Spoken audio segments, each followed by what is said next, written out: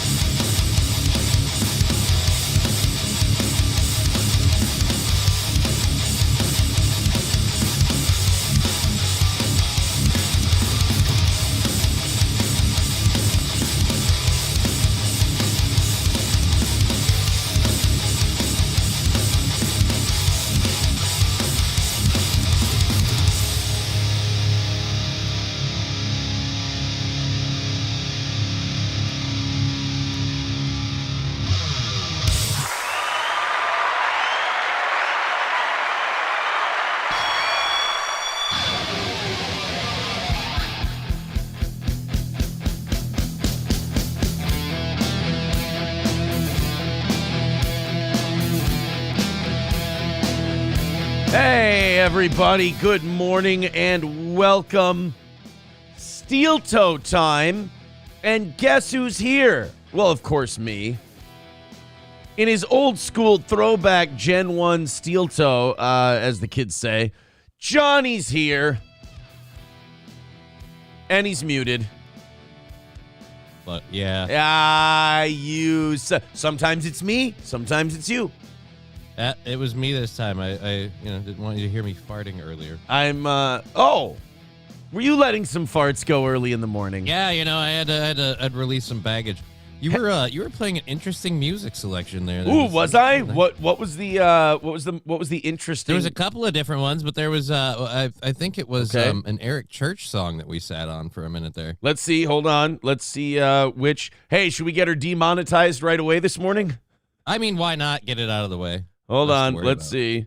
Let me go back. Oh, was it Knives of New Orleans? I think so. Yeah. It was this one? Now, by interesting, do you mean good, or do you mean interesting as in, like, what the fuck is this? No, this is all right. It's not a bad song. It's hey, everybody, off the Misunderstood album.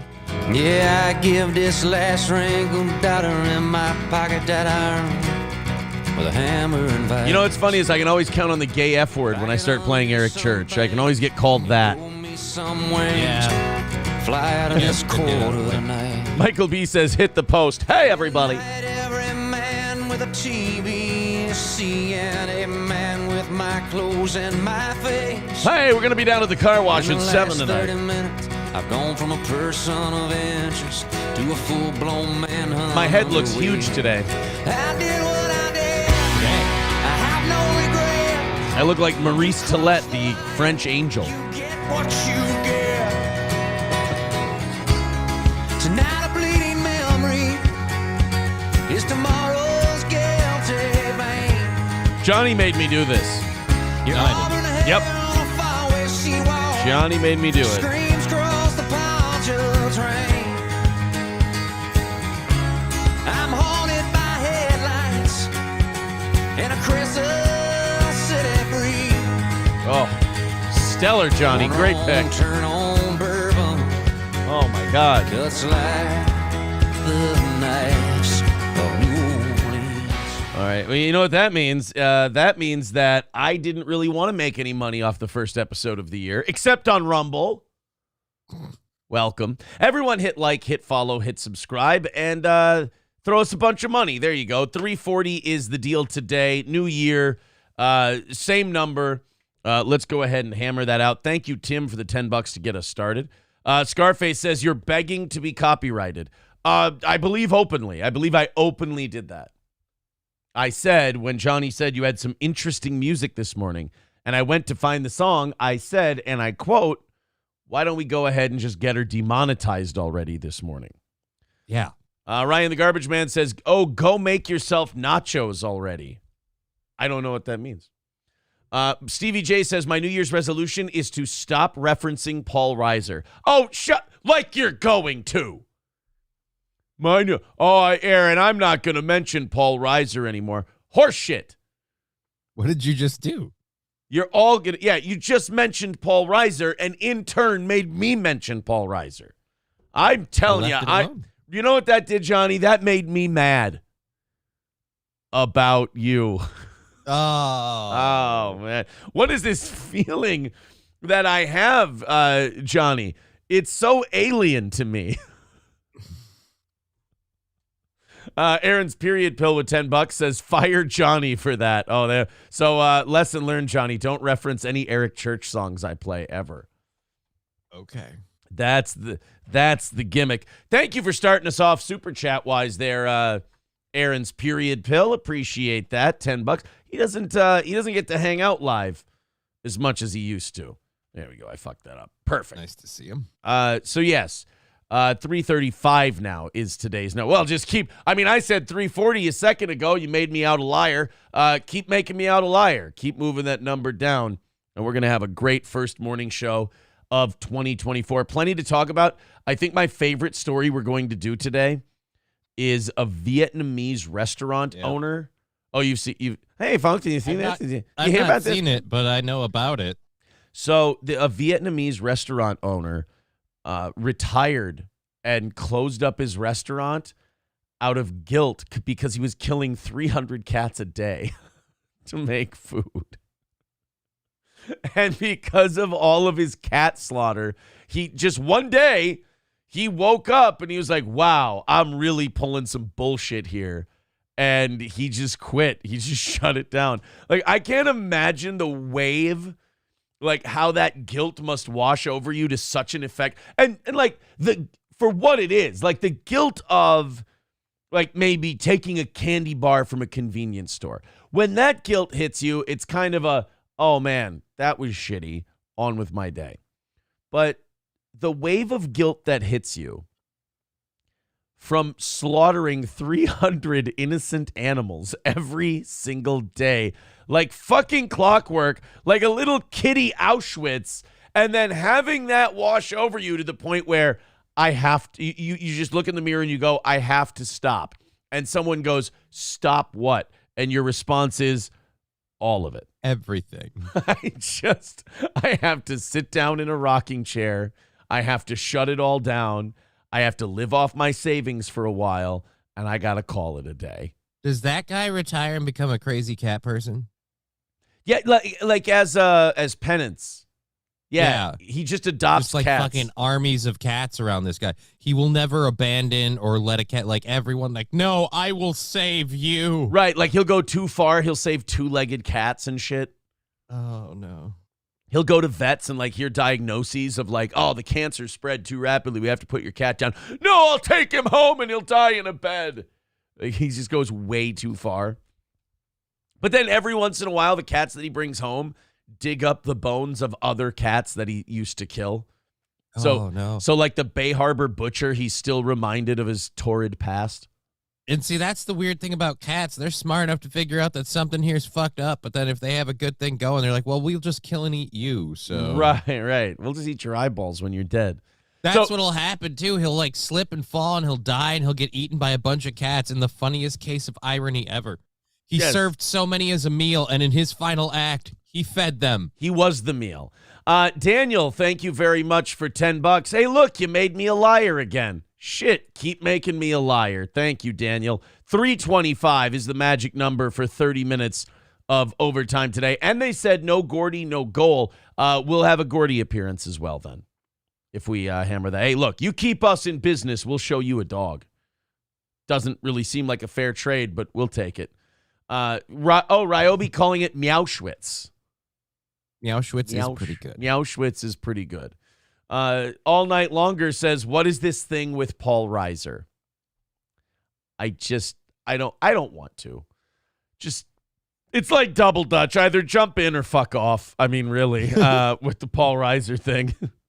When it comes to Paul Reiser, some days you're in, some days you're out. Michael B says, you may feel a slight you may feel a slight sting. That's pride fucking with you. Fuck pride. Pride only hurts. It never helps. Yeah, you can't have that feeling. I mean, if you're gonna kill 300 cats a day, you gotta lean in. You gotta just do it. Yeah. You can't kill 300 cats and then go, starting to feel like shit. And the first thing is, how many days do you go through where you're like, all right, this is okay. And then it slowly morphs into, I can't do this anymore. And then you get up one day and you're like, that's it. It's done. Shut it down. Yeah. Like, how do you not only shut it down, slowly get there? Yeah, not only shut it down, but like shut me down. I feel such tremendous guilt that I've got to tap out. Not only that, you got to figure while you're killing the 300 cats a day, there are days where you get to 300 and you go, oh, that's it for today? Shit. Oh, man, I was having a good time. Then there's other days where you're like, dude, I'm at 246. I don't know if I'm going to get there today. This is really starting to take a toll on me. And then you got to process them all. It's just, oof. It's bad. So fuck it. We're doing that one first. I guess so. I'll move it up one. We'll do it in a second here. Sweetie. We'll catch up. Eat it. Feed me a cat. It's a fucking American Psycho ATM. Right. He saves the skulls so they can watch him sleep, says K-Fall in the Crate. Oh. What? He kills 300 cats a day, but that would be weird? I mean, making furniture out of the skulls would be a little odd. Ed, I'm trying to think of how you can make Ed Gein a cat reference. Sad Boy says, fun fact number 1, Paul Reiser is 67. Number 2, he has a cousin, Richard Epstein, so he has Uden in his bloodline who doesn't feel like they've just won something. Oh, I always feel enriched when I get Paul Reiser factoids. Ryan the Garbage Man calling it the Kitten Caboodle Massacre. Oh, no. One day it's $2.99 and you're okay. 300 is the limit, says Michael B. Link to the Jake says, someone got visited by 3 ghosts last night. Oh, that ghost of past is just full of fur and blood. Just a trail of it. And very happy customers. Dash says, how many Christmas presents did you toss in the garbage? What? None. I love my Christmas presents. Who does that? Once you have a kid, though, once you have any kids, you don't really get Christmas presents anymore. Yeah. It's not like you used to. I mean, you still get some Christmas presents, but it's mostly like buying Christmas presents, and then you get like a shitty hand-carved wooden thing. you just go, all right, well, this is great. This is amazing. I love this. Real quick, you guys made me a liar again. Let's throw a quick thank you to Steve with $20. Thank you very much over there on PayPal this morning. Look at PayPal taking off like crazy.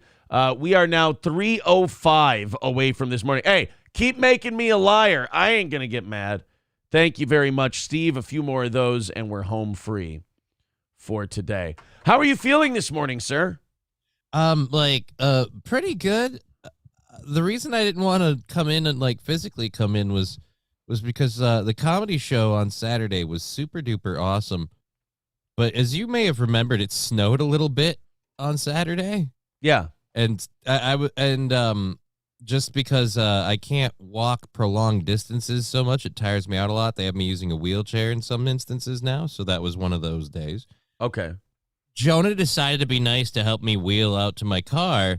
He was pushing me way too fast, and because it had snowed, he didn't see the pothole in front of him. Oh, no. So he caught one wheel and just yeeted me into the parking lot. He wheelchaired you into a pothole? Just boom, like that, just fucking launched.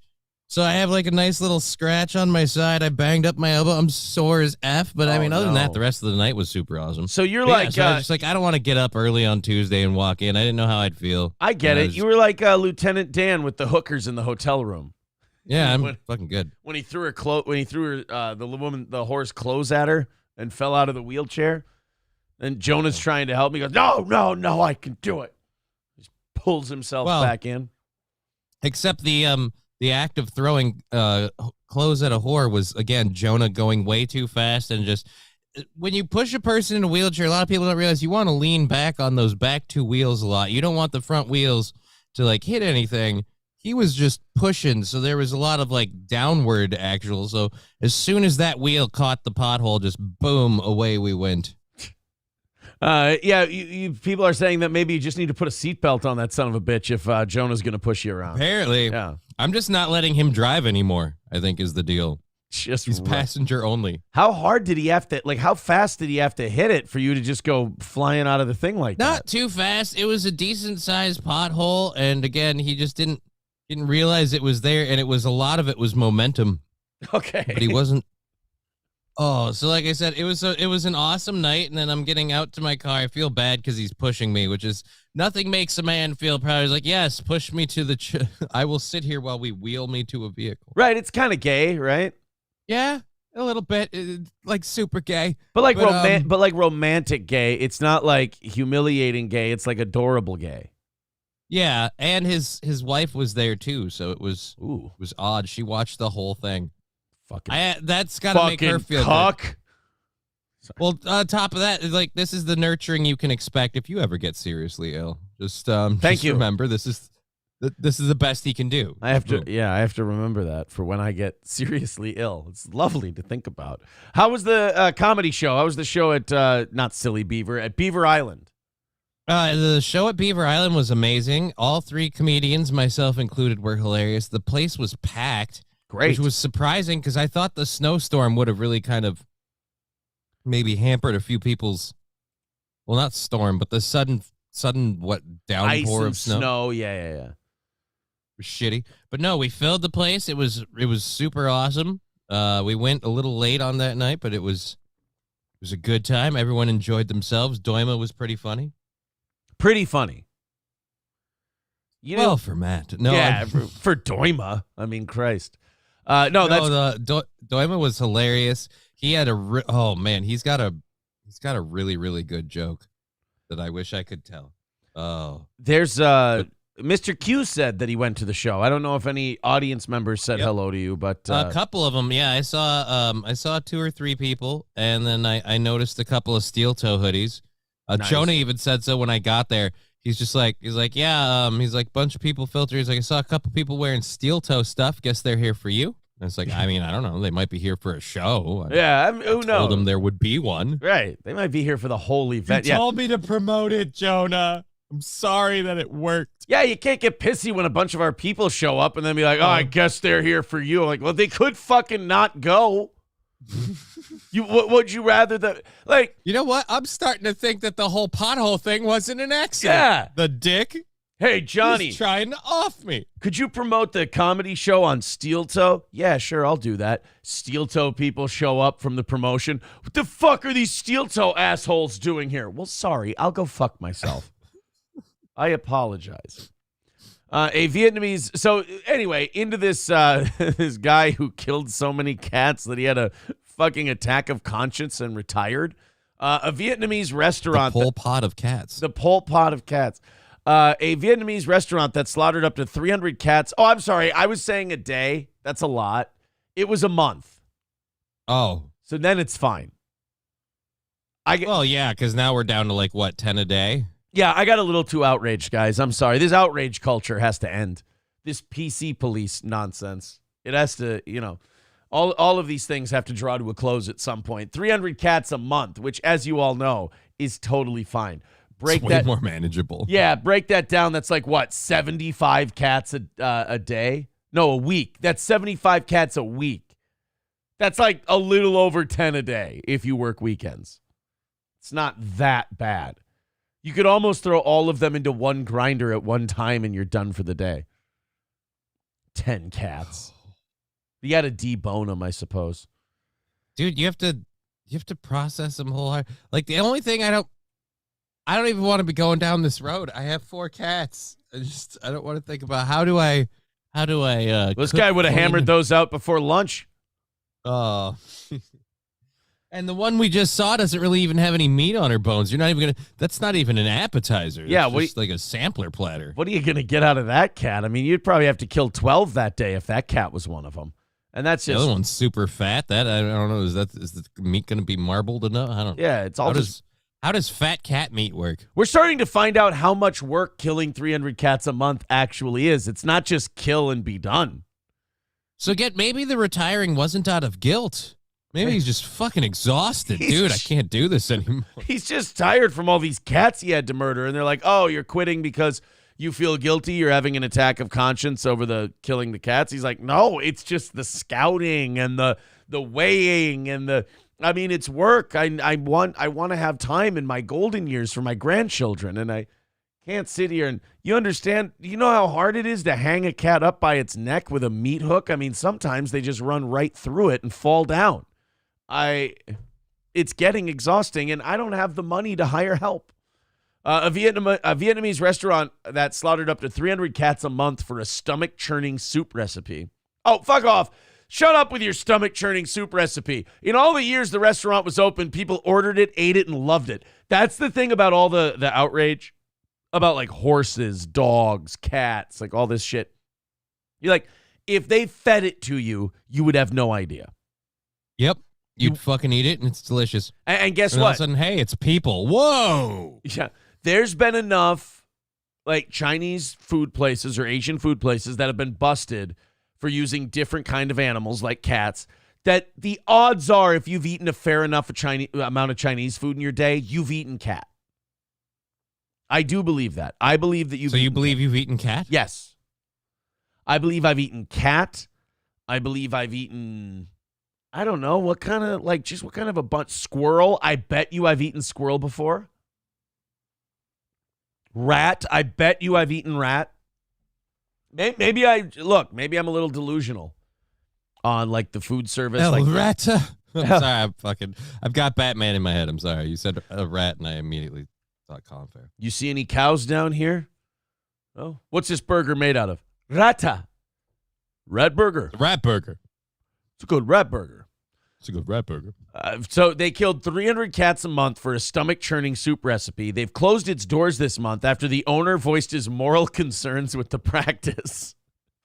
You know, guys, I've been thinking. And anyone else ever have the feeling that this whole killing cat part is kind of fucked up? What? No, wait.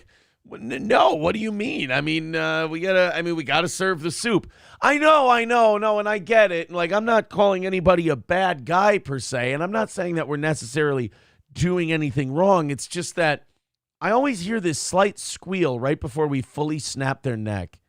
And, every time I hear that squeal, I just think to myself for a second, could this time be better spent doing something more productive? And I just wanted Customers are outraged. We didn't know. What was it in? Please tell us it wasn't the delicious 9 Live soup. That would be funny if they stopped serving cat and then they're happy at first. They're like, yeah, don't be serving cat in my soup. And then a week later, they just get a bunch of complaints. People are like, fucking soup sucks now. Soup is dog shit. It's actually dog kidney, but thanks.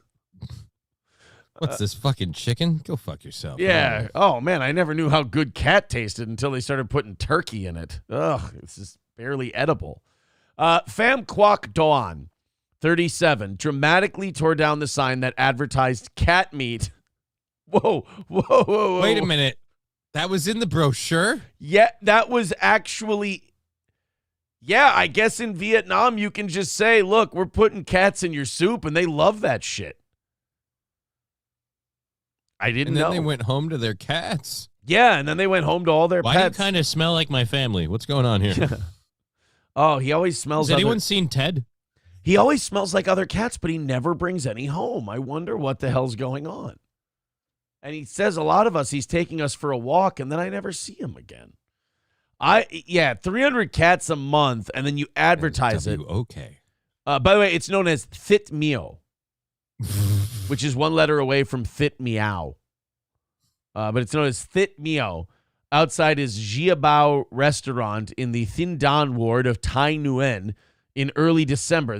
So this is a picture of the actual owner tearing down the sign advertising that he serves cat soup. As you can see, there's a cat in the upper right-hand corner of the poster. And it's advertising Fit Mio, which is if you come here, we'll allow you to eat cat. Oh. It's now going to be a black soul food restaurant because they don't eat pussy either. You see. You see the joke there. And nobody gets upset about barbecue chicken. You see, because the blacks don't. Historically, they think. Actually, what it is, people don't know this. The stereotype that black men don't eat pussy comes from the fact that there's an old tale in folklore. It comes from the bayou of Louisiana that it actually, if you stick your tongue on a pussy, it actually steals your soul. Which, from time to time, has been proven to be technically accurate, if not literal. As a result, 20 cats and kittens set to be drowned in order to meet the eatery's demand were freed and placed for local adoption. Now, I don't know how many months in a row this place has been killing 300 cats, but saving 20 really doesn't seem like that great a consolation prize. Wow. 2 days worth. Yeah, that's exactly what it is. They saved 2 days worth of soup cats. It's not a very big backlog of cats you got. That's not a very good supply. What if you run into supply chain issues? You've only got 2 days worth of the good shit for your soup. About 1 million cats, mostly stolen pets and strays, are killed for meat per year in Vietnam. Vietnam alone kills 1 million cats for food. Jeez. And, look, I have no problem with it because, as you know, I really hate cats. And the amount of problem I have with people cooking and eating them is directly related to how I feel about them emotionally. Like, I don't want... Like, if people killed 1 million pit bulls a year, fucking have at her, boys. My question is, what about just dogs in general, if people are killing and eating dogs? I'm not okay with that. I'd even... Honestly, if they said, Aaron, we're going to slaughter 1 million dogs. And I went, what breed? And they said, any breed other than pit bull. And I said, could you just murder the pit bulls? And they went, no, if we murder the pit bulls, we have to kill all the dogs. Then I would say, no, then we can't. I would actually save the pit bulls if it meant real dogs would die. That's where I'm at. Polls. But fuck the cats. Yeah, right. Exactly. No, cats, I don't give a shit about. Rats, fuck them. Cows, fuck them. Chickens, fuck them. That's what they're there for. Rabbits, okay. Rabbits even. I don't give a shit. They're adorable. They're really cute, but I'm sure they taste good. Polls show that 87% of people in Vietnam have had a pet mysteriously stolen or know someone whose pet was taken. That's almost universal. That's as close to universal as any human experience gets. 87% of people are like, yeah, we've woken up and one day my fucking cat's gone. It's just... This is troubling to me. They're all dead. All your cats have been stolen and used for food. And I really like cats, man. I mean, they are dicks, but damn. Here's some good news for Doan's family. When he reached out to Humane Society International, they were able to offer him a one-time grant to close down his restaurant and open up a grocery store.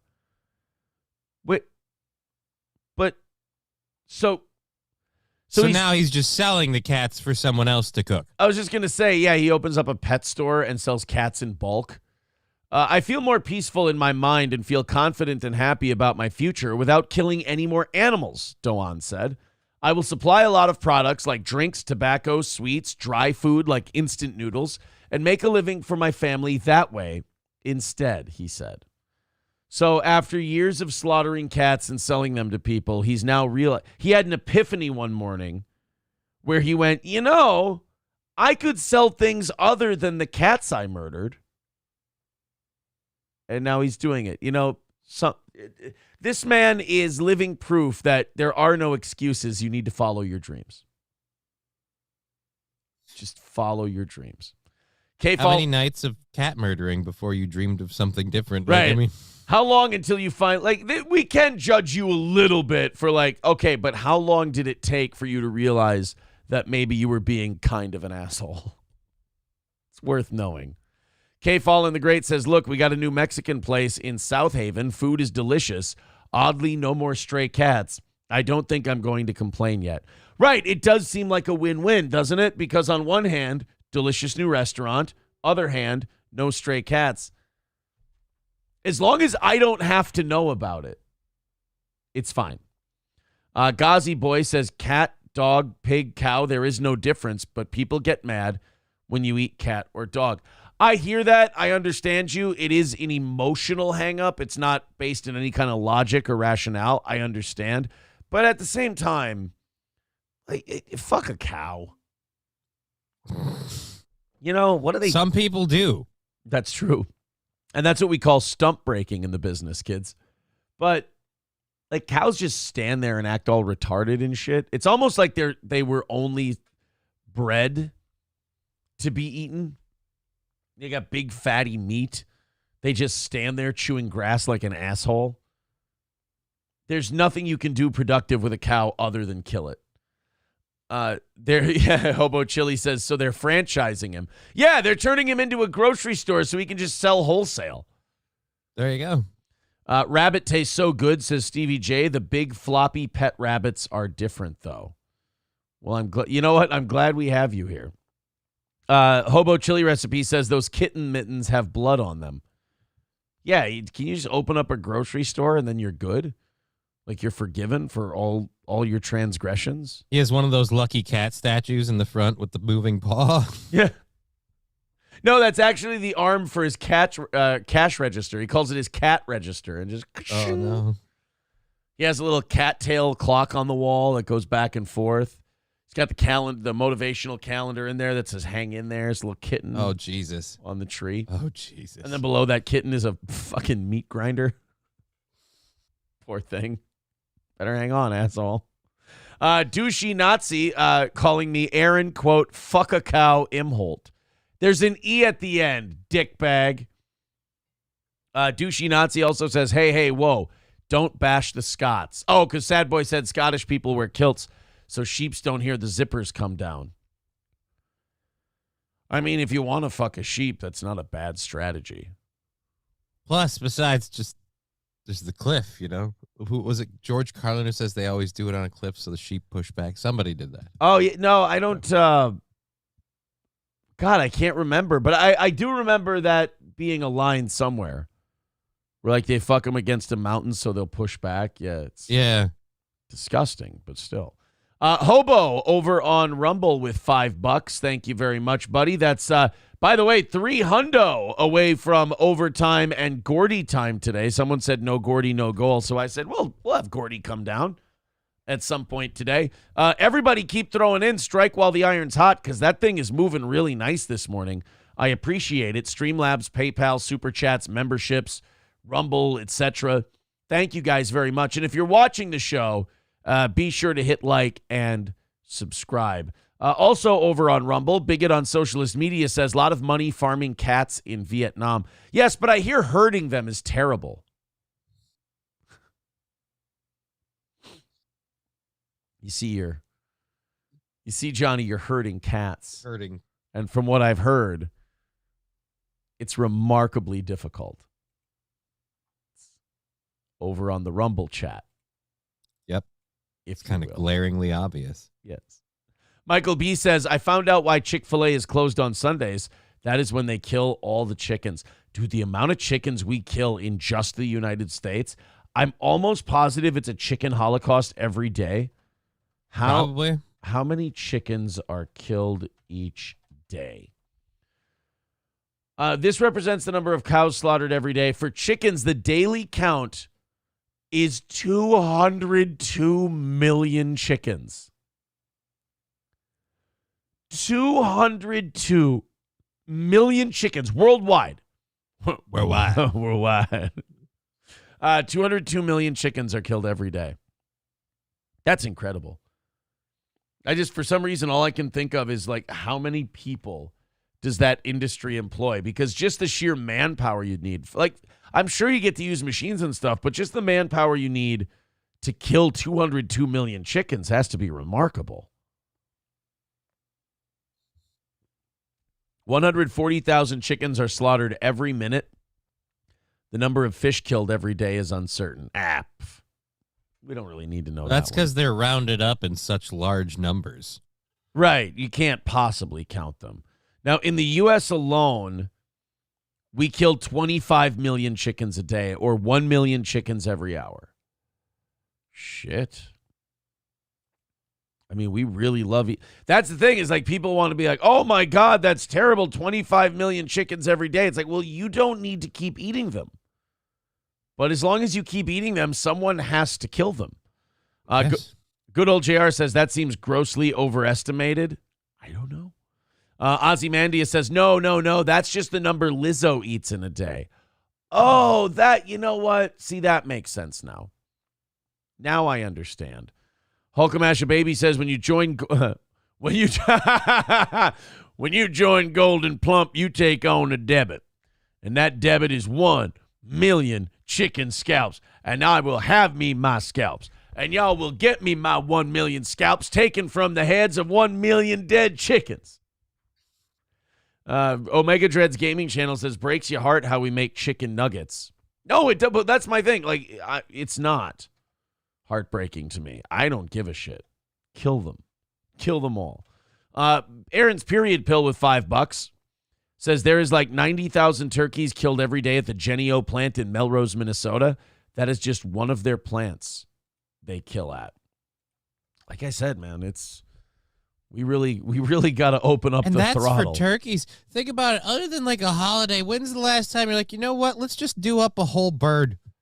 Right, and we still kill that many. God.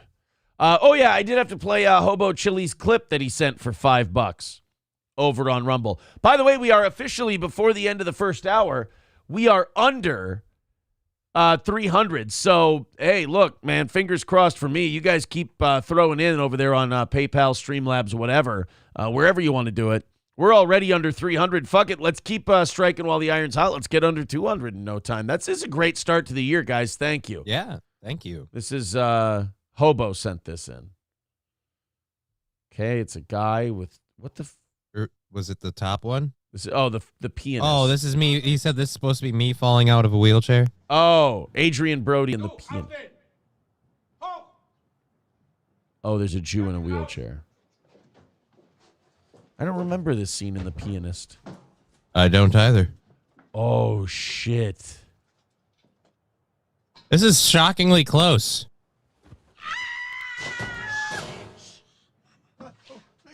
Whoa. They just threw that Jew out of his wheelchair to his death. Did they? I mean, there wasn't a railing there, but yeah, I mean, the rest of it seems about right. You know, I have to say something that's going to come off as... This is going to come off as a little Nazi apologist.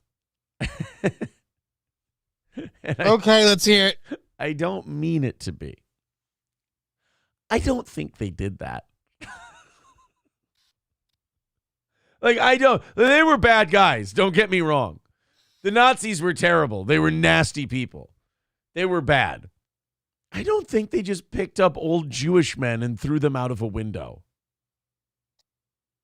I don't know if it happened or didn't, but I'll say this. When you start demonizing any group of people to the point where you're like, no, they're subhuman, people start stepping away from those boundaries where they could do something like that because, again, that's not an actual person to them. I get it. I mean, I understand. and this happens. I'm not trying to be a not Nazi apologizing, but kind of are. But my point is, I'm saying everybody does it. I'm saying the Jews that run Hollywood took some liberties with that one. Well, you know, he who wins the war holds the pen. History is written by the winners. History will tell you that I am a liar, but history is written by men who have hanged heroes. No, look, I don't think they just picked up old Jewish dudes and chucked them off balconies in their wheelchair. I don't. I could be wrong. I mean, like Johnny said, when you dehumanize someone to that level, you can probably stomp on their head like a grape until they're dead. I'm not doubting that. I'm just saying that just seemed a little weird, is all. But I guess then again, the Holocaust was weird.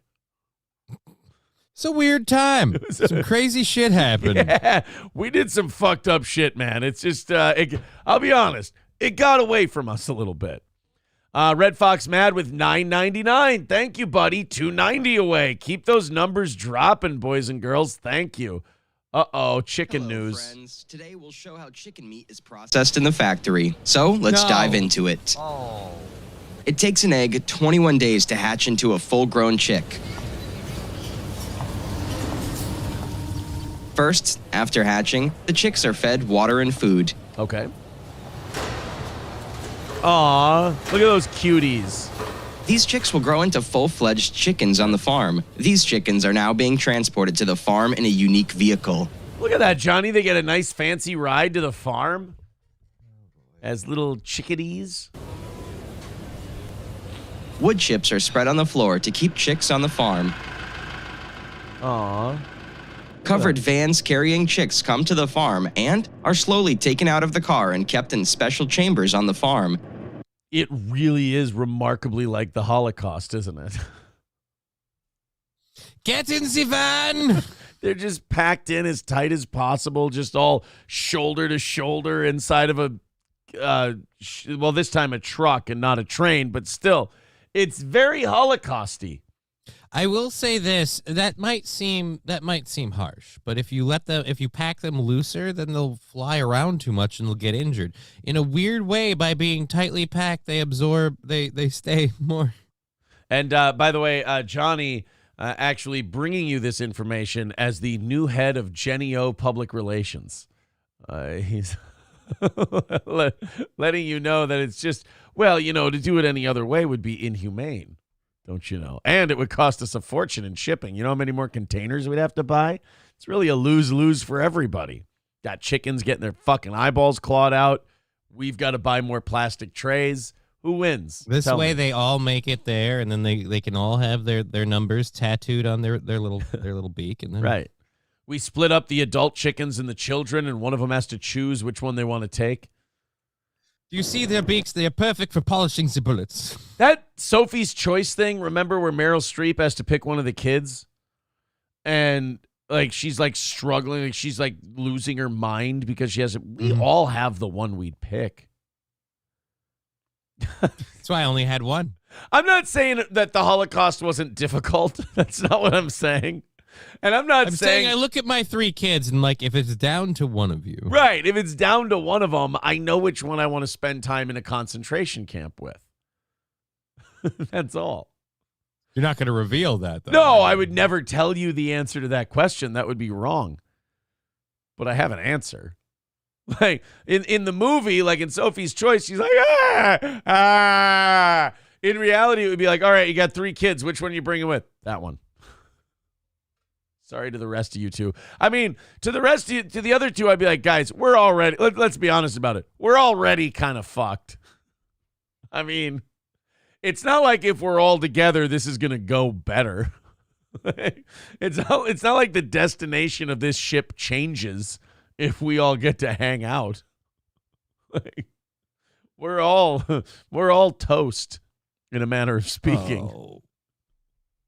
But again, this is why I stuck with just the one kid. It's a lot easier. You don't have to pick. It's just, I got the one. Now there is no Sophie's Choice. You have to take that. You go into the Holocaust, you're like, fuck, do I have to take the kid? She's going to cry Actually, a lot. I have a bigger problem. The Holocaust comes, do I even get to go in? Or they're just like, oh, fuck, look at you. No, they're going to throw you off a balcony. We've already established this. Apparently, yeah. I get a nice flight for the first time last time in my life. Yeah. God, they really do besmirch the Nazis in those movies, don't they? They really are nasty devils. Oh. The specialty of this chamber is that many powerful lights are installed on top to keep the chicks warm, and wood powder plays a role in keeping the body warm. Oh, look at that. They keep the little chickies nice and toasty. What's the problem? What are all these activists bitching about? Look at them. I will say this. This is an animal that, granted, while it knows nothing else of its existence, this holds its attention. Yeah, this is pretty rad if you're the chick. Well, I mean, just in general, chicken coops and everything in the world. Chickens, literally, they're just like, we're just here. Cool. Yeah. If you let them go and they roam freely, they have no aspirations to achieve anything more than just wandering around pecking at shit. Yeah. Until something kills and eats them. They're remarkably stupid. I mean, literally, a chicken's life is just survive until your dinner. Right. Because 99% of the time in the wild, that's what happens to the chicken. There's nothing wrong with killing a chicken. They don't even know what's happening to them. I don't even know if nature made them to die of old age. Right. They went, you know what we're going to do? We're going to make your meat tasty. And then whenever you go, you go. But the way we program your brain, you're not going to give a shit. Holy shit, there's only one immortal animal on this planet, and it's the fucking chicken, but nobody knows because it always gets murdered for dinner. Exactly. No chicken has ever died of natural causes. No. Because chickens are so fucking stupid and have so little fight in them that they'll watch a knife with their eyes as it goes into their eyeball. Like, they'll stare it all the way in and be like, oh, what you doing with that big sharp thing there, Boff? Oh, that's smart. A chicken's natural causes for chicken death are just barbecue seasoning. That's the reason. That's it. Nozzles feed the chickens on the farm, allowing the water to enter their mouths drop by drop. The main ingredient of all chicken feed is grains and grain byproducts, protein-producing seeds, and meals from them such as canola or soybean meal. Then these chicks mature into chickens in 16 to 24 weeks. Again, all of them are okay with this. Right. To the point where... Look at them. They just go in. Apollo and then generation they just hang out.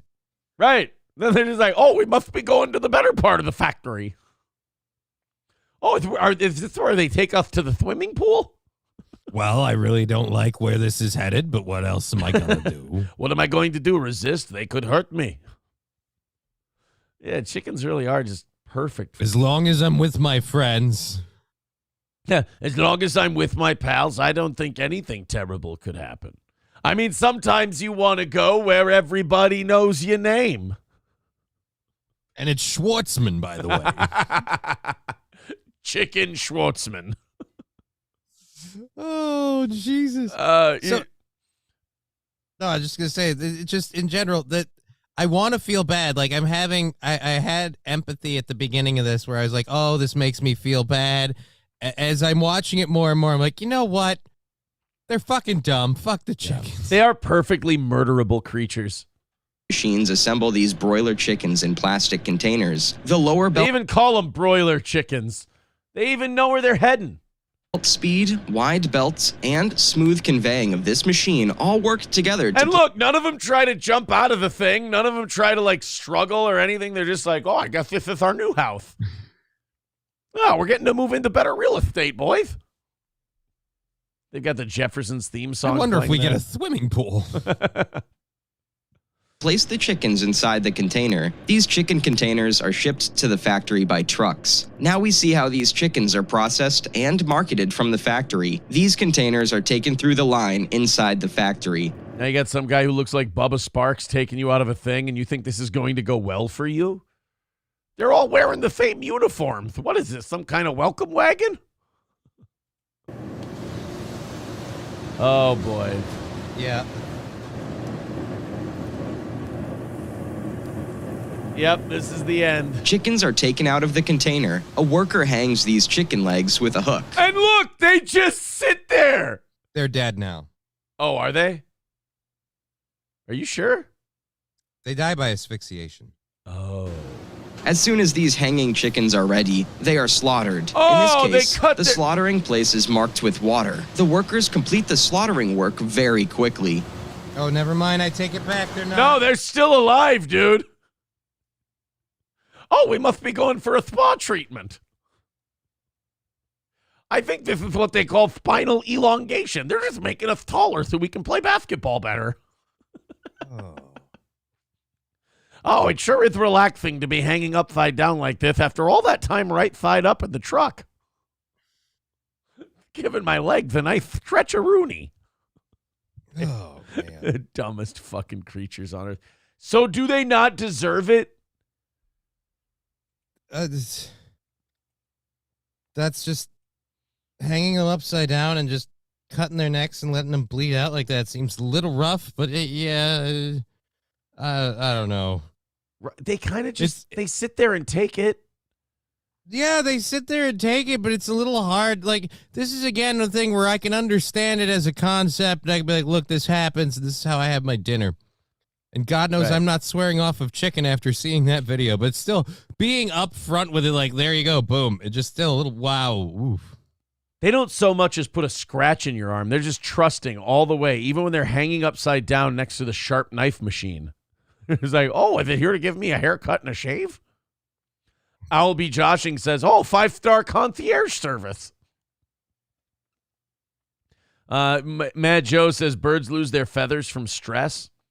Did you see those chickens stressed out about anything? They were positively, happy as a pig in shit every time they got taken. Happy, but they certainly weren't freaking out about a lot. Oh, Michael B. let us know that to the entrance of the slaughterhouse, it actually says Arbeit macht frei. Yeah, but fry is in, F-R-Y. Why? Hard work gets you fried. Boston Bob says, can someone please take the shovel out of Aaron's hand? No, ever. Never, ever. Michael B says, you only keep the one that does not cheat at Uno. Shut up. Red Fox Mad with $4.99 sent us another thing. All right. Oh, how we kill chickens. No, we just did that. You know what? Anyone who just has 2 how we kill chickens videos at the ready needs to be checked on. In my opinion. Sid Saraf with $19.99 says, siren just went by, and judging by the howling, sounds like at least 5 coyotes are close by. Wonder what that meat tastes like. Coyotes probably dog shit because coyotes are scavengers. Yeah. So they eat like some scrappy meat. Yeah, they eat like old shitty meat from like carcasses that have been lying around. Coyotes are not good. Sid Saraf, thank you for the $19.99. That puts us at $2.75 before the first hour is even over. Thank you, buddy. Appreciate that. Ricada Law says Sophie's Choice wasn't about the kids. That's like the most frequently incorrectly stated premise of a movie. You know what? Here. Oh, give me a second. Fuck it, I quit. I don't know. I've never seen Sophie's Choice. I just know the kid picking part. That's it. I can't tell you anything else. So then what was Sophie's choice? Like what she was going to do for labor work in the camp? Like what was her choice? No, her gender. Oh. They needed her to choose her gender. And the whole movie is her just doing time spending research on trans suicide rates. She can't figure out if she wants to stay the gender she was born or undergo transitions that the Germans will provide free of charge, and then make her become a man. Because she's been checking out the suicide rates and she gets a little nervous about it. But then at the end of the movie, she decides to be who she's always been. A cunt who enabled Harvey Weinstein. So we are going to perform a surgery where we will remove your genitalia and apply those of the opposite gender to see how it affects you. Fucking Mengele did these experiments and he goes, what we've found is that when we cut the genitals off the male ones, they dye their hair blue and blow their fucking heads off.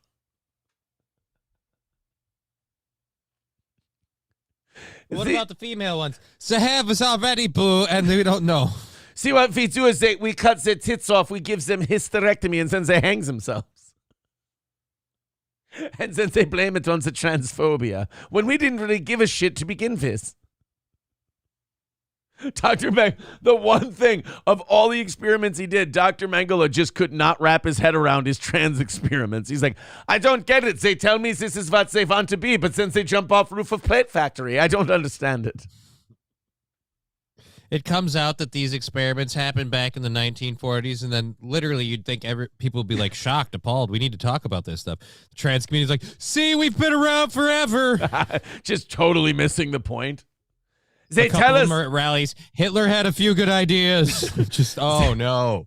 They tell us all the time that this is who they identify as. We bring them their identity. We make them that gender. They just keep complaining at us. We don't understand this.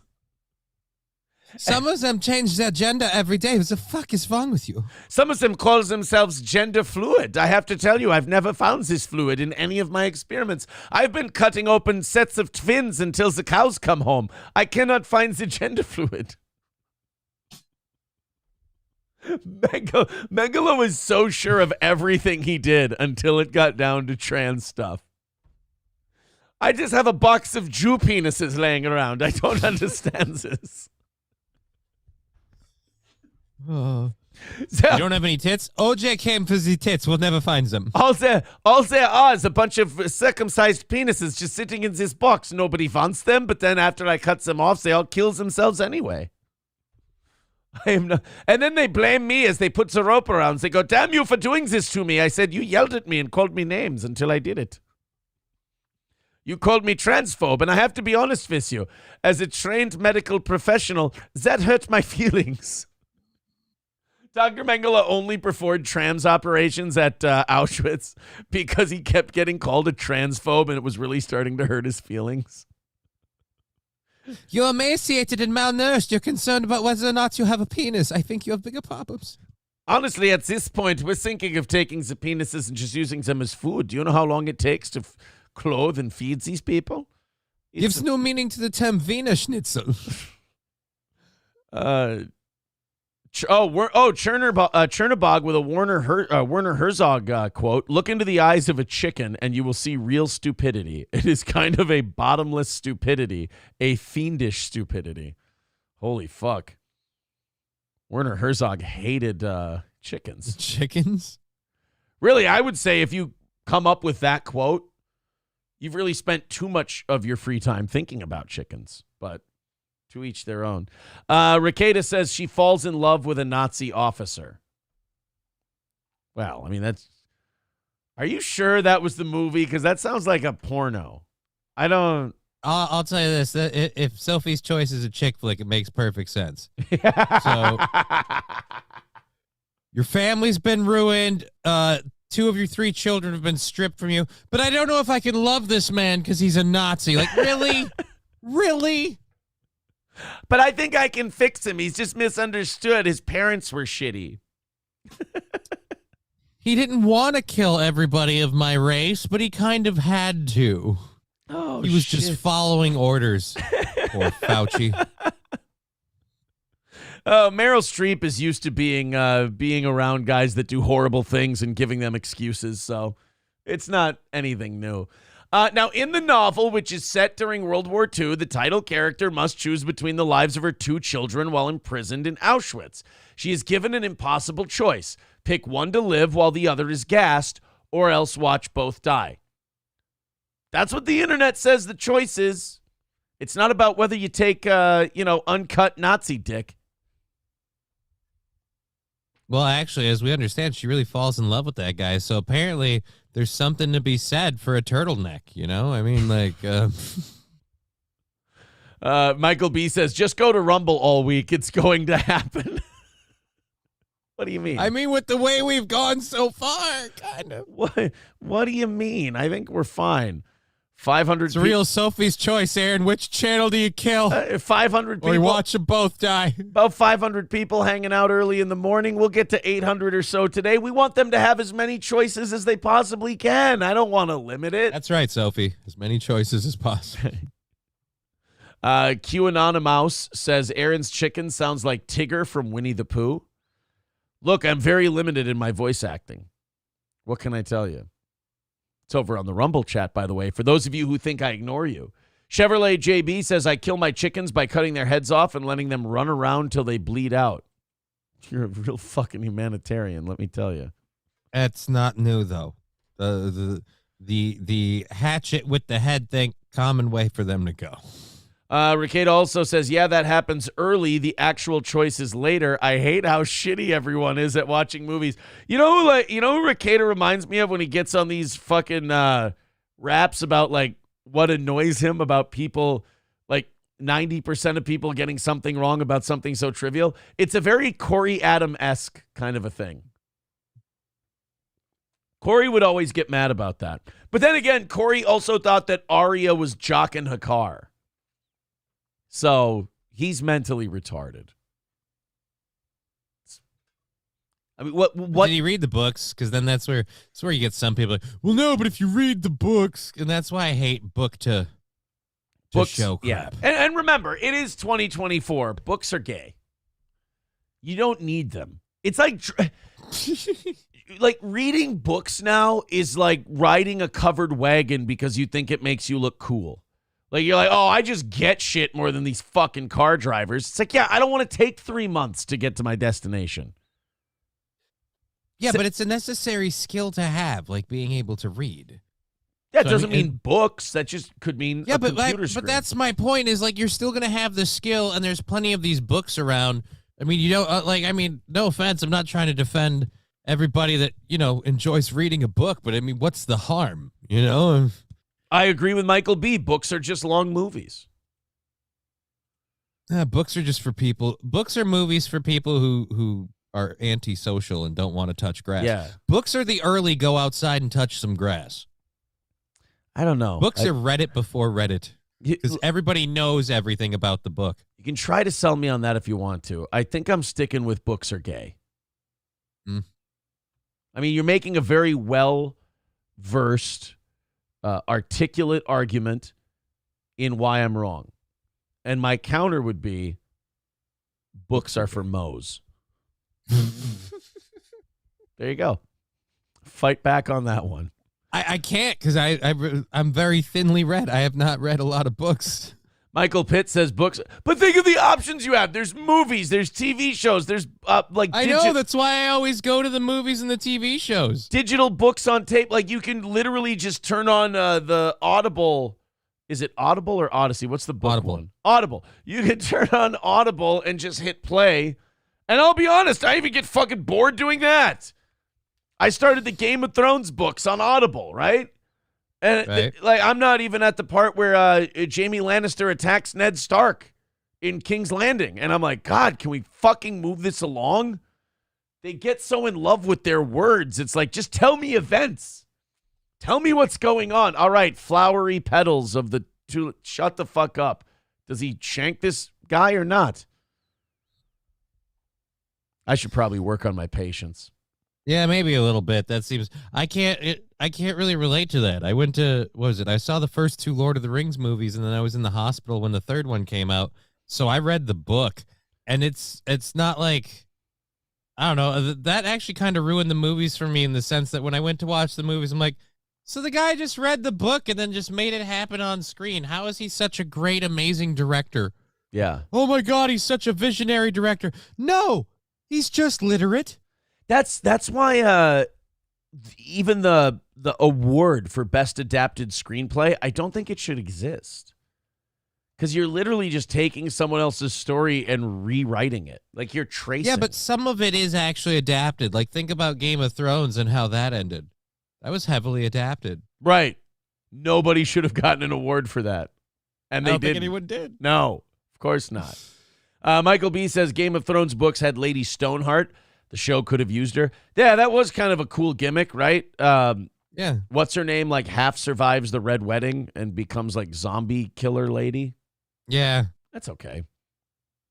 People's imaginations are overrated, says Mad Joe. Yeah, imagine being such a egotistical cunt that you think your imagination should be pressed into paper. And that's the problem why I said books are like Reddit for, before the internet, because every person is like, well, no, I read the book and this is the way, and this is what they meant. It's like, no, that's your interpretation, your imagination affected by a bunch of variables. No, but that's the way it's supposed to be. Okay. Shut up. No, It's supposed to be something I could see and listen to while I fold laundry. Shut up. Go outside and touch grass. Yeah, how much time do you have in your day that you're reading books? Stop. Think of all the things you're missing. Football games. You'd be scrolling. I think walks are dumb too, but at least you're doing them outside. We gotta. I don't know. Like, I don't know how true this is. I don't know how accurate this next story is, but I want it to be true. But I've heard so many of these teases before, and they never come true. And also, my own personal immediate impulse is to go, yeah, horseshit, nothing's happening. There's a report out that says Bill Clinton will be John Doe 36 on the Epstein list that's about to be published, and that he's mentioned over 50 times on the Epstein list. I thought that like, he wasn't, like, my understanding is he's not mentioned in any, like, accusatory sense. He's just mentioned as one of these people, supposedly. I don't know. I don't think anything's going to happen. I think anything that's going to nail him down, they would have taken care of him like they did Epstein. Right. That's the other thing is like, okay, Epstein's dead. Like, who cares if they come out and say, oh, yeah, Bill Clinton was fucking 14-year-old girls? They're not going to arrest him. They're going to say it happened in a foreign country. There's nothing we can do. He'll be like, the general in Shooter. He'll be like Danny Glover. Where they're like, these crimes happened, in some other country. We have no jurisdiction here. And like Bill Clinton could be outed as the Epstein freak that he was, and it wouldn't do anything to him. So fucking name names and get on with it, or shut up about Epstein. This week, look at Prince Andrew. Prince Andrew got a lot of like his royal titles and shit taken away from him, and that's a terrible punishment as like a rich guy. But he's not going to jail, and everyone pretty much knows he's probably a pedo.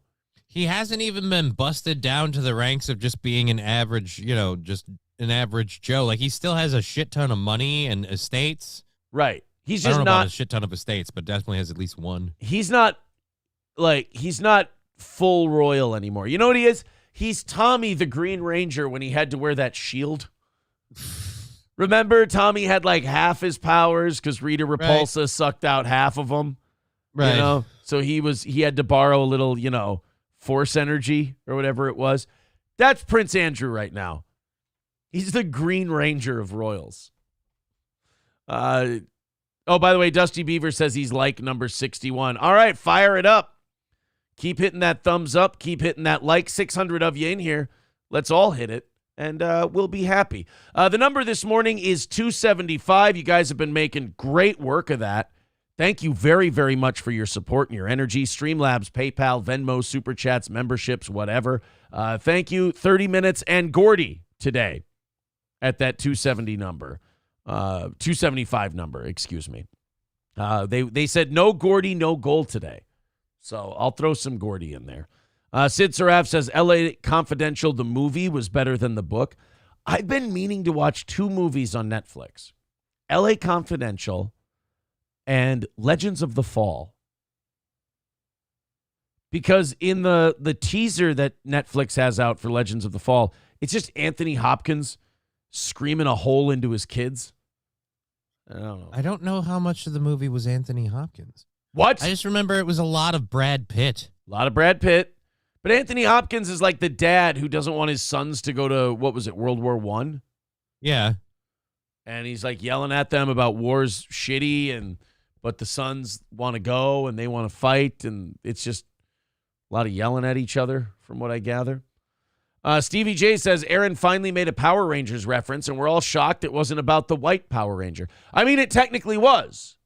Who do you think became the white Power Ranger? Exactly. Who had the Saba sword? Saba. Yeah. You had Knew the name. What was the first one? The Dragon Dagger? Yep, the Dragon Flute Dagger. Dragon Flute Dagger, and then the Saba sword. I always loved it because the Dragon Flute Dagger, he had to play his gay little tune like he's Link or some shit, and then summon the Dragon Zoid or whatever the Dragon Zord. How fucking dare you? And you call yourself a Power Rangers fan. Green Ranger flute song. Yeah, this is how he called his Dragon Zord.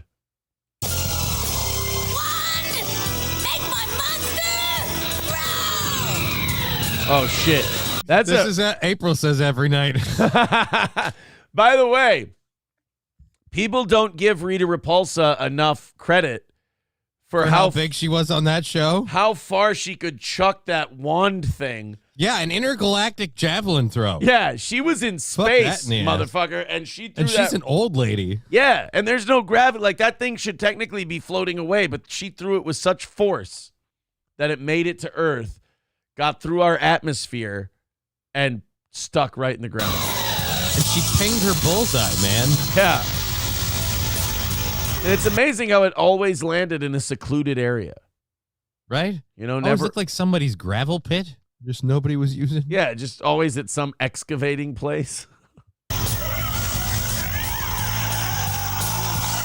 Oh, that thing looks scary. And then it magically turned into a park. Dragons are power.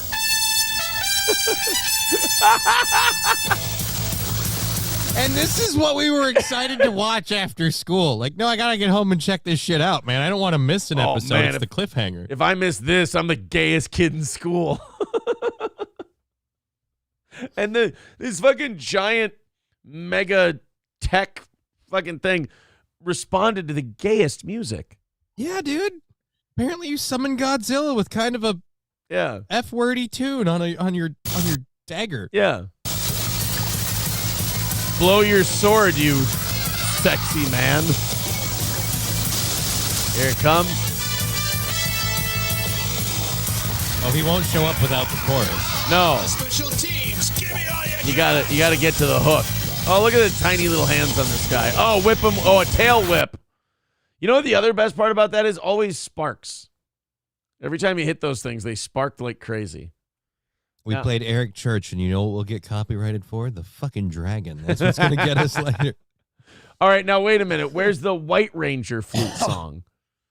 Well, the White Ranger didn't have a flute. He just had the sword. He had the creepy thing about the White Ranger one is the sword talked. Saba had a personality. Oh, you're right. Here's All is safe and secure in Angel Grove, Zordon. Good. I suggest we use this lull to prepare for the Oh, that's right. I forgot. The lead singer of Mighty Mighty Boss Tones was a floating head that told the Power and Rangers here what to do. I thought it was the Billy Corgan from the Smashing Pumpkins. Wait, that looks like the Blue Ranger playing the White Ranger. I thought he's not white. He is blue. Oh, you're right. Okay. This is when he's sneaking in on them because they don't know what's about to happen, where they're all going to get changes and new powers, so now he doesn't trust them. Did you know that all these actors just got completely fucked? On all, like, they got paid, I think the equivalent of 20 grand a year. Ooh. Because the Power Rangers was a non-union show. Mm-hmm. So all these kids... It's pirated from Japan in a weird way. Yeah. And all these kids just basically signed up as non-union workers, so they didn't even get like SAG or AFTRA or any kind of union benefits for doing this. They got paid like 20 grand a year. And as they soon didn't get any royalties or residuals. Right. The original cast, people forget, did like 1 or 1.5 seasons. And the minute they said, hey, you guys should be paying us more for this, they just fired them. They just got a bunch of new kids in there. It's kind of like they can slap a bike helmet on anybody and go, all right, now you're a Power Ranger. Yeah. Pretend to do karate. That's exactly it. Finished. A new ranger. It is time to start powering up the morph control circuits. Go slowly, Alpha. We can't afford to overload. Gotta get back to the others.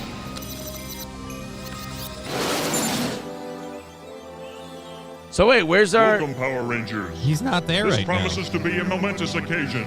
You are about to meet the newest member of your team. All right. It's Green Ranger back as White Ranger. Yeah, it's just the Green Ranger.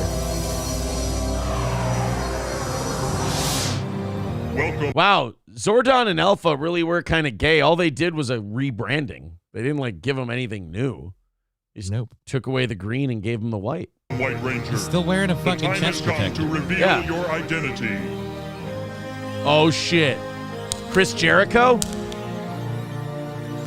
Captain Lou Albano. Tito Santana.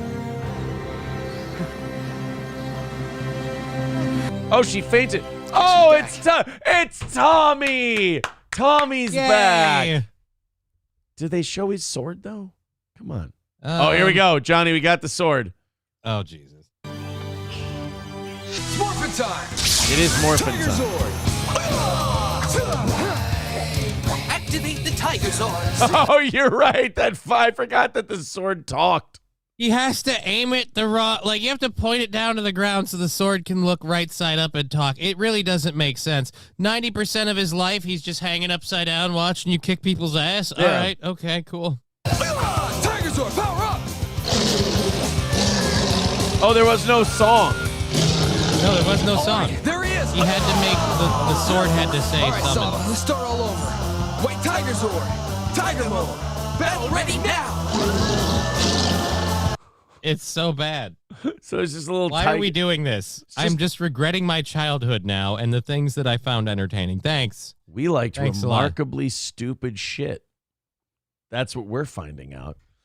Now the Blue Ranger jerks off guys under the bridge. Is that what happened to him? I'd believe it. I thought he was doing films, so to speak. He's still fighting monsters. Oh, is he real? Oh, is the Blue Ranger real? Did he really do gay porn? I thought that was the rumor. I thought he was a gymnast when he started this stuff, but then he ended up doing gay porn. Oh, no. When I Google that, just the first thing that comes up is Pornhub Blue Ranger gay porn videos. Now I just have that. Oh, God. Blue Ranger was gay and left the show because his coworkers harassed him for it. They all teased him for being gay. Yeah. Wow. I'm sure they looked real straight through the lens of time at that show. Yeah. No offense. The guy freaking blowing the dagger looked super straight. And how's he doing, by the way? They said, now I read something that said the Red Ranger was a gay porn actor. Wait, is it red or blue? I thought it was blue. Red Ranger Austin St. John. That is You don't really have to even change that name for porn either. No, that's a porn name. That's a good porn name to start. Yeah, a good porn name. Right from Jump Street. Good job, boys. The Black Ranger is still alive, I think. Yeah, didn't the Green Ranger die? Didn't Jason Todd Frank? Yeah. He chose to exit. Yeah. It was his own choosing. Hobo Chili Recipe says Aaron's got a lot of research to do. Thank God he got a tub of Vaseline for Christmas. I didn't want Pornhub Blue Ranger gay sex to show up on my screen, but alas, this show takes you to weird places. That's all. 270 Where he goes after is his business. Yeah. 275 is our number today. Go ahead and click one of those links, chuck a couple bucks in there, and we'll call that a win today. We appreciate it. So somehow we got on Bill Clinton, Jeffrey Epstein to the Green Ranger. I'm going to circle back to the Clinton thing, if I could. Bill Clinton will be named as John Doe 36 when a list of Jeffrey Epstein associates from court filings are made public this week, according to the Daily Mail.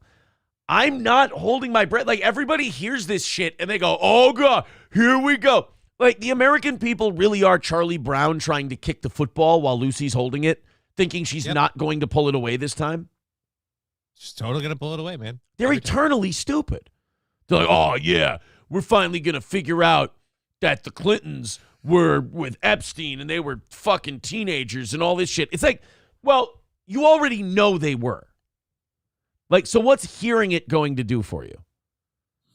There's not going to be consequences. Do you think Bill Clinton at 70-some years old is going to jail? I mean, I doubt it. The people who would believe this already believe it, and the people who don't believe it, like seeing it in a news report, isn't going to make them believe it. So you've kind of already got what you're going to get out of the Bill Clinton, Jeffrey Epstein thing. But people are like, oh, man, they're going to show that he was a client. Okay, cool. So it's going to be, what do you call it? Confirmation of something you already thought. Even ABC is reporting that John Doe 36 is indeed former Democrat President Bill Clinton. Right, but like Johnny said, all it's going to show is that he was a client of Jeffrey Epstein. It's not going to show he went to an island and fucked They've hookers. already publicly stated that he had that Bill Clinton had numerous instances and occasions where he met and hung out with Jeffrey Epstein. And as soon as his first early allegations that he was arrested for, as soon as that came forward or whatever came out, they ceased all contact and communication. That's like publicly already out as a record. So you're you're not going to get anything. You're going to get, well, he was obviously associated. And you've got one person who'll say that she met Mr. Clinton while she was in Epstein's employ. Yeah. But you don't have anyone going, look, I asked him off on a plane and I let him, cave in my back door and I still have the prolapsed rectum to prove it. Like, you're not going to get that. God bless. Former President Clinton, who ABC News has learned is identified as Doe 36, is mentioned in more than 50 of the redacted filings. According to court records, several of those sealed or redacted entries are focused on an effort by lawyers in mid-2016 to subpoena the two-term Democratic president for deposition testimony about his relationship with Jeffrey Epstein. Oh, well, I mean, thank God. If only we can get Bill Clinton under oath, he wouldn't lie. Yeah, because, deposing people is totally how they get arrested for everything they do. We've never put anyone under deposition to talk about crimes they've committed, and they've just kind of been like, but it was really a thing. Didn't we put Fauci under deposition several times? How many things has he been? How many times have we deposed old Fauci? The man lied constantly. It was unbelievable. Yeah, but at least he was like fined or penalized for all of his lies. He didn't just. Oh no, lie. he got to retire with millions of dollars in his pocket. He actually did remarkably well. Oh, sorry. Sorry, that's just the sound of my dreams dying. No, but put Bill Clinton on the stand and have him swear under oath and have him give testimony. I mean, he doesn't have a history of lying under oath. It should be fine. According to portions of the court record that were not sealed, the legal team initiated informal discussions with attorneys for the then unnamed witness on June 9th, 2016. That was a few days after the former president's wife, Hillary Clinton, clinched the Democratic nomination for president. So they're going, okay, so they're going to show that he was John Doe 36. Again, and like my only question becomes, and I hate to be this guy, I hate to be, shit on everything guy, but okay, then what? Yeah. Whoopity-doo. We know he was one of them. Do we get to do anything? Right. Does he get held? Honestly, I don't think anyone's going to be held to account. It's kind of the same thing I say about Trump for everyone that's like, because everyone's like, oh, Trump, if we get Trump back and everything will be, Trump will fix it all. Like, will he though? Right. Like, no offense to Donald Trump. He inherited a pretty sweet deal and he kept, I'll say this, he didn't fuck it up while he had it, but now he's going to take a shit sandwich and make that thing shine. Like, that's a little bit of a different order. I'm not saying he can't do it. Yeah, I'm just saying I don't have this blind faith that he will, and Yeah, that's the same with this. Like, I we're don't in think anyone's way- going to do anything. You're right. We're in way worse shape now than we were when Obama left. Right. Big time. Way worse shape. I mean, just $34 trillion in debt alone is worse than what we left with Obama. But, like, the economy's worse, the whole deal. Mhm. Informal Warfare says Kelly just did, like, 20 minutes on why Wood left the show. Fuck, I would love to hear that. I know that Matt took a gig. I don't know what I'm allowed to say, what he's allowed. I don't want to bust his announcement, but I know he took a gig that was a lot bigger than what Leighton Broadcasting had him doing. Not that it was He's gonna be bad. hosting Dancing with the Stars. Yeah, he's actually going to be, he's the new host of America's Got Talent. You guys didn't know that. But boy, Informal Warfare, I would really like to hear what he said. That would be really interesting. Is it not like available digitally? Can we go back and listen, or is it not? Well, I'm sure like when it just happened today, like if it just happened today, because they're probably back on the air for the first time today since, Wood made the announcement that he was leaving. Well, he didn't announce that he was leaving. He announced that he got the gig. Leighton decided he was leaving. There's this funny thing in radio where if you're an on-air personality, especially one who talks a lot, and you go, hey, I got a new gig, I'm giving you my 2 weeks notice, they waive the 2 weeks. They go, nah, that's okay. Why don't you just take off? You've worked hard enough. They don't want you getting on the air and like shitting on the company or saying something bad. Or letting them know where else they can find you, because then you might take your audience with you. Right. They don't want you doing that. So They're very big about giving you all of the socials and all of the keys before they have. Oh, yeah. 50 in the 320 says Kelly was just saying he left and didn't want to back him. Does he mean bash him or back him? Surprise for Kelly. Oh, bash. Okay, he didn't want to bash him. Usually if you're saying you don't want to bash someone, that means you kind of want to bash them. Well, what does Kelly have without Wood? He has Kelly. Yeah, but I mean, like, was he the big part of that show? I mean, I've met him. Oh, yeah. I've literally met the guy like once or twice. Yeah. They were both equal partners on the show. But it will be interesting to see what they do. Hell, maybe they'll give us a call. Maybe they'll give us a call and say, why don't you come host a morning show on a country station? And I'd go, you know what? Do we have to play any music? They'll be like, yeah, you have to play music. I'll be like, can it be all Eric Church? And they'll say, sure. And I'll go, you got yourself a goddamn deal. I don't know. That's a little gay. It's a lot gay, but I'm okay with it. Oh, my goodness. Over 600 of you in here now. Now we're starting to get going for the morning. Everybody hit thumbs up and help the old algorithm. Thumbs up, subscribe, the whole thing. Thank you very, very much. Dr. Silverwolf says Wood made that the #1 show after the power vacuum Aaron left, not Kelly. Oh, shit. Well, that's the opinion of some. Yeah, that's the other thing, is that's the show that has been #1 for the last 3 years since we left.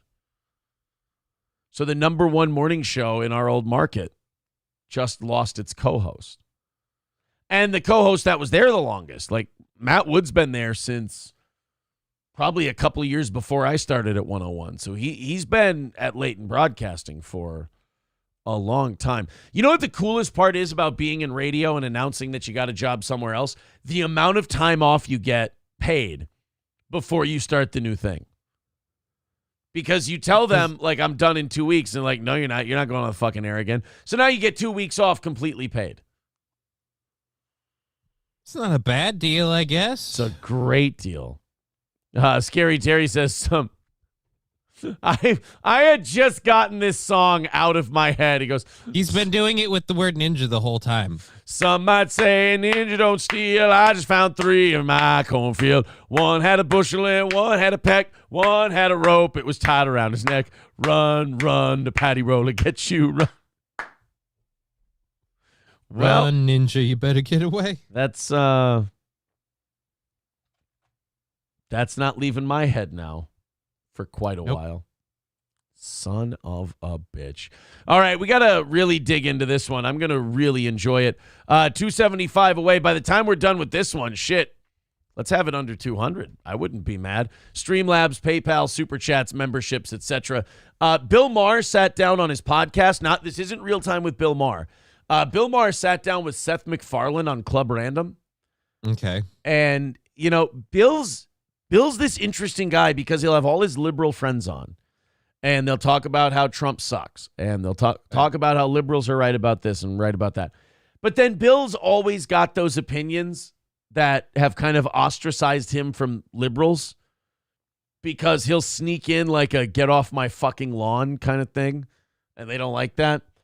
He did that with Seth MacFarlane. They were sitting there drinking and smoking and having a gay old time talking shit about everything until Bill decided to bring up doctors and vaccines. Now, Bill has never really trusted the medical industry. No, he has not. He's never trusted pharmaceuticals. He's never trusted doctors. He's been, against big pharma for a long time. And they decided to bring up the vaccines, and boy, Bill and Seth got themselves in a little bit of an argument. I haven't watched the whole thing. I want to see if Seth MacFarlane gets really heated because I can't imagine him getting that way. Be exciting to see it. Seth's always been like, he always tries to be the nice guy. Mm-hmm. And I think that's because of his latent homosexuality, but I could be wrong. You can check me on that. Here we go. Bill Maher, Club Rent. Was gay. Latent. Bill Maher, Seth MacFarlane, vaccines go. But they don't do that in Europe. I think they do that here. There's mandatory vaccination in schools. Right, but if you already had the disease, you have natural immunity. We didn't seem to believe in that. That was here. Debunked, though. I mean, that's not debunked. Don't you know people who've had COVID 4 or 5 times? I do. That's not natural immunity. There's no immunity there. You've had COVID 5 times. Probably because you had too many vaccines. I didn't have COVID. Did the vaccine gave you COVID? Well, that's certainly nothing unscientific about the fact that the vaccine, which does weaken you in order to strengthen you. Says do all vaccines. Exactly. Yeah. But while you're in a weakened state, yes. That's why so many people like me got it, did not have it while the thing was raging and I was taking zero precautions because I was never that afraid of it. But that's anecdotal. Like I've had every booster there is to have. Now, wait a minute. This is where Seth interests me because haven't these people just been giving us anecdotal horseshit this entire time, like from the time this started? It was like, oh, yeah, I want to go outside. I don't want to wear a mask. I want to just go do shit. I want to go back to normal. Well, I have a grandma who has this disease and she could, all right, cool. That's anecdotal. I don't give a shit. I really don't think it's that bad from everything I've seen. Well, I know somebody who knows somebody, and it killed them. And it's like, okay, but how old were they? Well, that doesn't matter. I know somebody else who's in the prime of their life, and they died. And it's like, okay. Right. So either anecdotal evidence is valid or it isn't. It's kind of the weird science thing. Trust the science. Trust the science. Well, according to the science, this vaccine doesn't work. Well, you have to realize that, right. Wait a minute. What? No, it's always science or not. It's always trust what I tell you, and what I tell you is the science. Therefore, trust the science. Fauci. Yeah. And I have never had COVID. I get a flu shot once a year. I haven't had the flu in 20 years. Right. Well, I haven't either, and I don't get a flu shot. Okay, so this is all anecdotal, right. but you know the difference between anecdotal and statistical. I do. But you just used anecdotal for your argument. I've had the flu shot. I've been getting the flu shot every year, and I haven't had the flu shot in 20 years. Yeah, I haven't had the flu shot at all, and I haven't had the flu in 20 years. Yeah, but this is all anecdotal. Right, then why are you using it to make your argument? Stop using anecdotal evidence, and to prove my point, I'm going to use anecdotal evidence. And statistically, you still have a 90% better chance of not being hospitalized, not dying if you're vaccinated. Okay, but that's assuming all people are alike, and that is one of the giant fallacies. Right, 90%. That's because you have a lot of old fucks who just get the shit and drop dead, and then you have a lot of people who are vaccinated who are not old fucks who get it and don't die. Naturally, because whether you're vaccinated or not, if you're younger and in decent shape, you're not going to die. That's been true forever. And as far as like vaccinated, you talk about moving the goalposts. Remember when these vaccines came out, it was COVID's dead. COVID's done. We're going to drive it underground because when you get vaccinated, you're shielded from the disease. You have immunity and you won't get COVID. Then people started getting COVID and they went, well, fine. You can get COVID, but you're not going to go to the hospital and you're not going to die. And then they found we started out with, what was it, like 99 or 95% efficacy, and we've slid down to now it's at like, 30 or 40? Now it's a commercial every 5 minutes, spike vaccine. Oh, go get your vaccine. Like, because, have you gotten your latest booster this week? Right. You got to get your spike vax now. So, yeah, they would go, oh, well, it's this percentage chance that you won't go to the hospital. And it's, policies in your way of thinking. We are not all alike. Yes, I would recommend and have recommended the COVID vaccine for the high-risk people. Like if you're 90 or fat, get it. I'll say yes to fat, but 90, what's the point? Yeah, we have an obsession in this country where people need to live and things need to happen. Like, you realize this does come to an end. Nobody necessarily wants to do that part, but the whole idea with this, we spend so much money on end of life care, and you're prolonging what exactly? Right, exactly. Yeah. What's the point? You're 90 years old. I'm going to get vaccinated at 90. Any side effect you get from that is not worth it. You're fucking 90. The side effects will kill you. So who gives a shit? Get COVID and die then. At 90 years old. It was your time. I don't know that might be a shitty way to go. It would, but all right, fine, get the damn shot. That's how passionate I am about the 90-year-olds that you know. All right, fuck you, get the shot then. I don't give a shit. Absolutely. You need it. Some people don't. But you had... Djokovic didn't need it. But you had... Aaron Rodgers didn't need it. But you had something like 1,900 kids who died of COVID during the pandemic. No, I don't think that's right. The New York... How many of them died from the vaccine? None. The New York... And what? Hold on. Multiple. I've got some high school kids I want to talk to you about. Multiple local gymnastics and football teams at high schools that have been heavily promoting from the JV team would like to speak to Seth MacFarlane. Really? Yeah, of course. They don't officially go down as a vaccine death. That's because you get fired and kicked off of everything if you say that's the case. Oh, Seth. Oh, you sweet LeBron James kid only just had a weird family medical complication. That's it. Right, that they just heard of when he was 19 years old. LeBron James kid who's probably been prodded and tested like a racehorse. They just couldn't find this congenital heart defect he'd had his whole life until he was 19 and running wind sprints at USC basketball practice and almost died. Yeah, that's what it is. And the thinking there is that, well, probably most kids are not going to die from COVID, so why bother with the vaccine? Because it's only going to be a few hundred kids, right? I don't know how many kids died. That seems very high to me. I know at one point the New York Times grossly, talking about misinformation, they had to apologize. They got it completely wrong. She reported something like 900,000 children have been hospitalized, and it was like 63,000. So maybe those facts should be checked. Papers can get it wrong, and they print retractions, and you know this. But also, Yeah. Hey, I love that you keep backing off of your points like, yeah, well, but I'm not wrong. Right. No, papers get it wrong. Hey, the newspaper said that this thing was going to wipe out humanity as we know it, and it was on the front page. And then they printed sorry about that, we got it wrong in small print on page 9. Oh, okay, well then it's fine. Newspapers get it wrong. With COVID or from COVID? Did 1,900 children die with COVID? Yes, it's a whole different story. Okay, but take 7 million people worldwide. 7 million people worldwide. There's 7 billion people worldwide. Oh, no, he means 7 million have died. Okay, sorry. Worldwide who died from COVID. Like if even just a fraction of that is, and it's probably a larger fraction who died of COVID than who died with COVID. Even just a fraction of that that's still It's the other way around, asshole. Right. That's the thing we keep finding out. It's a lot the other way around. Yeah. A lot of people died with COVID than from COVID. I hate these people that just want to ignore the fact of like, oh, well, he was 300 pounds and he had diabetes, but he got COVID and that's what took him out. Yeah. No. Gravity and a fucking quick walk was going to take this guy out. COVID was just there. Yeah, exactly. When it happened. And I love how Seth MacFarlane's like, we shouldn't be using anecdotal evidence. Oh, that's right. Why is that, Seth? Because I'd like to pull things just directly from my asshole if we could.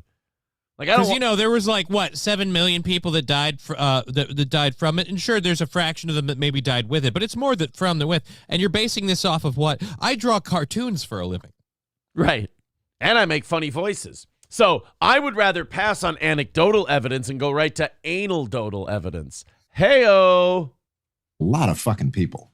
That's a lot of fucking people. Yes, but what? Okay, but some people, 7 million people. Things are, and you cannot prevent that. You can though. I mean, you can prevent. At what cost? But what's the cost of getting a vaccine? What's the fact that what's you the don't. Go ahead. Well, no, this is YouTube. Oh, okay. Why? Wait, but they're both white. So why would that word? Oh, sorry. The fact that you don't even have a clue what's the cost of getting a vaccine, that you don't know the answer to that. No, you completely want to shut your eyes to the fact that there are repercussions to all medical interventions, including a vaccine. All vaccines, they say side effects just like every medication does. Sure. You can see it in the literature. They can't write it on the back, on the vaccine, so you have to dig them. And of course there is a vaccine court because so many people have been injured. This is not a screed to say don't do vaccines. I'm not against doing vaccines. I'm against doing vaccines that I don't think I need. I should be able to decide that for myself inside my body. Yeah, like old libertarian Bill just kind of comes out every once in a while. Yeah. And gets to go for a walk, and then he embarrasses dumb people like Seth MacFarlane. And it's quite honestly refreshing to watch.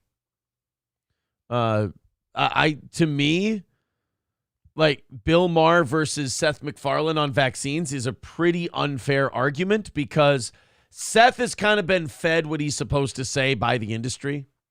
Yeah. And like he goes to parties where they all just kind of say the same shit and nod at each other and go, yeah, 100%. Whereas Bill has always been all over the place as evidence that he pisses everybody off. Los Federales with $5 Canadian says, I had 3 family members die from complications triggered by COVID. None of them died from COVID. They died from complications from their diabetes. Yeah, I mean, that was a lot of people during the whole COVID thing. Vaughn says, why did Trump create such a terrible vaccine? That's going to be an interesting thing for Trump to have to address when he's running for president, is like Republicans have become increasingly upset about the vaccine since Trump left office. Like when he was just leaving office, he was like, this vaccine is great. You got to get this vaccine. It's so wonderful. And since then, it's had a rocky road, shall we say. So Trump's going to have to do this interesting thing where he either stands by his vaccine that he paraded out there so much, or he's, got to keep his people happy. That'll be interesting.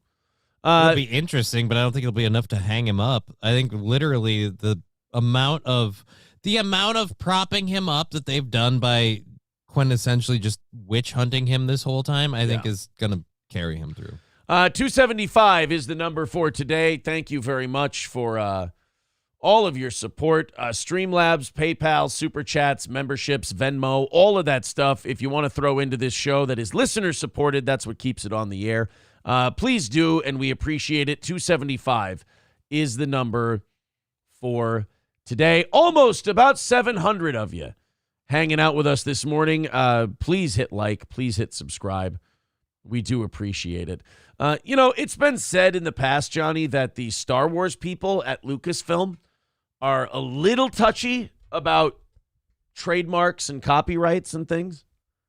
I've heard so. Yeah, they don't want you making any money off the Star Wars name because as a matter of record, they don't want anybody making money off the Star Wars name because Disney certainly isn't anymore.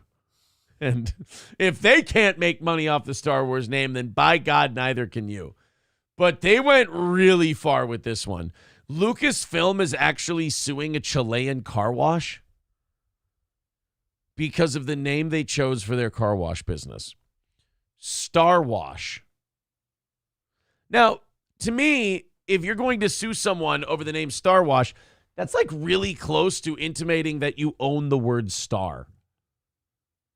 Kind of. I mean, I guess, I don't know, the only way, if they, went with the font or had people, I don't know, if they really leaned into the Star Wars theme, maybe, but other than that, no, if it just, what, Star Wash, what's the big deal? Yeah, Star Wash, Star Wars, that's a pretty big difference. Well, anyway, Star Wash, a Chilean car wash situated on the outskirts of Santiago, Chile, is reportedly facing legal action from the creators of Star Wars for allegedly capitalizing on their lucrative galactic film franchise. The car wash has gained attention by employing work. Oh. Yeah. Okay. Wait till you see the pictures. Okay. The car wash has gained attention by employing workers dressed as iconic characters like Chewbacca and Darth Vader to clean vehicles, showcasing their unique approach on social media. Sir, I suggest you bring enough money for cab fare as the Star Wars people will be driving your Mercedes home. Dude, you can't do that. You can't just dress up as super duper famous movie characters and then run a business. Oh, it gets better. There's one guy there who goes beyond just being a character. Oh, no. There's one guy there who I think he's the owner personally. My theory, I don't know this, but my theory is he's the owner. And more to the story that you might not have heard, I'll give you one other spoiler. This all started with the owner's daughter mentioning something about Star Wars. They had watched a Star Wars movie or show or something. And there's one guy who literally walks around there claiming he's Pablo Pascal, the actor who plays the Mandalorian. Oh, no. Yeah, so it's not just he's dressed up as the Mandalorian. Hey, I'm the Mandalorian. No, it's hey, Pedro Pascal is here, or whatever his name is. I'm screwing it up. But anyhow, and then he's walking around. Yeah, it's bad. They have a whole Instagram thing with videos. It's great. Dr. Silverwolf wants to know, do they have a guy washing your car named Bubble Fett? Oh, I didn't see Bubble Fett. Bubble Fett isn't there. Now, in the legal challenge, Matthias Jara, which sounds like a Jedi name, the owner of sounds like he should be in the thing. Is the owner of Star Wash is currently in the process of registering his brand with the Chilean Patent Authority. However, he has encountered a lawsuit from Lucasfilm claiming infringement on their franchise. Lucasfilm contends that the car wash's name may lead people to believe it is affiliated with Star Wars. Jara's lawyers assert that their client is contesting the lawsuit, emphasizing that the name is distinct enough to avoid confusion. Now, wait a minute. They are correct in that one point. the difference in name is enough to create a distinction. I agree with that 100%. However, the part that doesn't leave a lot of room for distinction is the part where Princess Leia comes by with her tits out and washes your windshield. See that? Darth Vader's force waxing your car. Yes, which, I mean, who hasn't wanted that? Despite accusations, Jara's legal team argues that Lucasfilm copyright, which covers various products, does not extend to car cleaning services. Well, hey, look, let's settle this thing, Johnny. Let's watch some video. Yeah, there's some great Instagram videos. Let's see what happens at this car wash, and let's see if this isn't just a giant misunderstanding.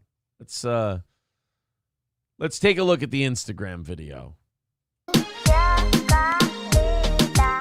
Yeah, that's definitely a Chewbacca at the car wash advertising the car wash business. That's going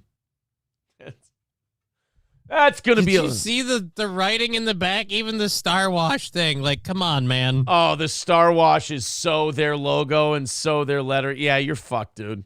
Well, I shouldn't say you're fucked. I don't know what the rules are in Chile about that kind of stuff. Maybe they're incredibly lax. I don't know.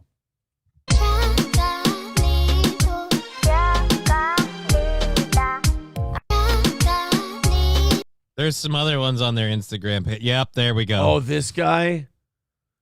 So this guy's claiming Cuando nos enteramos de la demanda de Disney, nos asustamos. Pedro Pascual pensó que se iba a quedar sin trabajo. Wow, so they're actually saying que decidió ir a repartir volantes. En metro porque nos gastamos la plata en abogados. Llegando al mall, comenzamos ahora a repartir volantes. Le pidieron hasta fotos. They're playing the music in the background. No. Yeah. I mean, this is about as big a ripoff as you can possibly get. Yeah. I don't even know how you can with a straight face. This is how you know that your lawyers will just do whatever it takes for money, because his lawyers should have been like, dude, you need to settle this immediately and you need to stop with all the Star Wars shit. They made so many videos on their Instagram. That's the worst part. The only reason people know about them is because the Instagram videos started blowing up and these assholes leaned in. They're like, hey, people really like our Star Wars, Star Wash Instagram videos. Let's keep making them. So they just kept making more and more of them. And eventually somebody at Disney went, hey, have you guys fucking seen this shit? Should we do something about this? And now this guy's claiming Todos to be querían Pedro recibir Pascal. volantes de Star Wash. Incluso los que estaban almorzando. See, if you're him, then can you Que la fuerza nos acompañe en ganar la batalla contra el imperio. Right? Yeah, you probably could.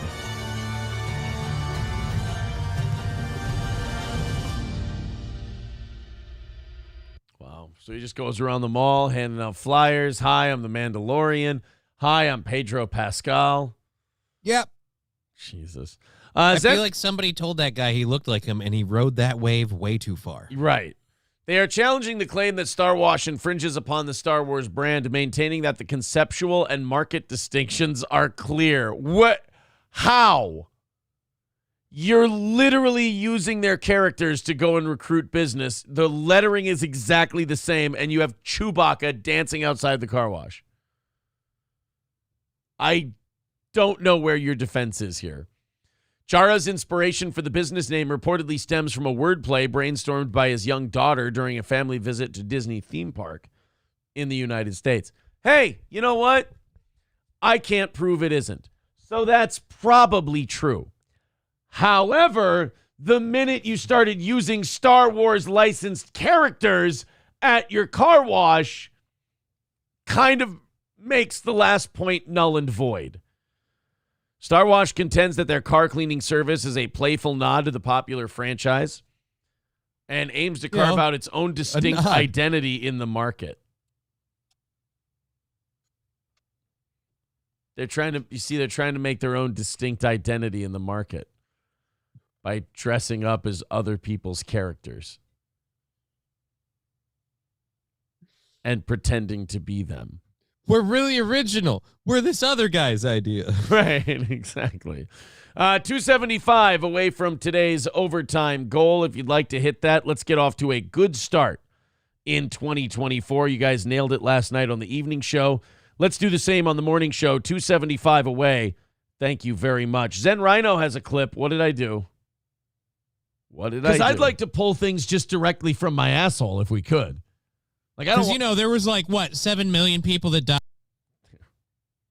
You see, I would like to pull things directly from my asshole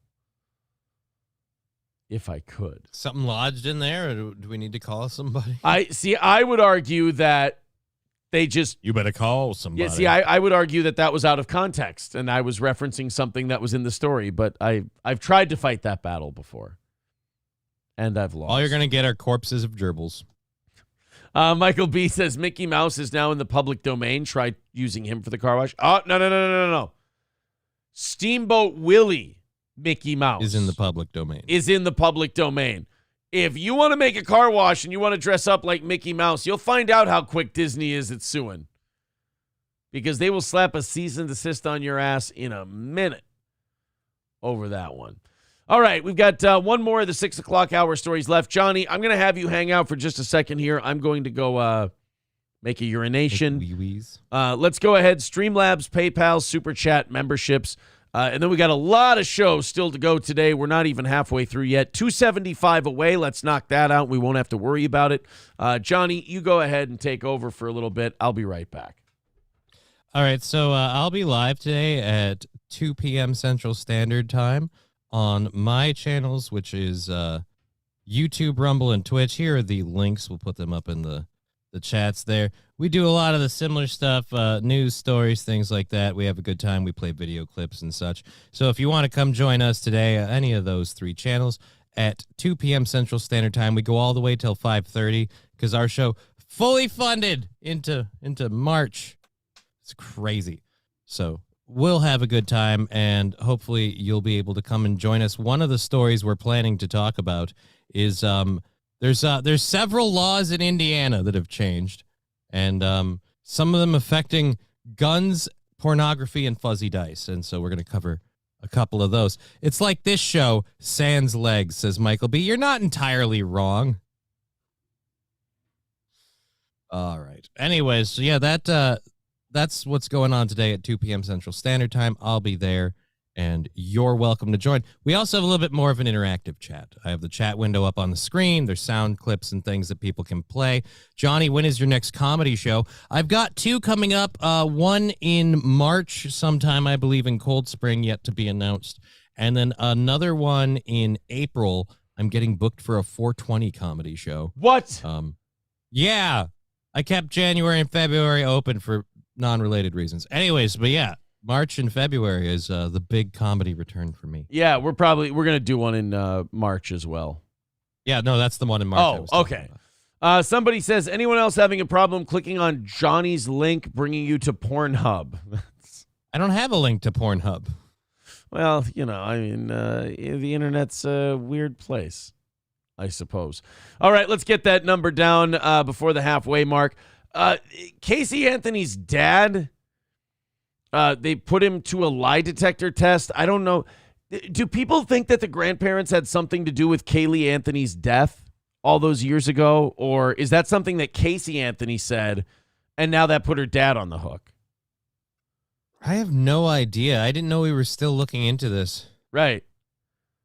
It's one of those odd deals where it's a story that won't die. I mean, I guess it's a little girl's murder and it was never proven. And most of us, Casey Anthony's kind of in that OJ boat where even though she got acquitted, nobody believes she didn't have something to do with it. So yeah, no, I think we all believe she did it. It's kind of like JonBenet Ramsey, Kaylee Anthony, Nicole Brown Simpson, like all of these unsolved. Wait, is JonBenet Ramsey still unsolved, or did they figure that out? I don't know. If they figured it out, I don't know. The only thing I think about when you say JonBenet Ramsey is I remember the what was it, the South Park thing where they had all the parents of yes, and ours was a what was the common excuse they were using? Something, but that's the last I think it was South Park. I can't remember. Was it I thought they said they thought the brother did it with Jean-Benet Ramsey, but I don't know if they ever figured that out. Yeah, I don't know. Sid Saraf says, Aaron, while you were gone, Johnny said he was coming up in April. You motherfucker! Scarface says she claimed her dad molested her as a kid. Oh, yeah, like Casey Anthony went nuts about her parents. Like, she was doing anything to save her ass on that Kaylee Anthony deal. She was like, oh, yeah, my dad probably murdered her. It's like, you fucking bitch. Hey, oh, yeah, my dad fucked me when I was a kid. And you're like, God damn it. What are we doing? I don't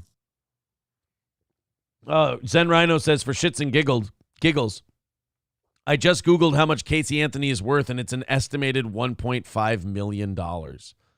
You know, well, if you can monetize that story, like books and stuff, I'm sure Casey Anthony's written a book. Is it just me, or does that make you more guilty? Like, yeah, I didn't have anything to do with this. I've just been profiting off of it. Presumed guilty, the Casey Anthony, the inside story. No, I don't see anything that was actually written by Casey Anthony. Well, then how did she make money? I don't know how she got worth $1.5 million. Anyway, they're doing a show now on A&E where they're hooking Casey Anthony's parents up to a lie detector.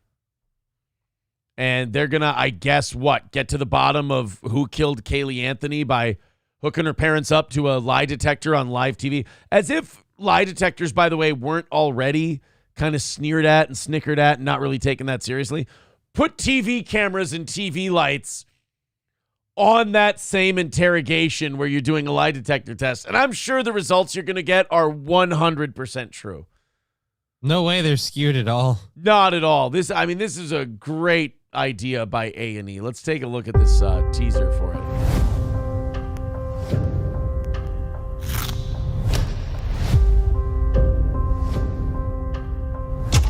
The test is about for to the first time ever, they've agreed to take a polygraph test. Again, please remain still. This is really hard, especially when you know that I never got a chance to see my granddaughter again. He knows how important it is. If you have anything to do with Kaylee's disappearance, then the polygraph's going to show that. Is it, though? It isn't. No, it isn't. No, it isn't. That's pretty It's not final. gonna come out and be like, look, this is where he buried the chick. No. If you had anything to do with it and you're good at lying, the polygraph won't pick that up. Right. We're not necessarily going to catch you in shit with this polygraph test, but we know it'll do at least a 15 share on television, so we figured we'd do it. I want to find one judge that would be like, yes, I will allow the polygraph test that was done on television with cameras and bright lights in their eyes. I will admit that in court as evidence. Oh, interesting.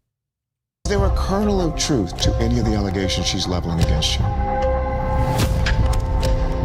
Did you ever have... That would be funny if the trailer just showed him going, yep, all of it. And then boom. Watch. I did it. Yeah.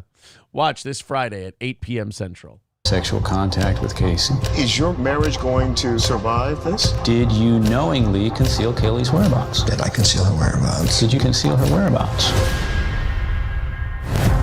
Casey Anthony's Parents, The Lie Detector Test. Premieres Thursday, January 4th at 9. Part of an original series, so there's going to be more than one episode. Give them the fucking test already. In season 2, we talk about doing the test. In season 3, we begin administering the test. Jesus, who wrote this? Fucking George R.R. Martin? Zen Rhino says, all you got to do is bite your tongue during the control questions to skew what your baseline would look like, and you can beat a polygraph.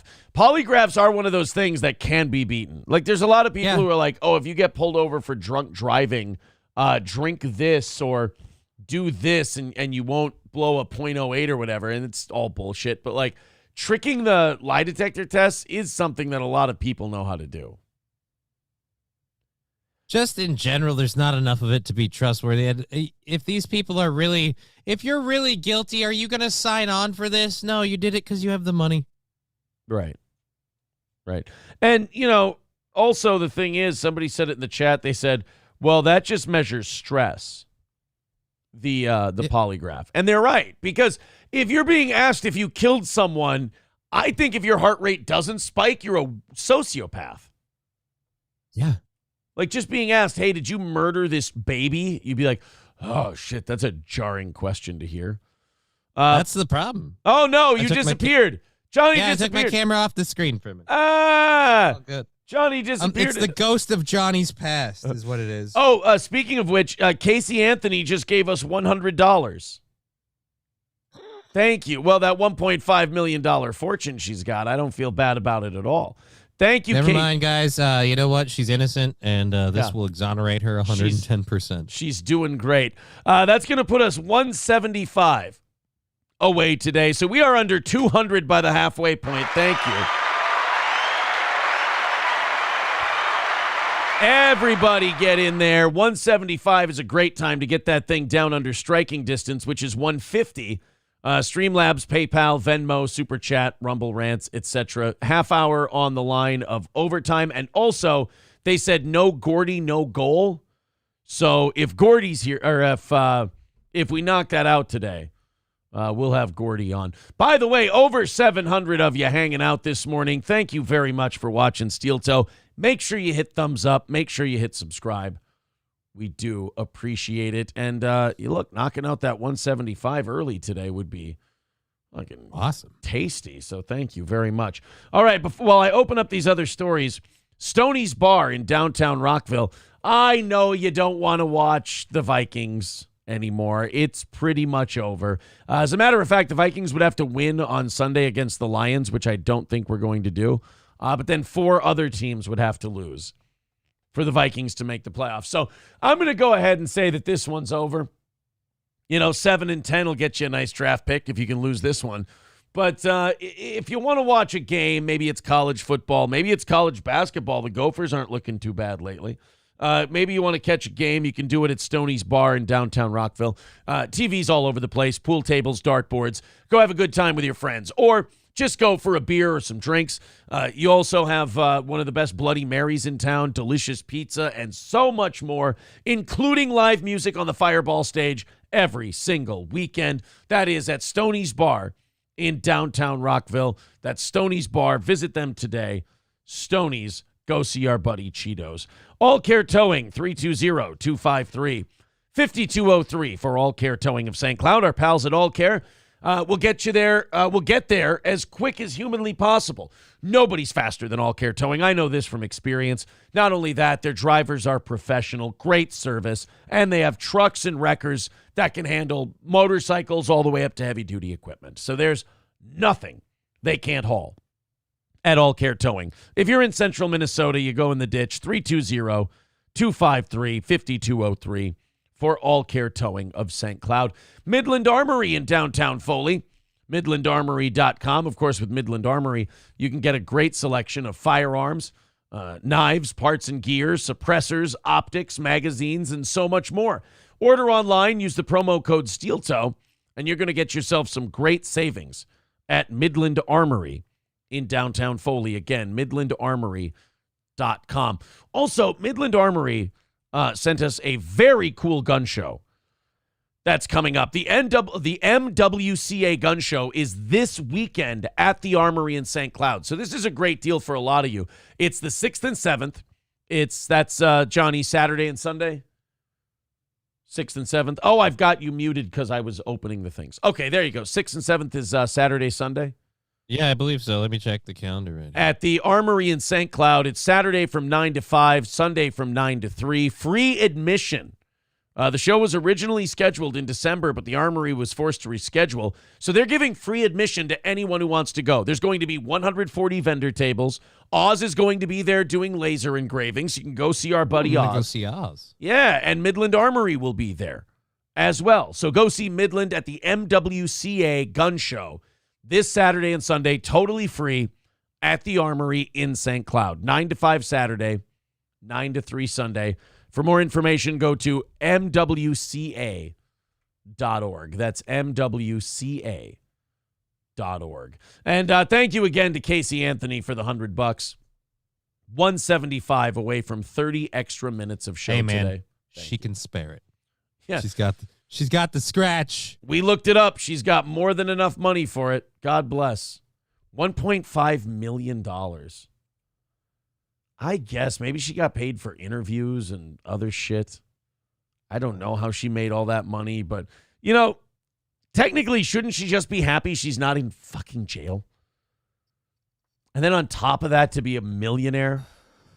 Shit. I suppose, though, what are you going to do? Like, we're going to 9 to 5, like, hey, so welcome to Perkins. Do you have any previous experience? Well, I don't know if you've heard of me or not, but I've been accused of killing my kid. So yeah. Nasty rumors. It's not. I'm don't Casey believe Anthony. I'll be your server this evening. I'm looking for a good tip. Yes. Oh, is it your son's birthday? Should we come sing to him? No, that's okay. No, you don't need to. You don't need to sing to him. You know what I say, kid? Celebrate every birthday like it's gonna be your last, because you never know. Casey Anthony comes over and goes, oh, boy, so you have this young child with you. Oh, that's really got to kill your nightlife. You guys probably don't go out as much as you used to. Oh, man, the things you would do to be able to go out for a few drinks, huh? You're like, what? You love them to death, but sometimes you're like, the death part. Yeah, right. Paul R. Nelson says, I'm here for the interview at this daycare. Yeah, where's she going to work? Oh, yeah, I'm really attentive to kids' needs, and I know how to get them to stop crying really well. So if you hire me, I promise I will be an efficient employee, if nothing else. Oh, and Paul R. Nelson, you did not miss Jericho talk. We will be getting to the Chris Jericho allegations a little bit later today. She's saving money on daycare, says Michael B. Hobo Chili Recipe pointing out, have you seen the backyard on Casey Anthony? I have not. She's not an ugly woman. Nobody's saying that. Mr. Nobody with a $1.99 says, Merry Christmas. Sorry, behind in chat. No problem, buddy. 175 away from knocking it out today. Thank you guys very much for your time. All right. They're asking, did Chris Jericho make the list? Yeah, I guess Chris Jericho made the list, only not one of his making. Dave Chappelle came out with a new special on Netflix. I went on Netflix. I saw this yesterday. I didn't hear it promoted anywhere. I didn't see any ads for it. Nothing. They just dropped a new Chappelle special out on Netflix. And, the first 3 or 4 that Dave Chappelle has done for Netflix were all very funny. They were all very, very good. Dave's one of the best ever. And he caught a lot of flack for making jokes about trans people. Now, Dave Chappelle has made jokes about everyone, from black people to Asian people to white people to gay people. Everybody. I mean, everybody has been made fun of. The Chappelle show was literally just making fun of everybody. Right. It was shit talking in a sketch show. But as you know, or as you may not know, the trans community thinks they're the only marginalized group that's ever existed. They believe that they're the only victimized class that's ever lived, and if you make a single joke about them or try to make a single point about them, they will go after you in a very interesting manner. It's very strange. A lot of people say that trans people are uptight and sensitive and bullies and this and that, and they do a really great, weird way of countering that by making you 100% right. It's really an interesting thing they do. So Dave Chappelle has been picketed. He's been threatened with boycotts and everything else. And he just keeps doing his shows. And they keep being very, very funny. The new one is out. And I don't remember what the name of it's called. The Dreamer. That's what it's called. The Dreamer. Have you watched it yet? I haven't. I was too tired to watch it last night. I'll probably get to it today. So it's called The Dreamer. And let's watch some clips from Dave Chappelle's newest special. And the only thing that got me out of that space was a comedian friend of mine, the late, great Norm Macdonald. That's right. Shout out to Norm. Well, he can't hear you. Norm's not going to be able to pay that. He gave me a shout out. I'm dead. Can't even hear the shout out you gave me there because I died. Give me a stomp. I'll be a lot closer. Yeah, give me a shout out. Maybe, if you would have given me some chemo treatment, that probably would help me a lot better than a shout out there, Dave. But thank you. And what Norm did, which I'll never forget, is he knew that I was He murdered a trans person in my living room and sacrificed its blood.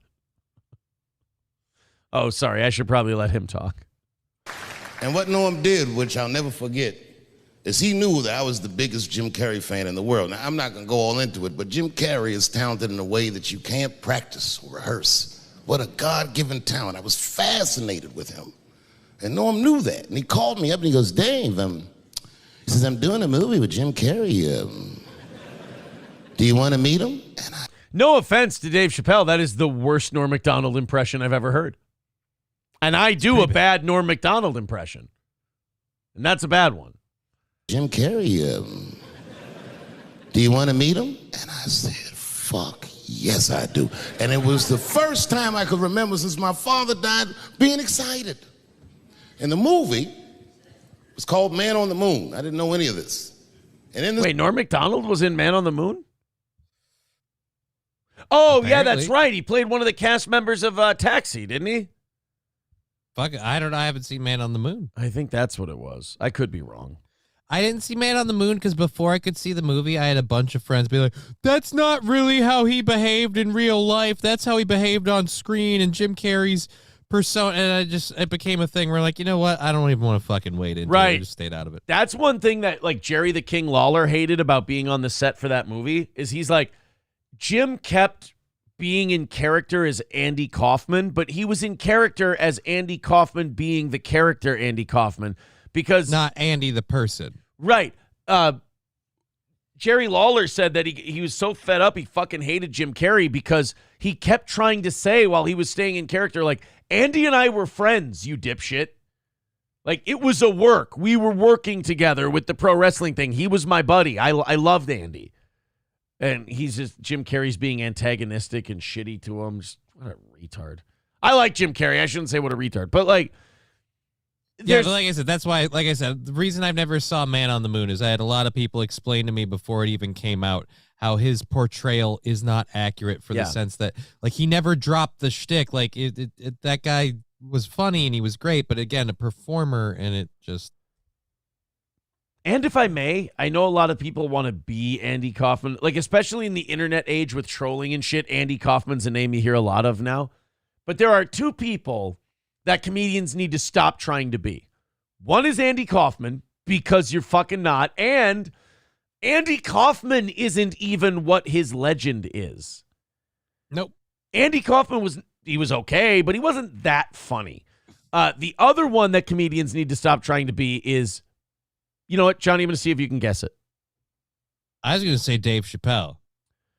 You know what? That's a good one, too, though. There's a lot of people trying to be Chappelle. I see a lot of people that take his mannerisms and his style and everything else. I don't know who you're talking about. Nope, no idea. But not every single comedian ever. Just all right. Anyways, why? Anyway, the knee slap thing bothers me. I was going to say Hicks. Bill Hicks. Well, that's the thing. Everyone thinks they're Bill Hicks. Right. It was like, I got to be edgy like Bill Hicks. And I got to make social points like Bill Hicks did. No, you're dumb. Like, Bill Hicks was insane, and he would say wild shit, and he would just go for it, and he would lean in. Like, most of us, 99% of us, are far too scared to be Bill Hicks. So you're not going to be able to pull it off. There's a fearlessness that comes with that. Same thing with being George Carlin. A, you're not as smart. B, you're not as ballsy. And it's not your fault. It's not an insult. It's just those are some ballsy dudes. Let's get through the Chappelle thing here. This movie, Jim Carrey was playing another comedian I admired, the late, great Andy Kaufman. Yes, and Jim Carrey was so immersed in that role that from the moment he woke up to the time he went to bed at night, he would live his life as Andy Kaufman. I didn't know that. When they said cut, this nigga was still Andy Kaufman. So much so that everybody on the crew called him Andy. I didn't know any of that. I just went there to meet him, and when he walked into the room where we were supposed to meet, I screamed, Jim Carrey! And everyone said, no! Call him And I didn't understand. And then he came over and he was acting weird. I didn't know he was acting like Andy Kaufman. Just like, hey, how you doing? And I was like, oh, God, can you see where this is about to go? Oh, boy, is he going to catch shit for this one. I'm guessing we have a minute left in this clip. I'm guessing that Dave is not going to be backing down anytime soon. No, probably not. It's interesting because there's nothing more they can do. Like, there's no point in him stopping because they've thrown everything at him and he's still doing Netflix specials. And even if he's not, dude, he's fucking loaded at this point. He's gotten so much recognition. He doesn't need to do any of this. He does this stuff because he wants to. Exactly. hello. Andy? Now, in hindsight, how fucking lucky am I that I got to see one of the greatest artists of my time immersed in one of his most challenging processes ever. Very lucky to have seen that. But as it was happening,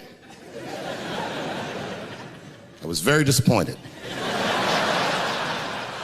Because I wanted to meet Jim Carrey, and I had to pretend this nigga was Andy Kaufman all afternoon. And he was clearly Jim Carrey. I could look at him and I could see he was Jim Carrey. Oh, boy. Anyway, I say all that to say, that's how trans people make me feel.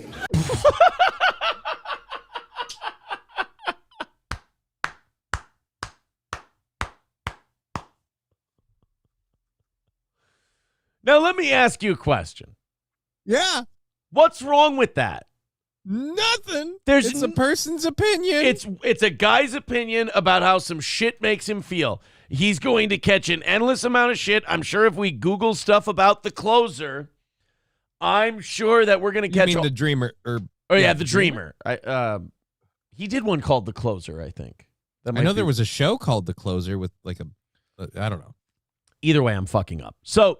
if I go and I search this new special, there's going to already be so many thought pieces about how he's transphobic and Dave Chappelle hasn't learned anything and he's still this and he's still that.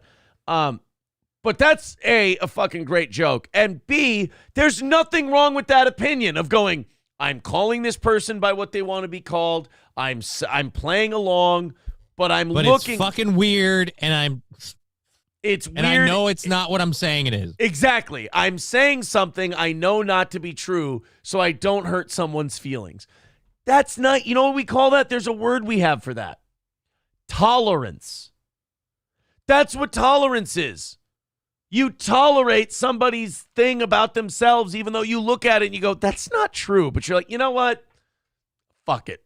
Whatever. So 1, 2, 3, 4, 5, 6. I'm sure some of these actually are linking some of them, but we got at least 6 different articles from 6 different sources about Dave Chappelle's obsessed with trans people, mocking trans people. The Dreamer proves he's obsessed. Oh, wow. Dave Chappelle's The Dreamer jokes about trans. Jesus. Yeah. Oh, they are on that train, my friend. They're already firing off. I bet you they had those started written 2 days ago. Yeah, I was going to say, I bet you they had those written like the day it came out before they even finished the thing. Yeah. Just about. To say, that's how trans people make me feel.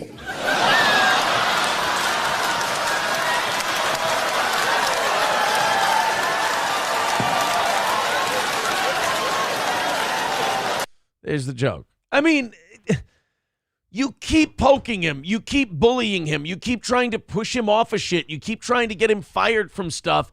And then you act surprised when the next time he gets a microphone, he shits all over you.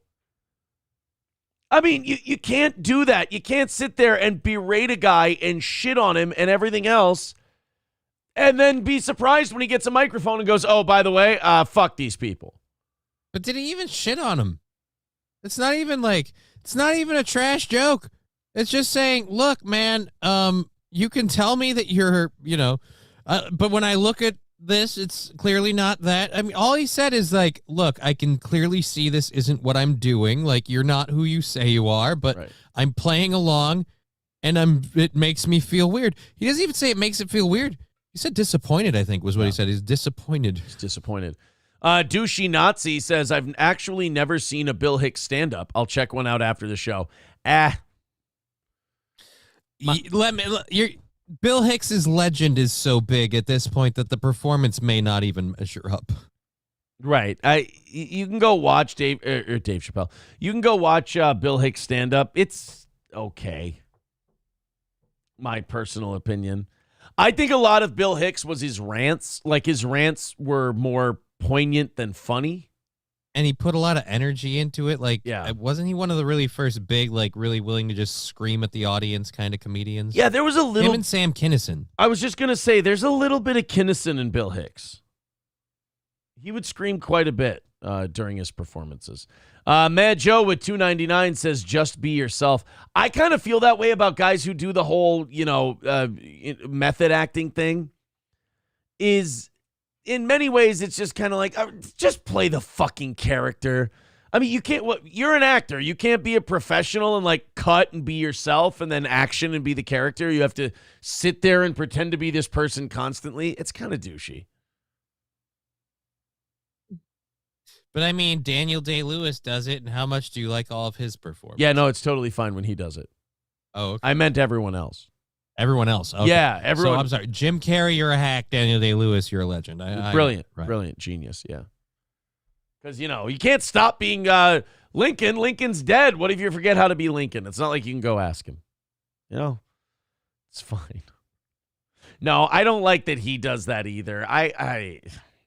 Whatever. It works for them. The guy's got multiple Oscars, and I'm sitting here going, bullshit, terrible way to do it. Douchey Nazi says, you know what's a fun bit? You ever take a movie title and replace it with the word prick? Example, A Few Good Pricks. What are we, starting a Facebook thread? Ooh, Sounds boy, like fun. Cool. K-Fall in the Great says breaking. Uh-oh, we have a breaking YouTube link. Johnny, what do we have? This morning, an emergency on the runway in Tokyo. This aircraft bursting into flames at Haneda Airport. Holy shit. The plane collided with another plane operated by the Japanese Coast Guard, according to the Coast Guard spokesperson. All of the nearly 400 people on the passenger plane are safe.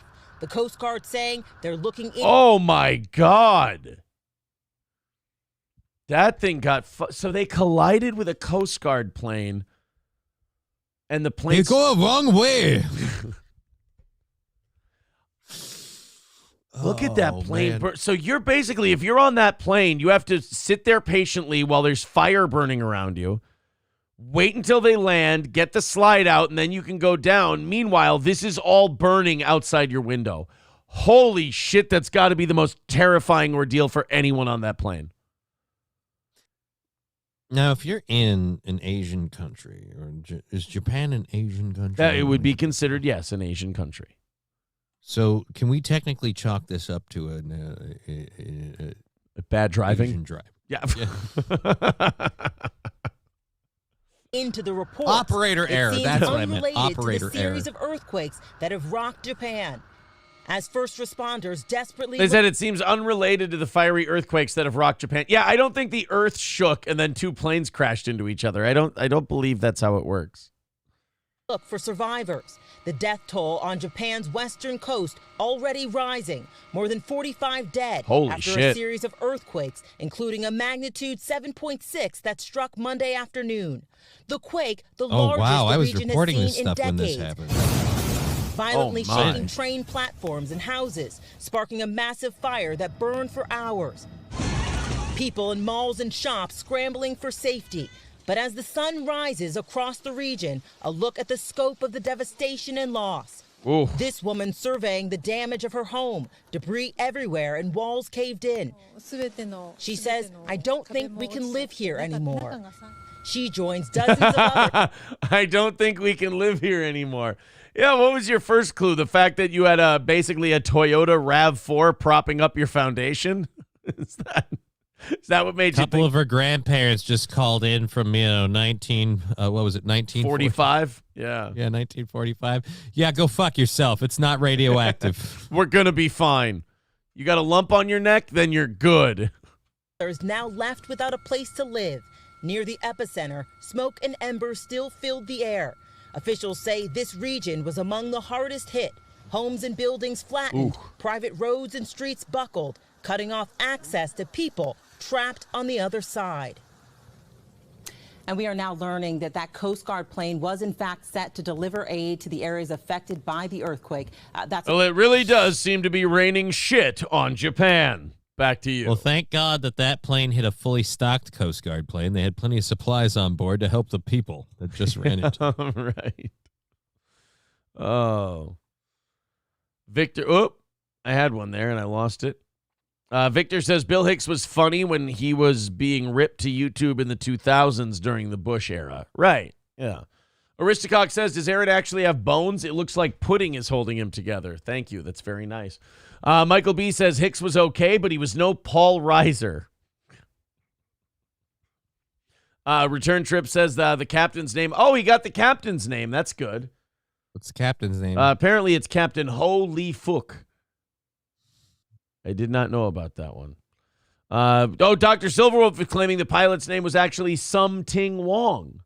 Oh, no. I didn't know that. Captain. Oh, somebody is now saying it's Captain Bang Ding Ao. I mean, we're going to have to lock this down. How many captains do you have on a flight? Yeah, we're getting a lot of conflicting reports, as they say. Oh, you guys got to get your facts straight. All right, guys, not too far away now. 175 away from overtime today. If you feel like contributing, we got over an hour and a half left, and we're 175 away. If you want to do some PayPal, some Streamlabs, some Venmo, Super Chats, memberships, gifted memberships, or Rumble Rants, you want to get us off to a good start this year, we appreciate it. Thank you very, very much. Keep hitting like, keep hitting subscribe, and throw us a couple of bucks if you feel like it. Guys, you're not going to believe this. Did you know that incognito mode might not be incognito on Google? What? Yeah. But they don't. You sign up for that, so they don't track your search history stuff. It's incognito. Nobody knows what I'm doing. It's they can't keep track of your text messages though, right? Like those get deleted after 30 days. I can't believe that Google would lie to me about something like this.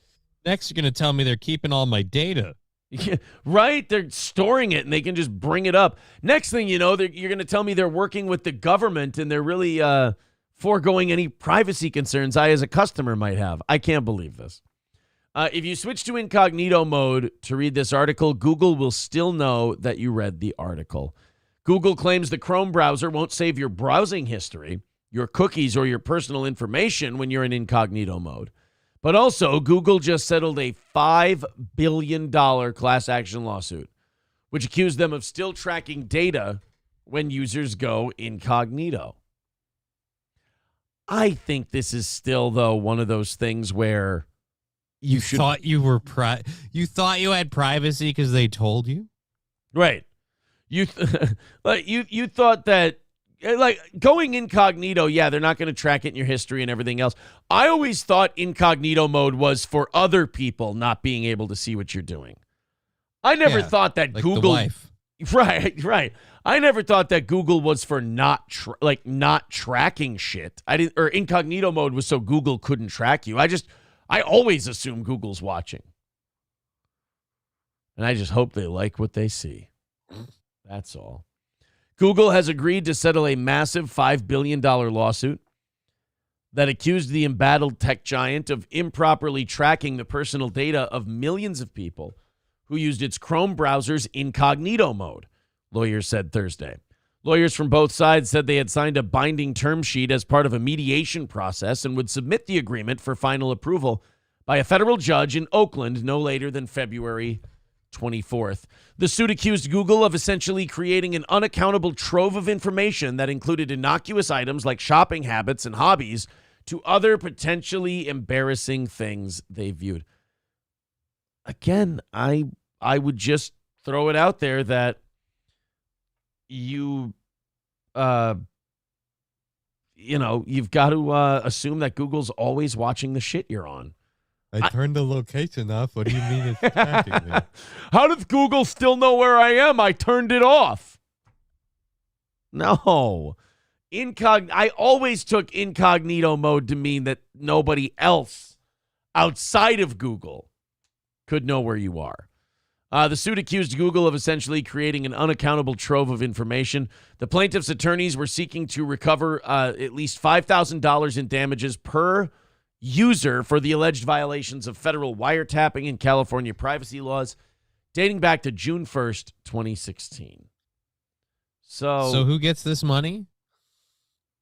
Mostly the lawyers. Ugh. Gunshots ringing out. Hey, of the shut Stockbridge your Waffle House goddamn early mouth. this I'm not morning, ready landing to be done with you. Or I'm not ready to start with you yet. But yeah, I'm guessing the lawyers are going to get a cool 30% or so. That's the thing that bothers me. Is this is a weird lawsuit that doesn't really have a reason or a purpose to it. It's kind of obvious that this happened. The company's not going to change, and they just a bunch of fat cat lawyers just make a cool chunk of change off of it. Yeah. So, yeah. And you might make, I don't know, they settled, so you'll probably get $1,000. Congratulations.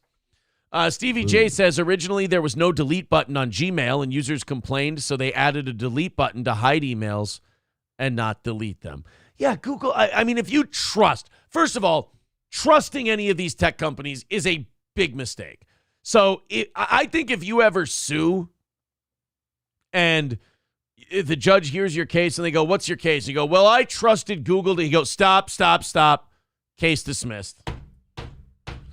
I don't want anybody being rewarded monetarily for trusting Google ever. You're straight up tarded. Yeah. Mr. St. Caesar says, damn it, Aaron's bread and queso search history about to destroy Steel Toe now. It was a good run. Oh, you think that's bad? Wait until you see how many times I Googled Paul Reiser. Fucks. About 700 of you hanging out with us this morning. Hit like, hit subscribe, and for God's sake, let's get that 175 down to 0 and call it a great start to the morning show for 2024. There's all the links in the chat for PayPal, Streamlabs, Venmo, Super Chats, etc. You feel like throwing in a couple of bucks to your favorite show? We appreciate it. Let's knock down that 175. I'm going to say, I don't do this usually anymore. I want to get under 150 by the top of the hour. By 9 o'clock Central Time, I want to be under 150. That would be cool. Let's do this next one. You're not going to believe this, and, you can play a little game I like to call Who Done It if you want to with this story, but I have a feeling you're going to have some ideas. Here we are. Employee there in the hospital. Yeah. When gunshots ringing out at a Stockbridge Waffle House early this morning. Okay, there you go. Stockbridge Waffle House. Gunshots, Stockbridge Waffle House. Any guesses? Maybe a celebrity they might look like. Idris Elba? Ah, that's very interesting. So you're going to say it was a British person. I like your moxie. An employee there in the hospital. Atlanta News First Bridget Spencer is live now in Stockbridge. Bridget, how did this happen? Now, this seems racist. This seems wrong to put the black woman reporter out in front of the Looks like I might be half right. Shit. And also, not only do I find it racist that the black woman has to go to the Waffle House story, or whoa. What? She didn't have to go there. All right. They cut to her for one very obvious reason. She was already there. All right. She was just. Oh, it was a money saver. We know you're going to come in late to work. Save the effort. Get another cup of coffee. We're sending a crew out to you. She actually called them and broke the story and said, yo, you ain't going to believe it, y'all. Somebody just shot a motherfucker at Waffle House. Shit's wild crazy. They wilding at the Waffle House. They wilding. By the way, great look for the Waffle House. Boarded up window right by the entrance. This place is killing it right now. Well, that might be from the recent events. That could be from the recent gunshots. You're right. Not really known to be the most accurate. One of them might have jumped out the window accidentally. No. That's from the gunshots from last week. Oh, okay. These are different gunshots. I apologize. Hey, Joy, we are told that this is what happened after a fight between an employee and a customer. I want to show you right here. You can see that. Wait, but you can't scuff someone's shoes from behind the counter? I'm confused. Aaron, how can you say something that's so hurtful? There are many, many ways to disrespect a fool. I mean... We need to gather a full list of disrespecting so that we can know for future reference. He asked him a question and he didn't like the answer he got. Oh, when you ask a question, you demand a speedy answer. This window boarded up. Crews were out here earlier trying to repair that glass. Now, Stockbridge police, they say there was a fight between that employee and customer around 6:30 this morning. It led to the employee being shot in the arm. That employee was taken to the hospital, and they are... Oh, okay. The employee was shot in the arm. Okay, so they were aiming for his head at point-blank range. That would be my guess. Are expected to be all right. Now, however, the shooter, we're told, ran off, and that shooter, police say, is still just at like large at this point. Now, Why'd you run away from the scene? I learned it from watching you, Dad. This is amazing, Johnny. Apparently, there were no witnesses at the Waffle House who saw anything. Strange. That is so weird how that works out. Waffle House, this location is pretty popular in Stockbridge. Plenty of customers telling us that they stop here several times a week to eat. Me and my husband, we come here and eat all the time. I mean, delicious, right? But on that particular day, we happened to be absent. Very unfortunate. Prayers for the family. Normally, I get good service in that Waffle House, so therefore... it's very unfortunate that happened to the family on this time of the year. Wait, so if you had bad service at the Waffle House, you'd be fine if one of their employees got fucking shot in the middle of service? Like, oh, yo, look, I usually get great service there. Are you insinuating that it's the worker's fault that he got shot? Yo, usually... I normally get great service. I don't know what that fool did to deserve to get shot, but, normally he hasn't done nothing to me. Ain't nobody ever disrespecting me when I'm at the Waffle House, and they always give me my waffles nice and promptly with my chicken right next to them and syrup on everything. I would never feel the need to shoot a motherfucker, but apparently that guy overstepped. Now, officers have not given us an idea of who this alleged shooter might be. The store did open. I have a guess. That's all. Back up. Who's your guess? I don't know.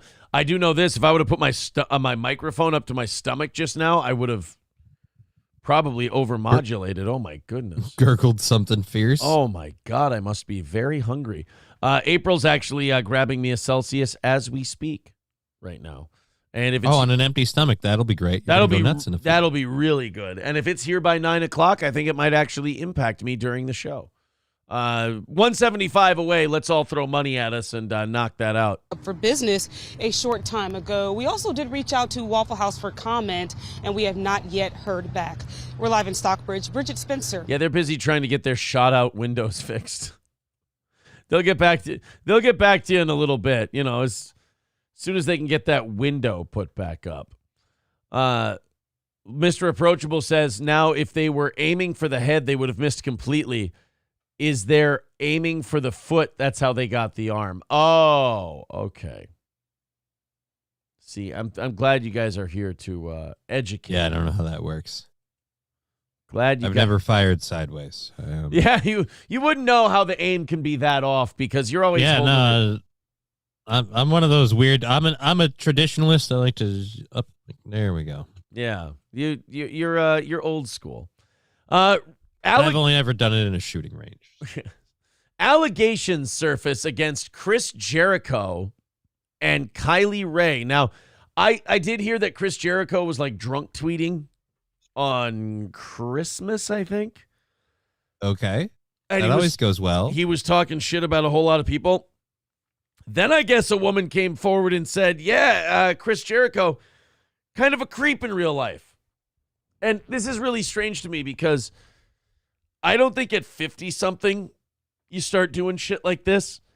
And right. I don't understand the waiting this long to accuse someone of something, but consider Chris Jericho accused. The legendary pro wrestler is... Oh, wait a minute. Chris Jericho and CM Punk and Ace Steel's attorney, Stephen P. New, recently had it out on social media. The whole ordeal surrounded the non-disclosure agreements that everyone involved in a big fight that happened at a wrestling show. So he starts tweeting about that. Just big, long tweets like that probably should have been text messages. He says, hey, at Stephen P. New, I don't adhere to an employee handbook and have never had one in 4 years of working for AEW. I also never signed an NDA in my life, ever. Stop trying to be a bully and making egotistical fantasy brags for your clients and start doing some research. Now, what he's talking about is a fight that happened at a pay-per-view like a year and a half ago for the wrestling company he works for now, AEW, where, you know, CM Punk did an interview where he shit all over a bunch of people on the roster, and then those people confronted him in his locker room, and they all started fighting, and there was slapping and biting and punching and all kinds of things going on. Well, people have accused the wrestlers that were involved of having signed an NDA. And now there's legal action and shit going on, and CM Punk has left, and he went to WWE, and now they're fighting over money with AEW. And Chris Jericho decided to get shit hammered at 3:22 in the morning on Christmas Day and, try to clear things up, as you do when it's 3:20 in the morning on Christmas Day. It's always good that you try to clarify shit. That's the time to give a world a gift. Of course. Somebody who I'm not allowed to read their texts wrote in and said, if I donated $200 to a local animal shelter. Oh, who fucking cares? I thought he was going to say $200 to us. I would have said, all right, you guys match it, and I won't mention his name. House of Wrestling's Nick Hausman later called Chris Jericho for having people sign NDAs himself, blah, blah, blah, blah, blah. That's not what I want. Where's the fucking, the big one?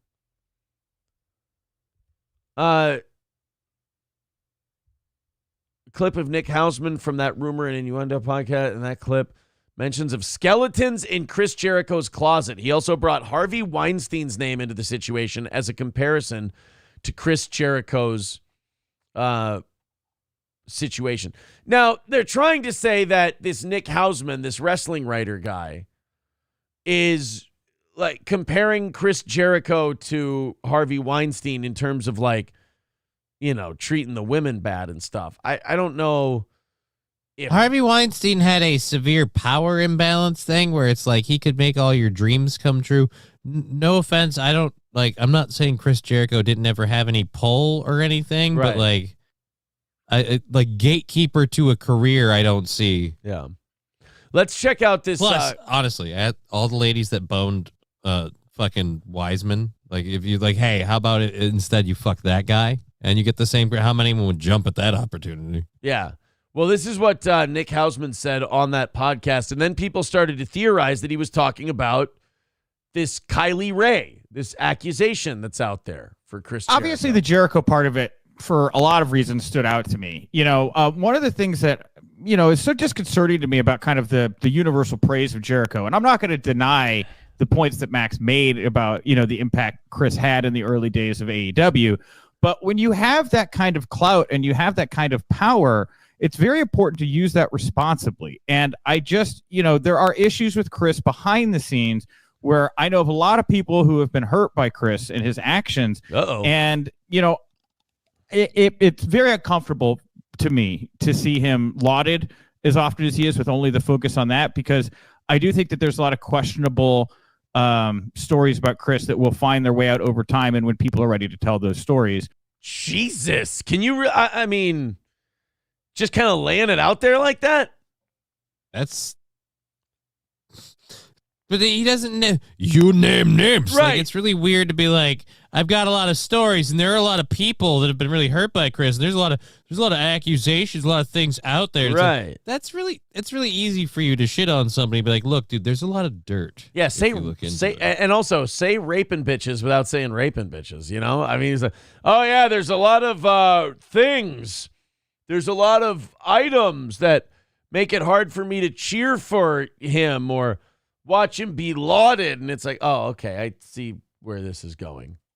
That will cast him in a very different light. I mean, look, Harvey Weinstein won a lot of Oscars. Harvey Weinstein produced a lot of very popular films. Harvey Weinstein is now in jail. I'm not saying that's going to happen to Chris, but your narrative can very quickly turn. Okay, that's clearly a reference to violating women. R-wording some people. Yeah. I mean, why out of all the people you could pick who have skeletons in their closet, why would you go with a Harvey Weinstein? I think we know Hell, why. you could have gone Kevin Spacey. It would have still gotten the point across and been lighter touched. I mean, oh, boy. If you know you're hiding a lot of skeletons in your closet.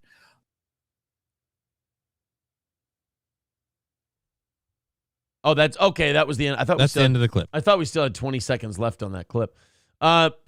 Pure spec. So they said that it's pure speculation, but he might be referring to Kylie Ray. So this person says, so here's the deal. You don't quit the hottest fed going AEW without, well, AEW is not the WWE is the hottest thing going in wrestling right now, but okay. I have it from people in the know that Kylie Ray was asked to go to Chris Jericho's room with the understanding that others would be there. When she got there, it was just him. He made a pass at her. No other details were given, and she freaked out.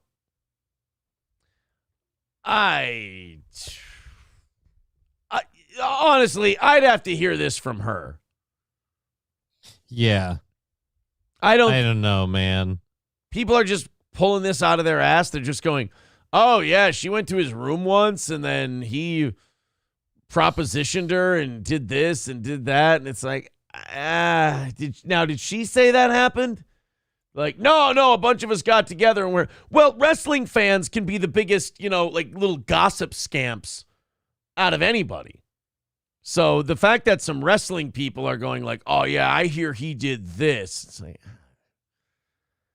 I don't know. Yeah, all we have is allegations. I have nothing from her. And we have no allegations from Chris Jericho in his last almost 40 years in wrestling. So it's all of a sudden he's this piece of shit. Yeah. Not saying he couldn't be, but again, we don't have everything is allegations, but who's the one putting out the allegations? Right. Since the news broke, Chris Jericho has stayed off Twitter and deleted the tweets he sent on Christmas. So something's up. Don't forget his wife was at the insurrection on January 6th. Really? Jericho's wife, the insurrectionist? Oh, my goodness. Michael Willeen says these leftist wrestling marks are upset that Jericho's wife was at J6, so they have been bitching about it for a while. Oh, so this might not even be a thing. Yeah, because I'm looking at the Kylie Ray thing, and I think like Kylie Ray might even have some like almost OnlyFans-esque kind of content, apparently. Okay. I don't know, it's hard to tell. Now another tweet. But either way, yeah, I'm sorry. I don't believe that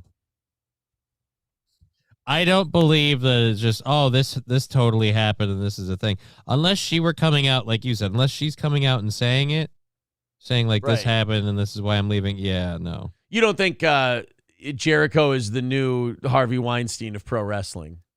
No, I think more than likely, if anything, like if she's suddenly up and left AEW, it's probably because she's making her way over to WWE. Right. Mr. Saint I'm just looking at this. She looks like she's, she's not super duper hot, but she looks like she's very wrestling abled and she's still attractive. So, okay. Yeah. Mr. St. Caesar says also The Rock returned last night to set up a match with Roman Reigns at WrestleMania this year. Oh, shit. I always like it when the guys who were like back when I used to watch, they were big deals. I like it when they come back. I always love it when they lost the lawsuit and they need an extra buck. Did The Rock lose a lawsuit recently? I have no idea. Oh. I just know he made a stupid cringe series of posts. Well, and he bought the XFL and it's bleeding money, so maybe it needs to pump up the numbers a little bit. Another tweet was posted about women who are waiting until it's safe to speak about Chris Jericho. Kylie Ray reacted to it, and she posted a heart emoji. Okay. All right, that's almost kind of a confirmation. Well, not a confirmation, but there's more smoke there. That's interesting. So in 2019, it was announced that she was no longer with AEW. She asked for her release, and it was granted. Okay. So she asked to be let go.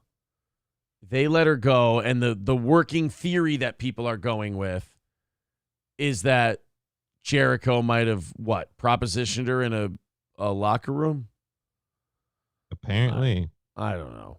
Nash Albertson says XFL merged with USFL to make UFL. Really? Wait a minute. XFL Oh, wow. This was news 1 day ago. Okay, so I thought maybe I missed this. It turns out I didn't. It was actually news yesterday. XFL and USFL merger announces new league name, spring launch date, and more. Okay. Well, then I guess the XFL is merging with the USFL, and they're going to make a nice big league together and give us. Are they going to compete with the NFL if they're launching in the spring? No, they're going to do the opposite. They're going to go on right when the NFL is ending because the NFL ends in February. And then the XFL can start up in March, and then we can watch football year-round. It works nicely. Oh, thank you very much. April got me a Celsius and a breakfast sandwich. Thank you, honey. Love you. And this is going to be good because, Johnny, you had mentioned that, I threw that as I was being a character actor. It was empty. I drank whoopsie daisy. I had mentioned what? I'm sorry. You said Johnny, you had mentioned that if I drink that Celsius on an empty stomach, I'm going to feel like shit. So April. Well, yeah, it's going to move through you faster. Your body's going to break it down quicker. April got me a faster. Nice croissant breakfast sandwich. There you go. Oh. Fats will also help with metabolization. Oh. Well, God bless. Oh. That is good. That's fantastic. This is going to make me feel much better. There you go. Zen Rhino says Celsius equals man jizz. That is an ugly rumor. And I will not tolerate it. I knew this was coming. More bread, Aaron. Jesus Christ, I guess you're fattening up for the winter. Aristocock says it's like watching a nature show. The arteries clogging in real time. Zen Rhino says nobody needs a whole croissant. Here we go. One guy does. This guy. Here's what we'll do. We'll knock down that 175, and I'll feel really good. I'll feel a lot better. And then I'll eat a whole croissant sandwich, and you guys can get your jokes out. Now it's a mukbang.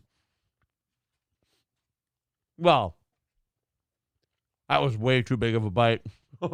You're already banging so many people. You might as well mukbang your show. I'm fucking them all. I'm over here. I'm over there. I'm having sex over here. I'm having sex over there. There's sex all over the place. It's very strange that I decided at 37 to start doing this.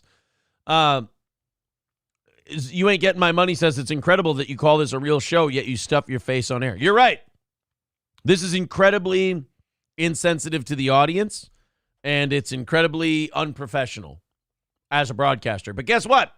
Am I really a broadcaster? We're 175 away, and I got about an hour and 10 left. So maybe I'm not even a real broadcaster. So if I'm not going to be a real broadcaster, maybe I just go ahead and eat and drink myself silly here on the air. What do you say? All right, so yeah, so now that I've kind of gotten to flesh out this Jericho thing, I mean, maybe there's something there. I mean, she left. She liked the Jericho post that somebody made, but I don't know. I'm going to need a little more than that before I say that he's the Harvey Weinstein of pro wrestling. Yeah, I'm willing to believe that maybe something uncool was like going down, but like I said, without her specifically, like without someone specifically coming forward saying this is what, all I have are a lot of people going, well, you know, we've heard and blah, blah, blah. Like a lot of, again, nobody's names are involved. I need somebody to really come forward and say something actually happened. Whatever Chris did to her, says Bigot on socialist media, it was enough for her to quit her job, and she was just starting to win some matches and show improvement. At the time, people were saying she quit because Cody Rhodes' wife was bullying her. Obviously, that wasn't true. She can't say anything. Tony Khan makes everyone except Chris Jericho sign an NDA. And in the article, it also said the AEW Employee Handbook Code of Practice explains she can't say anything. Well, but if she doesn't work there, why would she be held to account of the handbook or whatever it is? Well, a lot of times NDAs have a lasting clause where, you know, you're not allowed to say anything about what's gone on at that time. So even after you leave, it's not like you can talk about it. Yeah. If she signed an NDA. Okay. Also, I thought Vince McMahon was the Harvey Weinstein of pro wrestling. You can't have two Harvey Weinsteins of pro wrestling. You can't have Vince and Jericho. It's got to be Vince. Wasn't that the thing that Vince got in trouble for in 2023, 2022? He was paying bitches millions for banging him or something? Just fucking them and paying them. And it wasn't like non-consensual. It was like what's the name of the chick who fucked Donald Trump? Oh, fuck. I don't remember. Stormy Daniels. Stormy Daniels. Like all the Vince McMahon stuff was like Stormy Daniels shit. Like he would do stuff to him and then he would pay him a bunch of money. It was... And usually the payment part, I think, wasn't it always agreed upon up front, like it was mentioned or somehow understood? I'm thinking a lot of these women with Vince McMahon kind of like felt like whores afterwards and then kind of came out so they wouldn't look like such whores. But it's like, well, you took money to do sexual shit. You took money for sex. Yeah, I mean, let's be honest. In terms of whoring, you probably got paid a lot more for a one-time deal than a lot of low-rent whores ever make in their entire lifetime. Right. So, yeah, as far as the Chris Jericho thing goes, maybe there's something there, but I'm going to need a lot more than like a couple of neckbeards on a podcast, saying that they think he might, be behaving in a tawdry manner. I don't know. Now, Also, he's been a musician touring with a band. You'd think there'd be some stories somewhere of some people being like, while he's out on the road with Fozzy and stuff. Like, you'd think there'd be something going, but apparently nothing. We've never had any accusations until now. Well, nameless accusations. And like, not even an accusation from the actual woman. An accusation on behalf of the woman by someone else. And then a liked tweet as your biggest piece of evidence. I don't. And a heart emoji could be as simple as her being, not liking Chris or the AEW franchise or whatever, and just be like, fuck it, this doesn't cost me nothing. Boop. No, Not Laws 2 says playing defense for sexual deviance. Wow. I don't think that's what I'm doing at all. What I'm doing is saying, look, I am fully ready to accept that Chris Jericho did some shit, but I'm going to need to hear more than a guy on a podcast saying some shit. That's literally all we said. We need more evidence or someone to actually come forward saying this happened, not somebody, people would be upset if things and stuff. Everybody wants to be like the first one to jump on somebody. Like, I'm going to get them. I'm going to really virtue signal how good I am to women about this. No, I'm sorry. I need a little more than just some douchebag on a podcast going, is that guy wrong? He might not be wrong. That guy might be right. But I'm not going to go ahead and say, oh, yeah, Chris Jericho, get rid of him, invest, fine him, fire him, fucking roll up on the black and white, throw the cuffs on him, everything else. Because some guy on a podcast called him Harvey Weinstein. And because one girl, asked to leave her job, and other people are saying that she did it because Jericho might have done this, that, or the other. I mean, it just all seems, again, you can call it playing defense if you want. To me, the line connecting all of this is very frayed. And it's, again, this is the first time we have any accounts of impropriety. It's not like there's a history or anything to look at before where we're like, well, this is seeming. So again, the idea of not jumping in and branding him guilty on nameless, baseless accusations doesn't really seem defensive. Right. Just seems open-minded. Aristocock TX says, cud chewing on air, a new low in podcasting. Look, if it wasn't for Casey Anthony and her $100, we'd be pretty fucking silent today. So I don't really need to worry about being professional, do I? I will when that 175 gets knocked down. Then I'll definitely be worried about the professionalism of this program. You're absolutely right, and I should be 100% ashamed of myself, but I'm not really a professional yet today. 175 away from today's goal? Yeah, definitely needs to do better than that if I'm going to be a professional. Right now, I'm just silly e-beggar, a can rattler without a can because we retired the damn thing. So, throw in on PayPal, throw in on Venmo, throw in on Streamlabs, Super Chats, etc. Let's get that 175 down to 0 and have a good start to the year, as it were. So, Chris Jericho accusations. Can't buy him yet. Why? Unsubstantiated. This next guy, you can definitely have your way with him if you'd like to. James Cleverly is facing calls to quit. He's a home secretary in, I believe, the UK. Yeah, he's the Home Secretary in the UK. He's facing calls to quit after joking about putting the date rape drug in his wife's drink hours after the Home Office announced plans to crack down on spiking. I love when they let these political people speak off script. You know, people go, "Oh, why do these politicians use teleprompters? Why don't they just let them speak off the cuff?" Because they say retarded shit when you let them just talk. When you just open a mic up and say, "Here you go ahead and fire away." They say shit like hours after they said we're going to crack down on people spiking drinks here in the UK. He goes, "Imagine if I date rape drugged my wife. Am I right, everybody?" Dude. Imagine. It almost sounds like you say, "Yeah, they're cracking out. They found out all the date rape drug and I'm putting in my wife's stuff." Like, oh, shit, they have to put that to an end. We really should have given him a teleprompter. This isn't going well. Or like you're at an event for like disabled kids and you're like, "Oh, man, this new program we're starting, it's great. It's totally worth it. I mean, we're going to spend an arm and a leg on this thing, but I think we can do it." Don't give him a teleprompter. The Home Secretary told female guests, oh, no. Oh, Jesus. So it was even in front of a bunch of women that he did this. The Home Secretary told female guests, quote, "A little bit of Rohypnol in her drink every night was not really illegal if it's only a little bit." I kind of like it's him. within the legal limit, right? I kind of like this dude. I just probably shouldn't be working for the group of people that are trying to cut down on that sort of thing. It's a funny joke.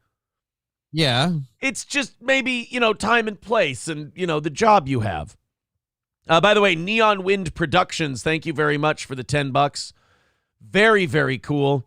That's got to start a little rally for us, huh? Let's get that. I wanted to be under 150 by the top of the hour. We're not, but we have 1 minute yet, so you can sneak that one in there. 165 away from knocking it out and doing overtime and getting off to a good start. Not Laws says maybe if this gig falls through, you can get on with Alan Dershowitz as a social influencer. Oh, the Chris Jericho thing. Yeah. I'm defending him 100%. So he said a little bit of Rohypnol in his wife's drink every night was not really illegal if it's only a little bit. And I also have to ask Johnny, is it illegal? Like, this is going to sound terrible, me saying this. I would never use it. I would never do that. However, is it illegal? Like, you're allowed to take Rohypnol. Like, if you and your wife or you and a girlfriend or you and somebody... Don't make that face. I'm not done yet. Don't wait till you hear. I feel like my cousin Vinny. No, wait till I married her. I should be able to drug her, right? No. It's like my cousin Vinny. Wait till you hear the rest of the thing until you start shaking your head. Just wait till. So like if people who are like consenting want to take a little GHB, you can do that and still have sex with a person, right? I'm not a lawyer. I feel like we need to ask somebody else on this one. That seems very hinky is the word I would use, because at a certain point, like, the whole reason you use the GHB is so that way they don't need to consent. So I mean, like, if she's passed out or in that kind of altered mind state, is it really consent? And if she decides to rescind said consent, how would you know? It's a good point. Probably don't consensually take drugs with a stranger and then have sex with them. I just really feel like no matter what, that's a really bad argument in court. Your Honor, no, she wanted to take the Rohypnol. Taking the back door was not her choice, but at that point, she wasn't able to protest. Zach Anderson says, keep on eating, Aaron. You'll be fighting at super heavyweight in no time. Hey, wait a minute. I'll be fine. John Doe says, microdose your partner with the date rape drug. That is kind of what I said. Yeah, kind of. I'm not defending the guy. I was asking a question. And the question is very simple. If your partner agrees to it, can you guys mutually take date rape drugs together? All right. I'm an innocent. So we're going to dose each other First one to pass out gets fucked. You grab the strap on. But it's more akin to like, remember the movie Role Models where the girl and Sean William Scott took Ambien and they tried to fight the urge to sleep so they could trip fuck? Right. Yeah. So now you're going to both take GHB and see just, who Rohypnol's out first. April says, should I be worried or excited for new opportunities? I don't know. I've never taken GHB. I don't know if it's like a party drug or if it's a good time or anything like that. I'm just saying, like, before I throw this guy to the wolves and say that he should be canned or fired, if it were a consensual thing, would that be something that, you know what I'm starting to think about with this question? I'm thinking it was one of those questions that wasn't worth asking. Probably not. I feel like somehow that guy dug himself a hole and you're getting down even farther. Zach Anderson says, make sure to have Rakeda drop a contract if you're trying this with April. I don't want to try this. I don't want to take the date rape drug. April says I should consult with a lawyer on the topic just in case. No, what I'm saying is. All right, remember, honey, if anything goes wrong, my safe word is.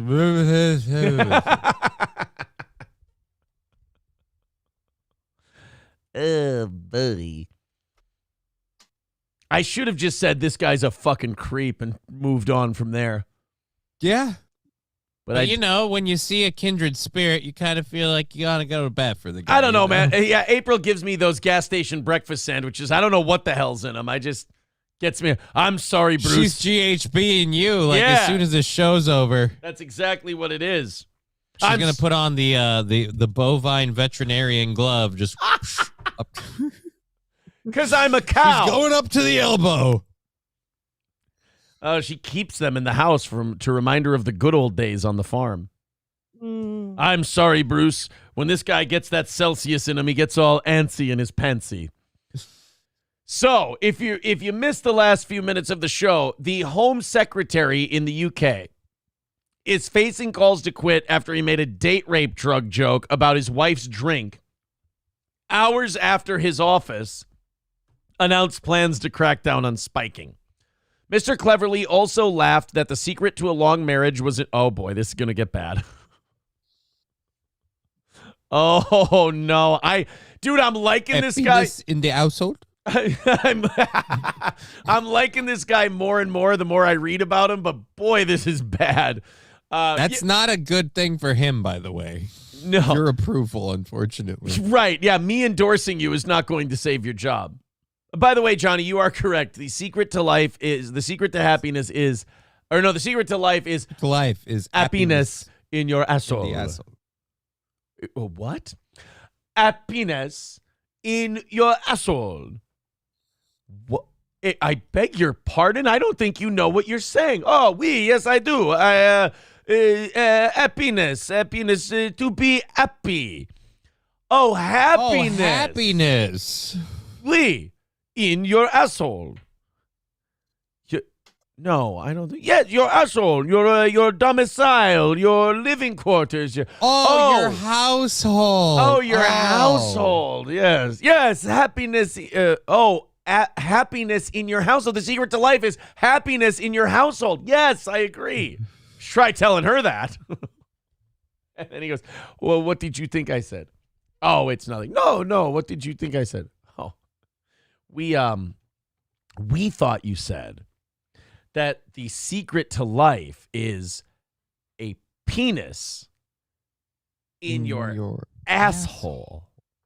Sacre bleu, no!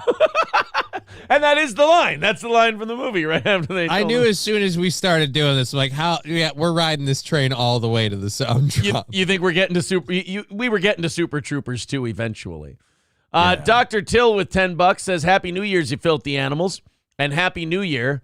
Wait, I think I fucked that up. You did, but it's all right. Sid Saraf with 5 gifted memberships. CK Benzona, Hoffman, Alex, Fuse 4 Gaming, and Caliente. All thank you.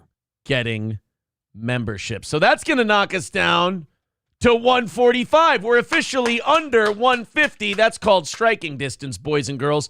Finish it up. Streamlabs, PayPal, Venmo, the links are in the chat. Everybody get in on that. Epic Dance Party becoming a member for his 18th month. Thank you, buddy. We're only 145 away from having some overtime. Okay, so it's not happiness in your asshole that is the secret to life. The Home Secretary of the UK, now remember, this is after he made the joke, a little bit of Rohypnol in her drink every night was not really illegal if it's only a little bit. Right after that, this man on fire laughed that the secret to a long marriage was ensuring your spouse was, quote, someone who is mildly sedated so she can never realize there are better men out there. I love this man. I told you. He needs to make more speeches. And don't script him. No. You need he's a, what do you say? He's a peacock. You got to let him fly. That's what I say. April, becoming a member for her 19th month, says, prayers for my back door after Aaron drugs me. Wrath of Chaz is Ricada writing this guy's stand-up jokes. No, there's nothing about Jews in it. I was telling Nick, he was coming down to Mystic, and I was telling him, dude, do you want me? And I think I contacted you about this.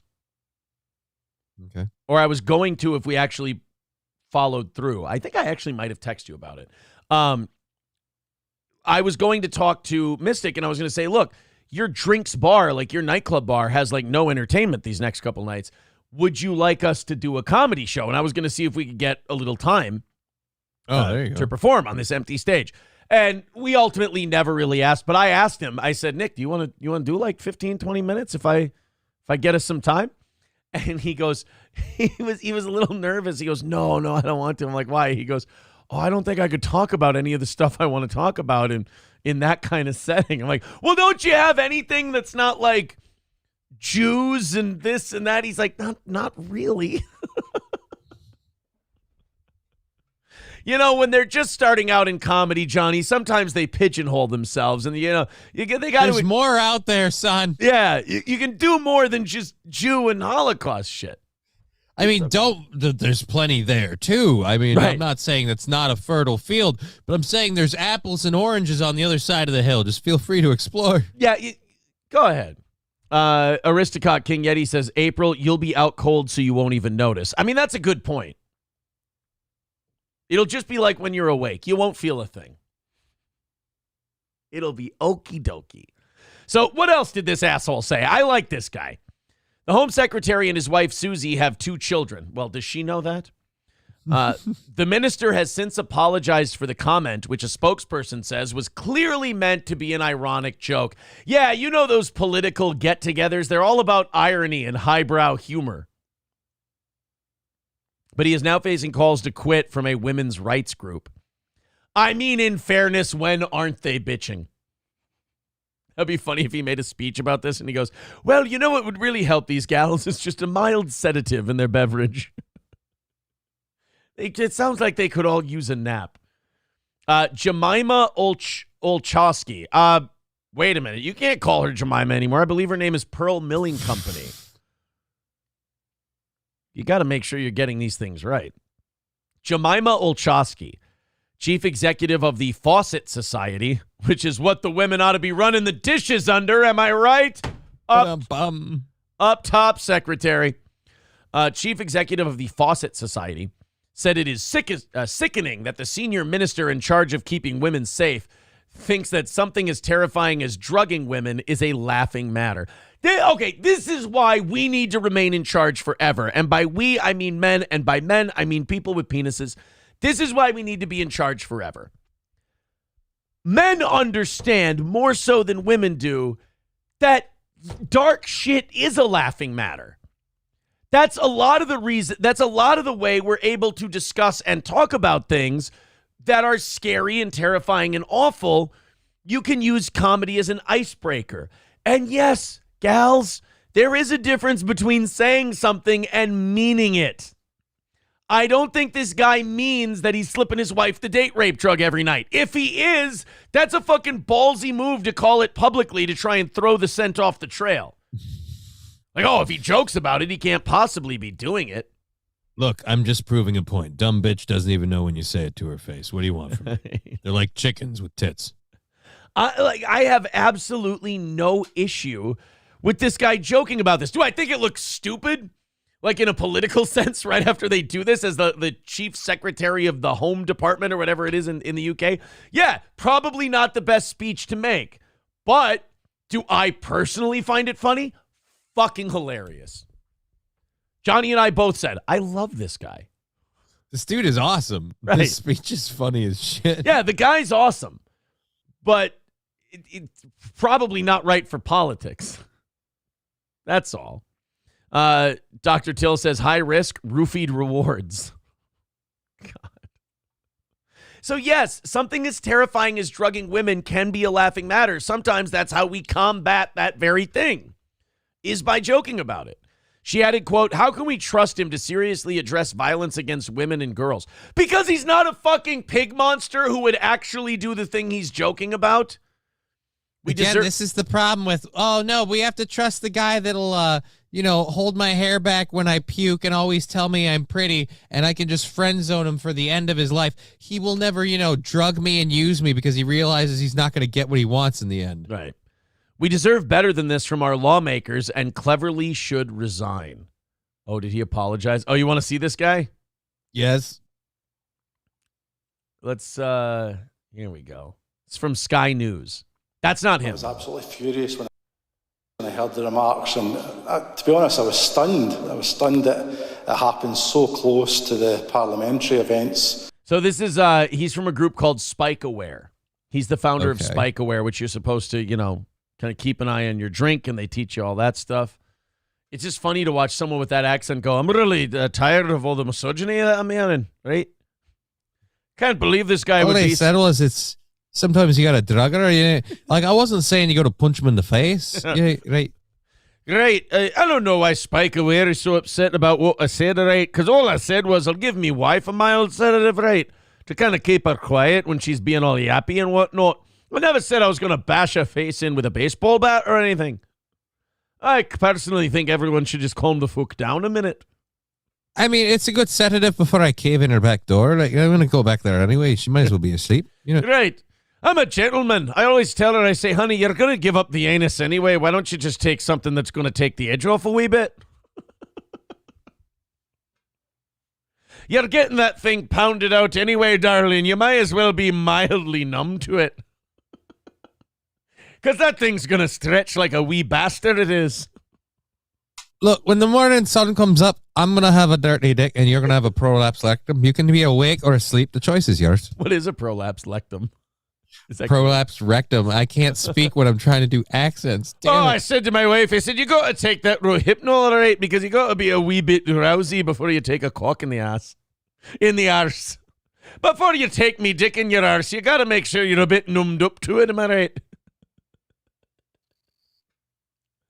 Oh, me wife and I were watching a marathon of the Blacklist, right? And then all of a sudden she says, I'd like some Rohypnol. I'm feeling a bit sleepy. I said, can I still get that backdoor thing in writing? Before me they wife... fuck like warrior poets. They fuck like Scotsmen on the dirt road. Oh, that Rohypnol contract was lies the day they were written. Oh. Yes.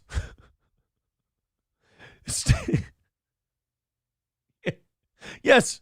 Deny the back door, and you may live. For a while. But would you trade this day to that day and every day in between for one chance to say that they can take our asshole, but they can never take our Rohypnol? Why did Braveheart become about dosing your wife? I don't understand. Your mother's been telling you stories about me again, eh, boy?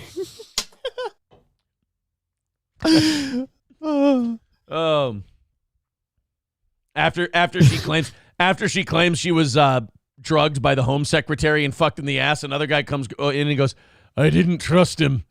He wasn't right in the head. Another secretary comes in. I should have remembered the rocks. You should have. Do you think you can squish me butthole like a worm? Would you like to see him squish me asshole like a worm? Do you think you could you fuck a man in the ass with that cock? All right, then go ahead. You'll move. Will not. I was claiming the right of a lord, and I'm here to claim the right of a husband. Take the Rohypnol.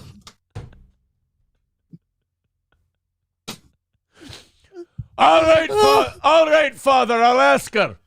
My father wants to know, if I give you Rohypnol, will I be allowed to take the back door? Is your father a ghost, or do you converse with an almighty? In order to trick your wife into taking GHB, an Irishman is forced to talk to God. And now the Holy Father says, quit stalling and answering the fucking question. You just tell the bitch, quit stalling and answer the fucking question. He's looking at his wife while she takes the drug, and he's got his dick out by her ass, and he goes, my father says he's pretty sure he can get me out of this, but you're fucked.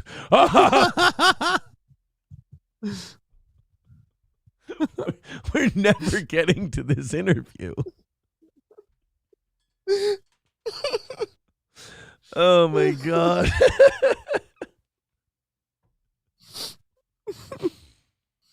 I'm just thinking, do we have anything else left? I want to go to the chat and see if they've got any contributions to make before we do this interview. This remake of Braveheart is fucking lit. Here's a Mrs. Doubtfire line from T. Jefferson. Brace yourself, Effie. Oh. Dr. Till says Prima Nocta is now just a fancy brand of roofie. Oh, no. Oh. Douchey Nazi says, you swore this would be a battle of buttfuckers, Bill, not a bunch of Miss Nancys. Warriors is what we brought. Wait a minute, that's Gangs in New York. Yeah. Vaginas and assholes are the order of the day.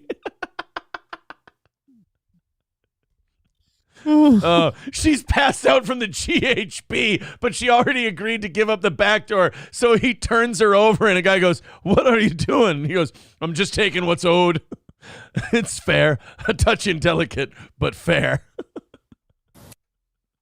Is your mouth all glued up with coney juice? I asked you a question. Is your mouth all... I've taken... Whoa. Sorry. Whoa. No, that one's you. You don't need to hear that one. Oh, man. Fucking Braveheart / Gangs of New York thing we're putting together here this might get greenlit if we keep it up. $145 away from overtime, and we've still got 40 minutes left in the show. If you feel like contributing to our program, now is the time. Let's get that number knocked down in the next 30, 35 minutes here. No more offering plate, no more of that shit for 2024. But we are going to ask. We are going to try to get there. And also, Gordy's making an appearance today. Someone said early in the show, no Gordy, no goal. So Gordy will appear during overtime as well. All right, can we now get to the guy from Spike Aware in the UK talking about the Home Secretary's thoughts on... Oh, wait, first let me get my pen. Braveheart. Might be a good bit. Remake. There we go. All right, let's check this out. That afternoon, they were saying how they were going to take the spiking campaign forward, the new proposals, and then a couple of hours later he's joking about it. That's right. I said that I would protect you guys from getting your drink spiked. I never said anything about me wife, fuck. What I said was I would make sure poor strange college girls didn't get pilled up at the pub. I didn't say anything about me wife burning dinner and me punishing her backside. Oh, shit. An ironic joke, says a spokesman for Mr. Cleverly, for which he's apologised. Yeah, I can understand him apologising, but spiking is no laughing matter. I personally, I lost my son to spiking. And Whoa.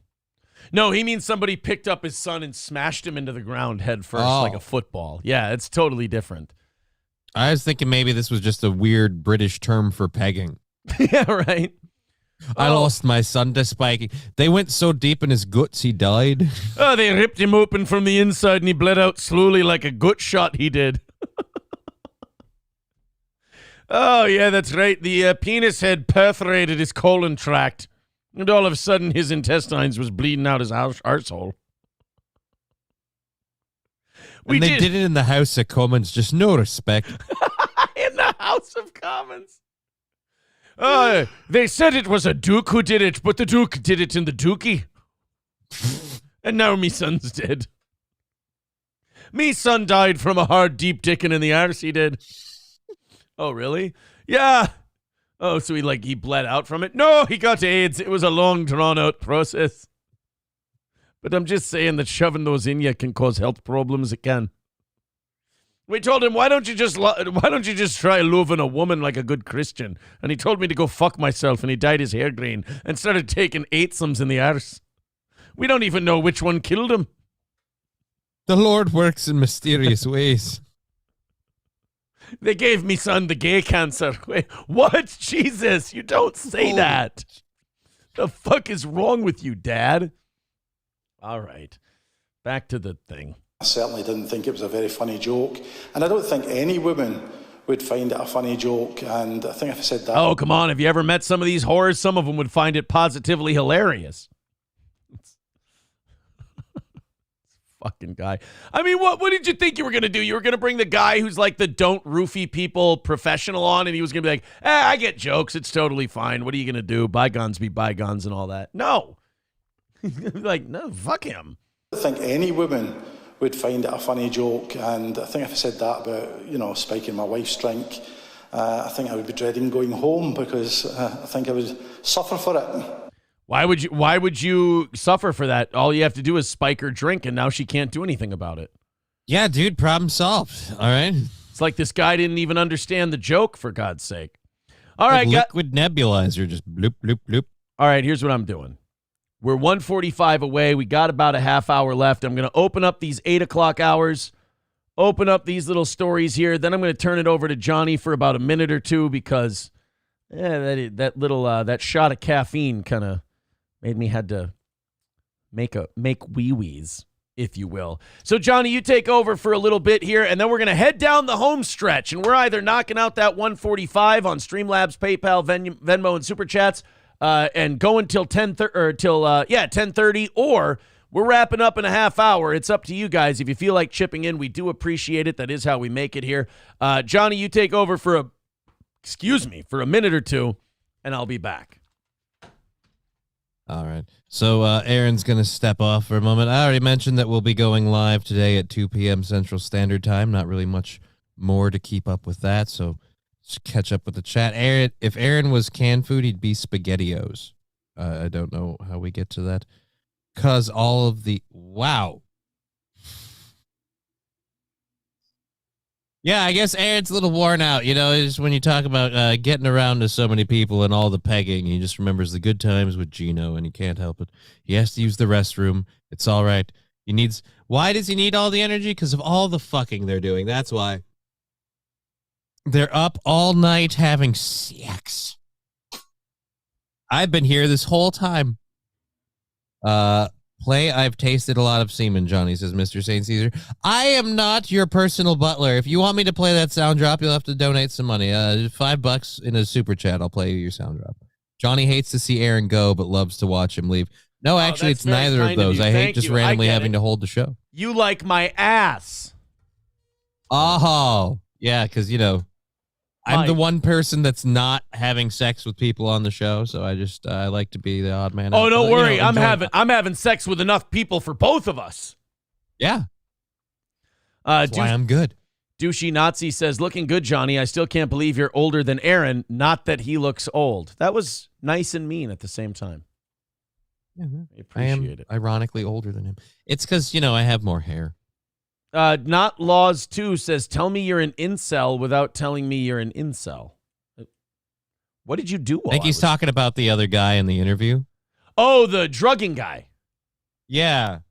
Well, yeah, you're not supposed. Well, is he an incel? I mean, he's clearly. He has a wife or whatever, and he's clearly having sex because he's drugging the shit out of her.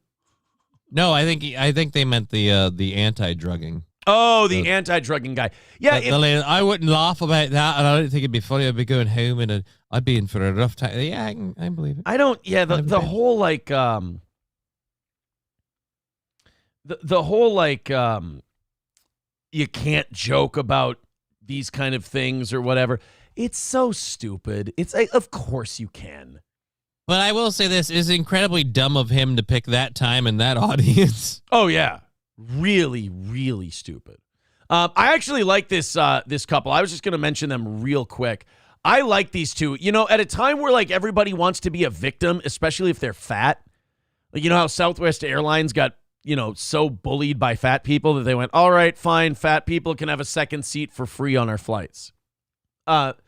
These two are refreshing. There's an article in the New York Post this weekend. I got kicked off a roller coaster for being too fat. Now my husband and I have lost 200 pounds together. Thank God there's people like this around.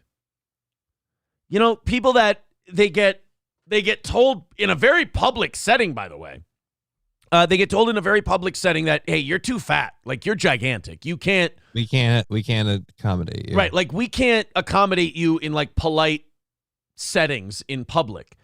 And instead of going like, well, I'm going to sue you and this is discrimination and this and that. Instead, what they do is they go, boy, I should probably go to the gym and I should probably get a little leaner and a little skinnier and maybe lose some weight. And then they do. We need more people like this. Like, this should be the poster child. The way it works. Yeah, this should be the poster child for obesity and how to fight obesity is these two. Like, yeah, we got publicly shamed and we felt like dog shit. And instead of projecting that on everyone else and making them be comfortable with how gross we are, we just decided to lose weight and then we could stop bitching. Yeah, but I literally did a story yesterday about a TikToker that is lauding Southwest Airlines for giving whole rows to a group of people that she deems herself part of this group, and she came up with this term. She's a member of the super fats. She calls them super fats. She's a super fat. Others are super fats. I'll say this, Johnny, before I shit on what you just said, the super fats were one of my favorite progressive blues bands. The super fats, they Slick Willie and the super fats. Slick Willie and the super fats were very talented. An embarrassing incident at SeaWorld in Florida. Oh, how fitting. A couple of sea cows decided to turn their life around at SeaWorld. I get it. Uh-oh. Led a theme park-loving husband and wife to make a series of drastic lifestyle changes. In 2017, I sat in a test seat ride for Mako at SeaWorld, and unfortunately, the bar to secure me in just wouldn't go over my legs, said Tracy Lord. Wait, not that Tracy Lord. I would hope not. That's quite a turnaround. That's definitely... That's not what I remember seeing. Tracy Lord, 43, who at her heaviest was above 300 pounds. I tried to brush not fitting on a ride in Florida as just one of those things, but after coming home, I felt sluggish and something just clicked, she said. Lord and her husband, Steve, said that they were avid eaters of fast food at the time, with Tracy commonly consuming up to 3,000 calories per day. But the SeaWorld incident stuck in her mind. In the end, it turned out to be the motivation for the couple, who have been together for 21 years, to seriously slim down. Tracy dropped 6 dress sizes in an 18-month period, while Steve shed dozens of pounds. After I lost 70 pounds, I think Steve realized he could also do the same thing if he, too, changed his diet. That's the other thing. Like, when you get that fat, when you get to, like, 300 pounds or whatever, really just not eating like a piece of shit is going to make the first like 20, 30 pounds just fall right off. Yeah. If you just change your diet up a little bit, a lot could happen. Right. Because like the amount it takes to get that, not only get that big, but to also stay that big, that takes a lot of calories in. So if you just cut it back, scale it back a little bit, it'll start to fall off easily. Then after that, you start, getting to the gym, being a little more active. Your metabolism speeds up a little. It's very doable. And the thing is, like with this story, shame works. If you shame people, a lot of them will lose weight. And the ones who won't will just bitch and whine and piss and moan anyway. They're already bitching and whining and pissing and moaning as it is. So shame them, let them bitch. They'll stay fat, they'll die. But the people who shaming would work for might actually get help and get healthier, which would be nice. Check this out. This is the Do we have like a before and after? Yeah, this is them before. Okay. That's a picture of them at Disney. And then this next one here. Like I said, there's a lot of head in that photo. Those are teeth. Holy shit. Right, they look good. Fucking You know what? I wanted to shit on her and make some... Fuck that. No, good for you. Right. Good for you, lady. They look good. Seriously, if he's not busy, sign me up. I mean, holy shit. I know a home secretary in the UK who would love to go to a pharmacy with you. Take a little trip. No, good for them, man. I like that stuff. I like that when shaming works. Not Laws says, hey, both of you have no muscle mass whatsoever. It's fine. Michael B says... No, actually, upper body, we're both pretty ripped. You do the boxing thing, and I have a wheelchair thing, so... Up here, I'm good. Tits down needs a lot of work. Yeah, no, I wouldn't say... I'm not buff, but no muscle mass. I mean... How fucking dare you? You know how hard it is to hold up his frame using just his arms? Yeah, dude. It's remarkably Takes a lot. Michael B says, shaming works. The world needs more of it. With that being said, Aaron, work on your core. You are disgusting. I agree, man. I've already enlisted April's help. I said, when we go to the gym, I'll do all the lifting stuff that you do. And I'll do all the butt squats that you do. I won't just watch anymore. All of the ass squats. I'll have a great ass. And then I'll go down and I'll do the boxing thing afterwards, all the cardio and all that stuff. So I got to get the core and I got to get the legs. You'll go down. 1:45 away from overtime, boys and girls. We got about 25 minutes left. Everybody throw into that Streamlabs, PayPal, Venmo, Super Chats, memberships, etc. Let's get there. Let's go all the way and get that 30 minutes of overtime. God, I love watching My 600-Pound Life, says Duncan Murdoch. Not Laws says, hey, 4th stage cancer patients called. They want their body image back. Well, this guy really doesn't think we're hot. Oh, it's really starting to piss me off that this guy doesn't think I'm sexy. I really wish this guy found me more attractive. I'm starting to get bummed out. Mr. St. Caesar says, Aaron, look into this video. You are working towards super fats. If you keep up with the McDonald's and breakfast sandwich, we are only looking out for you. Thank you, Mr. St. Caesar. I appreciate it. I'm still at 220, so I'm still only 5 pounds away from fighting weight, but I do need to work on the body end of things. Aristocock TX says, shaming doesn't work. Clearly, Aaron is still mainlining McDonald's. No, that was just a gas station breakfast sandwich we saw earlier. Thanks, John. Appreciate it. Excuse me, guys. It was from Holiday Gas Station. You owe him an apology. Hobo Chili says 600-pound life, a.k.a. steel toe. It's not. Johnny and I don't even weigh 600 pounds put together. Yeah. Chug that sugar water, fatty, says Hobo. There's no sugar in this. There is absolutely no sugar in Celsius. It's just all kinds of chemicals that make you the go. Two of us put together would equal about 450, 460. There you go. We couldn't even get to 500 together. Nope. Zen Rhino says 220, maybe kilograms. 220, yeah, in your bra. No, good for those two, though. Shame the shit out of fat people, and then they'll either change or die young. Either way, everyone's going to be fine. And this is the thing, though, too, like all the people, that's wrong to shame, but really, I feel like that lady right now is probably pretty happy for that moment of shame. Right. You know, like that moment that she was shamed and she felt like there was something wrong, and she took a moment of self-reflection. I'm really, really sure she regrets it now, being the fucking smoke show that she is. Yeah. She gets to go on all the rides, even the ones she's not asking for, coming out and be like, hey, I got a ticket for you. All right. Hey, a lot of new laws are starting up. Now, we're not talking about the roofie one in the UK now, but a lot of new laws are starting up in January 1st, yesterday. Yeah, like what? For example, in California, illegal immigrants are now getting a free health care plan.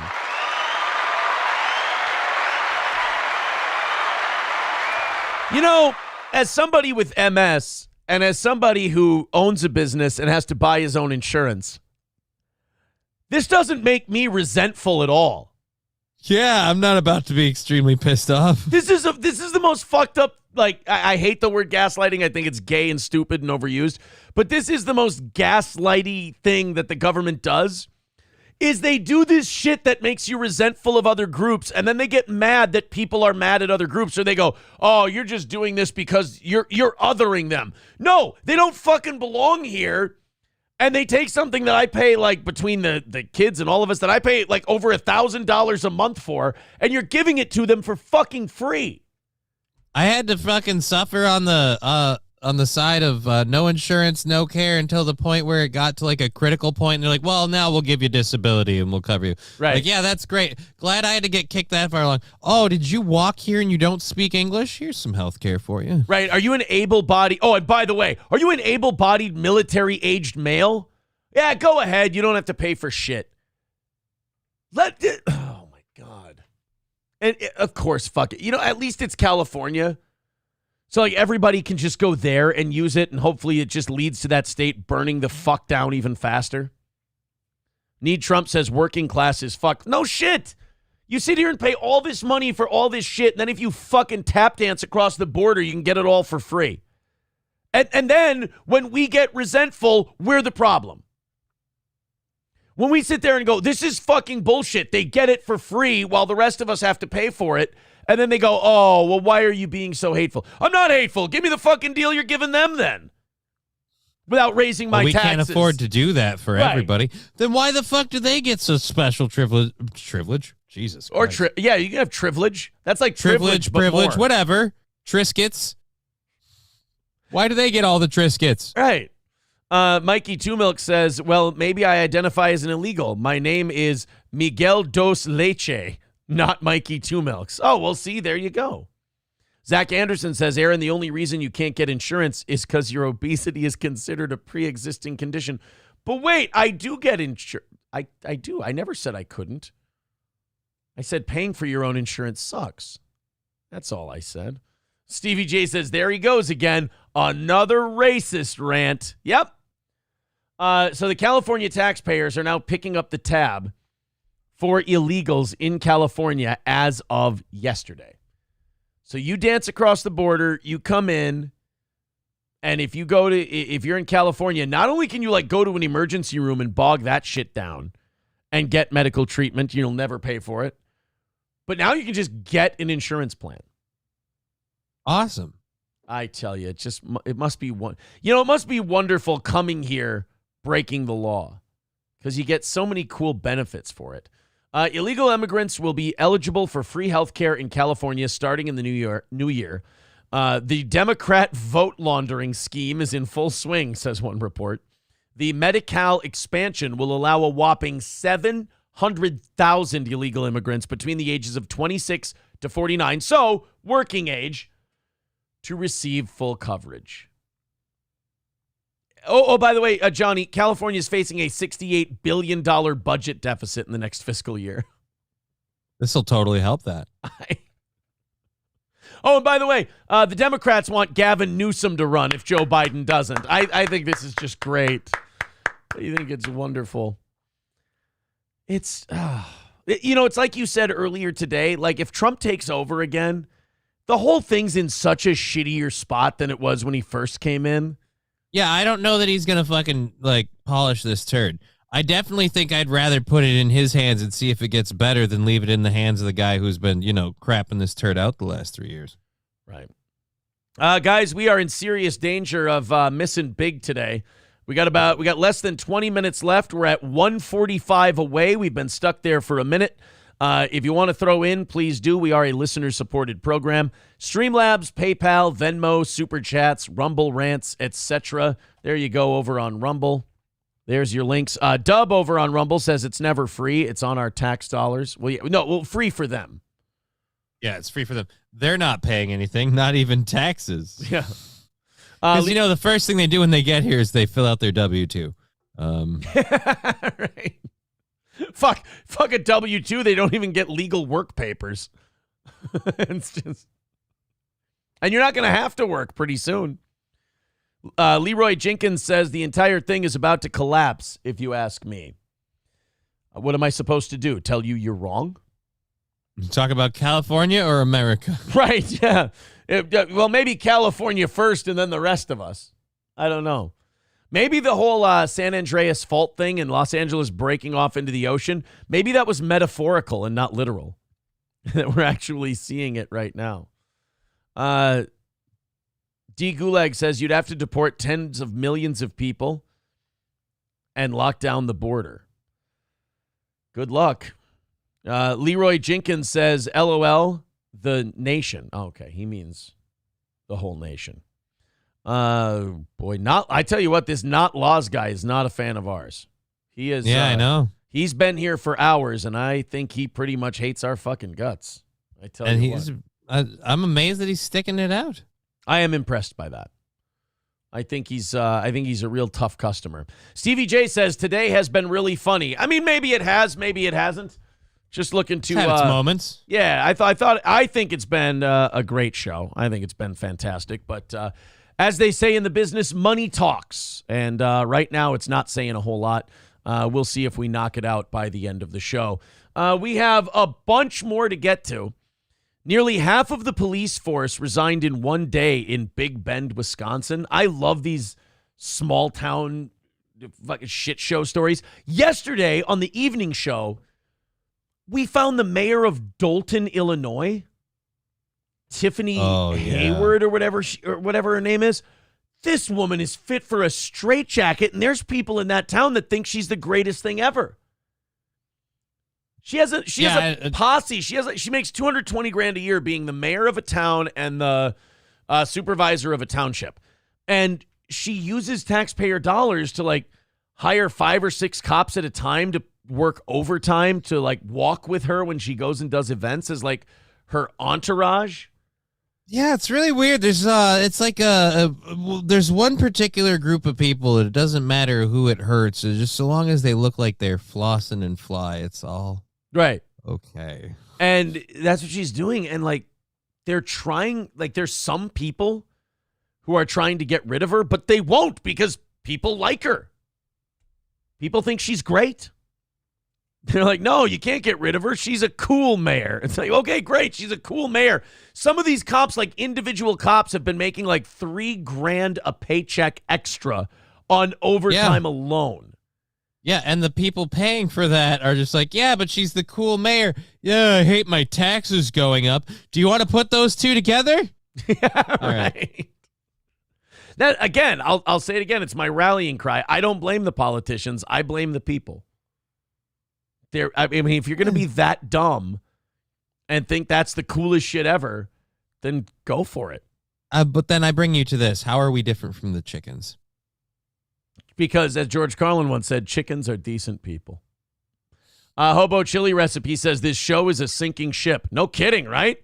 I thought it's been a good one, but I could be wrong. Again, statistically, I am inaccurate on that. 1:45 away, 15 minutes left. Let's get a move on, everybody. Start a rally, and let's hammer this thing out before the end of the show. Nothing anywhere. All right, let's do this last story here, and hopefully this next story here, and hopefully it's not the last one. 5 members of a local police department quitting on the same day. The village of Big Bend announced the resignations on its Facebook page. 12 News' Nick Bohr is live there with a look at the reason behind the mass exodus. Nick. Well, the 5 officers represent nearly half of the police department here. I spoke with one of the resigning officers who told me there's a general sense here that they don't have the support of the village board in Big Bend. And wow, I'm surprised that police forces are starting to feel that way nowadays. I can't believe Patton Oswalt is so desperate for work. Yeah, you're right. I haven't seen him do much lately. Now we know why. Maybe it's like a method acting thing. Yeah. Maybe he signed up to play Edward R. Murrow, and he's just trying to learn. But, I also have another theory that maybe the Big Bend Police Department decided to resign so they could go get a gig in Dolton. I mean, yeah, dude, fucking cushy gig being that lady's security. That's where you want to go work. The overtime is incredible. Only got worse, he says, after the recent death of their police chief. Oh, boy. The yard signs and blue ribbons of support are still displayed in Big Bend, sprouting 3 months ago when the village board decided to disband the police department. Wait. The village board they disbanded the police department, but yet you guys quit. So 5 officers quit, but they also voted to disband the police department. Well, then, if they're getting rid of the police department, is the village going to give a is the village board going to care if you guys quit? Yeah, does this actually mean anything? Isn't that kind of like? And what were they planning to do if they disband your police department? Like they allow another precinct to like take over jurisdiction? Like what exactly? Yeah. How does that work? After public pressure, they reversed themselves, but the damage was done. 5 police officers abruptly resigned Thursday. One of them, Officer James Sonnenberg, who early this month at a board meeting in uniform left no doubt about how he felt about the village board. You are so full of it. I am tired of the harassment of this village board and all the crap that I've been dealing with throughout the years. The head of... Well, I mean, Jesus, buddy, you didn't have to be so gay about it. Wow, really throw it out there. Don't hold anything back. Yeah. I'm tired of all the crap that I've had to deal with. I'm tired of all the things, and then there's the stuff, and you wouldn't believe the crap and the stuff that I have to put up with. You guys are butts and there's poop, and this guy knows how to do a good rant. Yeah, that kind of sucks. Like when you vote to disband the police department and you go, yeah, fuck you guys, we don't need you. So these guys are all preparing to have to find new jobs. Then all of a sudden, a couple weeks later, they go, we were just kidding. We're good, right, guys? Like nothing says we've got your back quite like go fuck yourself. No, I didn't mean it. I'm kind of wondering, did these guys resign to make a statement or did they resign because they realized, well, you know, actually, shit, that's a sweet deal, and I actually would be moving. They're going to be paying me my moving expenses. There's better schools. The wife is excited about it. Right. I don't even fucking like this town. Yeah, they got all excited, and then all of a sudden the rug got pulled out from under them. Well, fuck that noise. I'm still leaving. Yeah. And police commission also quit. I resigned because of the village board. Mark Anderson says the sudden death of Police Chief Don Gaglione in October could have helped unify community leadership, but he says it only fractured further. I feel bad for the residents of Big Bend. There is a clear division here in the village. Anderson says the village president's plan to dissolve the Fire and Police Commission this month was the last straw for him and the 5 officers quitting. There very well could be a lack of service here. Now, I know that Waukesha County Sheriff, will fill in, so there will be coverage, but there will not be quick response because there's just no possible way for that to happen. That's kind of what happens when half your police force quits. So this sounds like a city that's just being run really shitty and just pissing everyone off. Again, this is the question that I'm brought to. What the fuck did they think was going to happen if they actually up and disbanded the police? Right. Because now they're like, look, we have a severe lack of officers, and so there's just, there will be coverage, but it's just not going to be a fast response. Yeah, if we got rid of all of them, we'd still be in the same spot. This is a microcosm for like how government often fucks things up. It's like there's so many things that go wrong that like if you just wouldn't have touched anything, it would have been fine. But you told these guys they weren't needed and you got rid of their department. So a lot of them just quit. Then you said, well, we're sorry. We didn't realize that all you guys were going to react this way. We're going to bring you all back. And then they still quit on you. So now you have the problem that you wanted to avoid, that you could have avoided if you just would have never fucked with this in the first place and just let things go.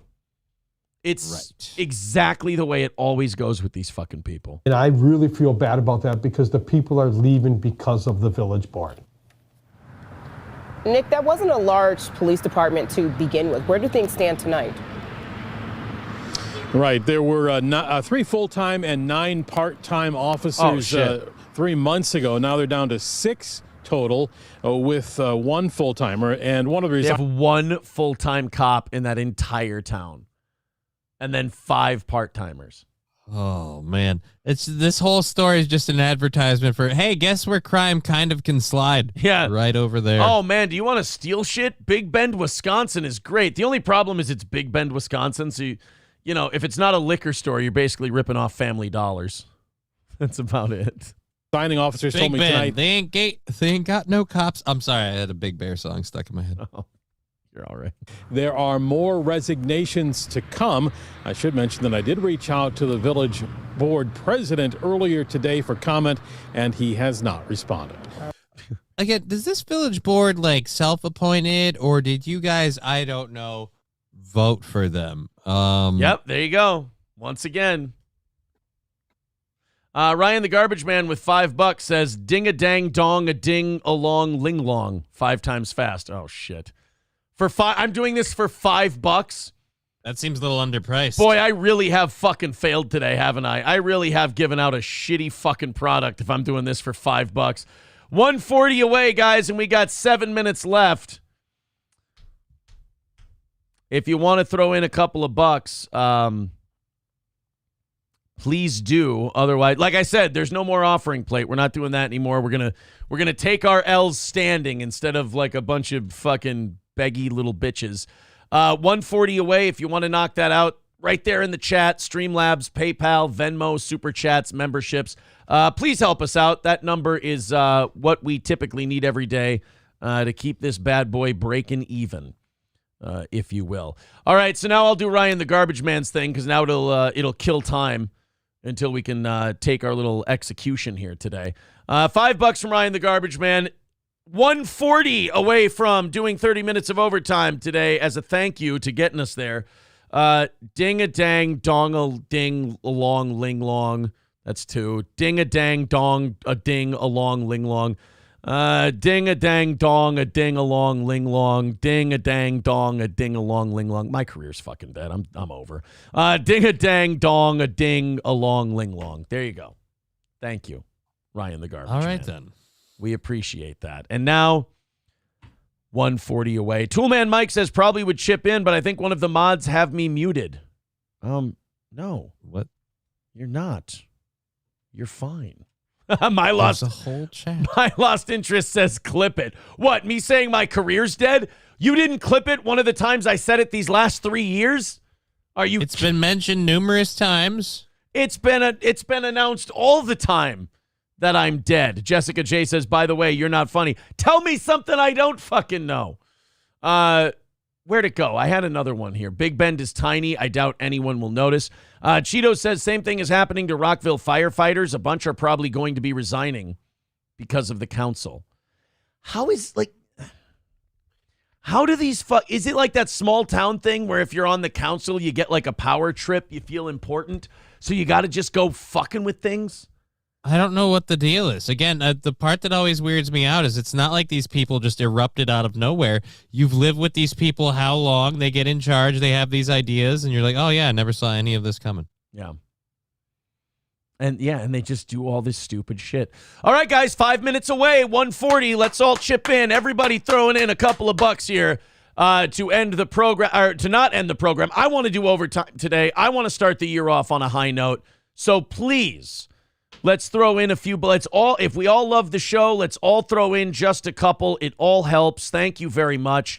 Almost 700 of you here sticking around. I don't want to be done in 5 minutes. I want to go long today. Go ahead and throw in a couple of bucks. Rumble, YouTube, so on and so forth. Need Trump says, I kind of like the begging plate. It's entertaining. Yeah, but if I'm going to be a failure, I'm just going to straight up be one. Gypsy Rose Blanchard. You know, I didn't know a lot about this chick, but I just kept seeing a shitload of articles about her. Do you know anything about Gypsy Rose Blanchard? I do not. She is. April and I were looking into this.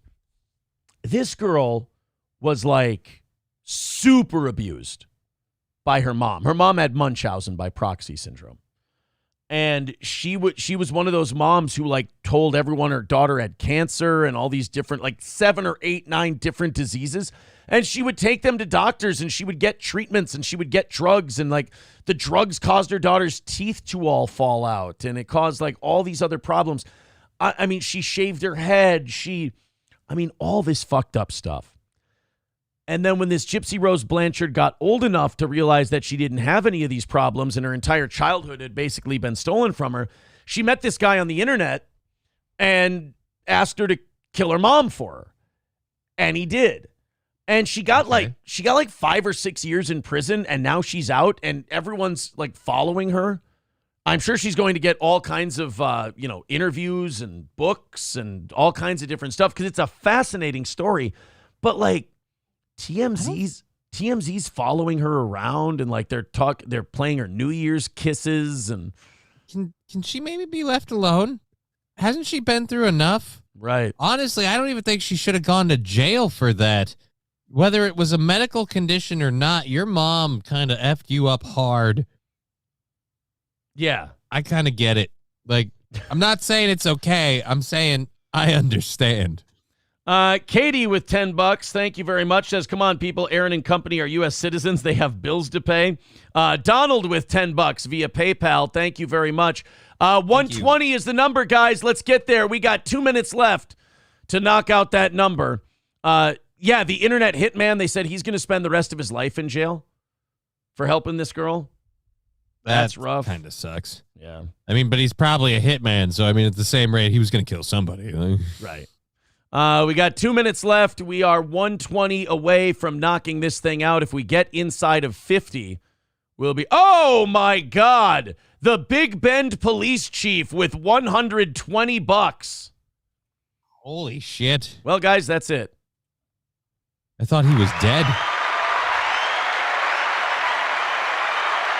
From beyond the grave, the Big Bend police chief saves the program for today. Now, the data and the statistics match how I feel about how today's program went.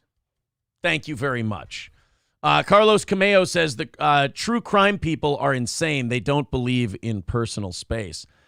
Yeah, like that's kind of become the big thing now, is the true crime podcasts and like the, all these wacky stories and shit. And he's right. The fans of that stuff are crazy.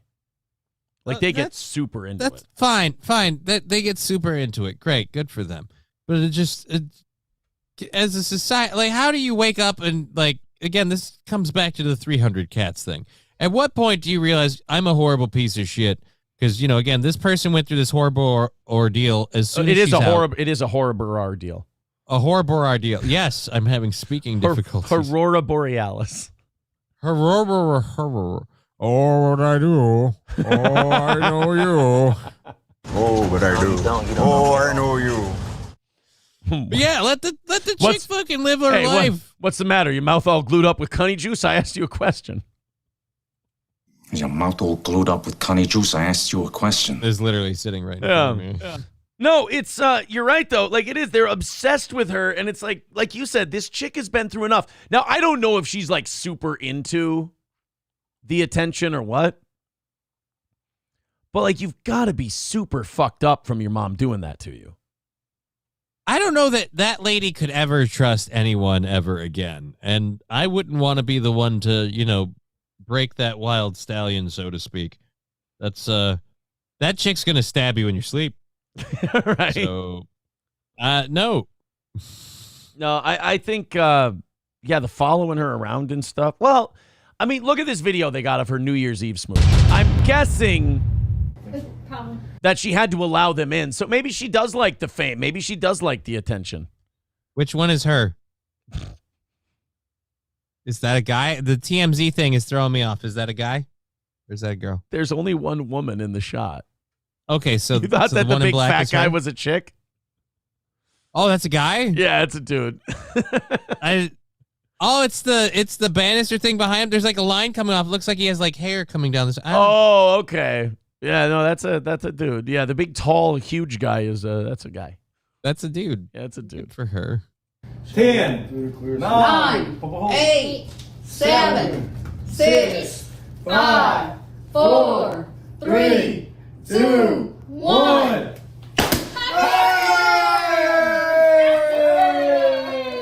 Well, he's a fat, so I don't feel bad.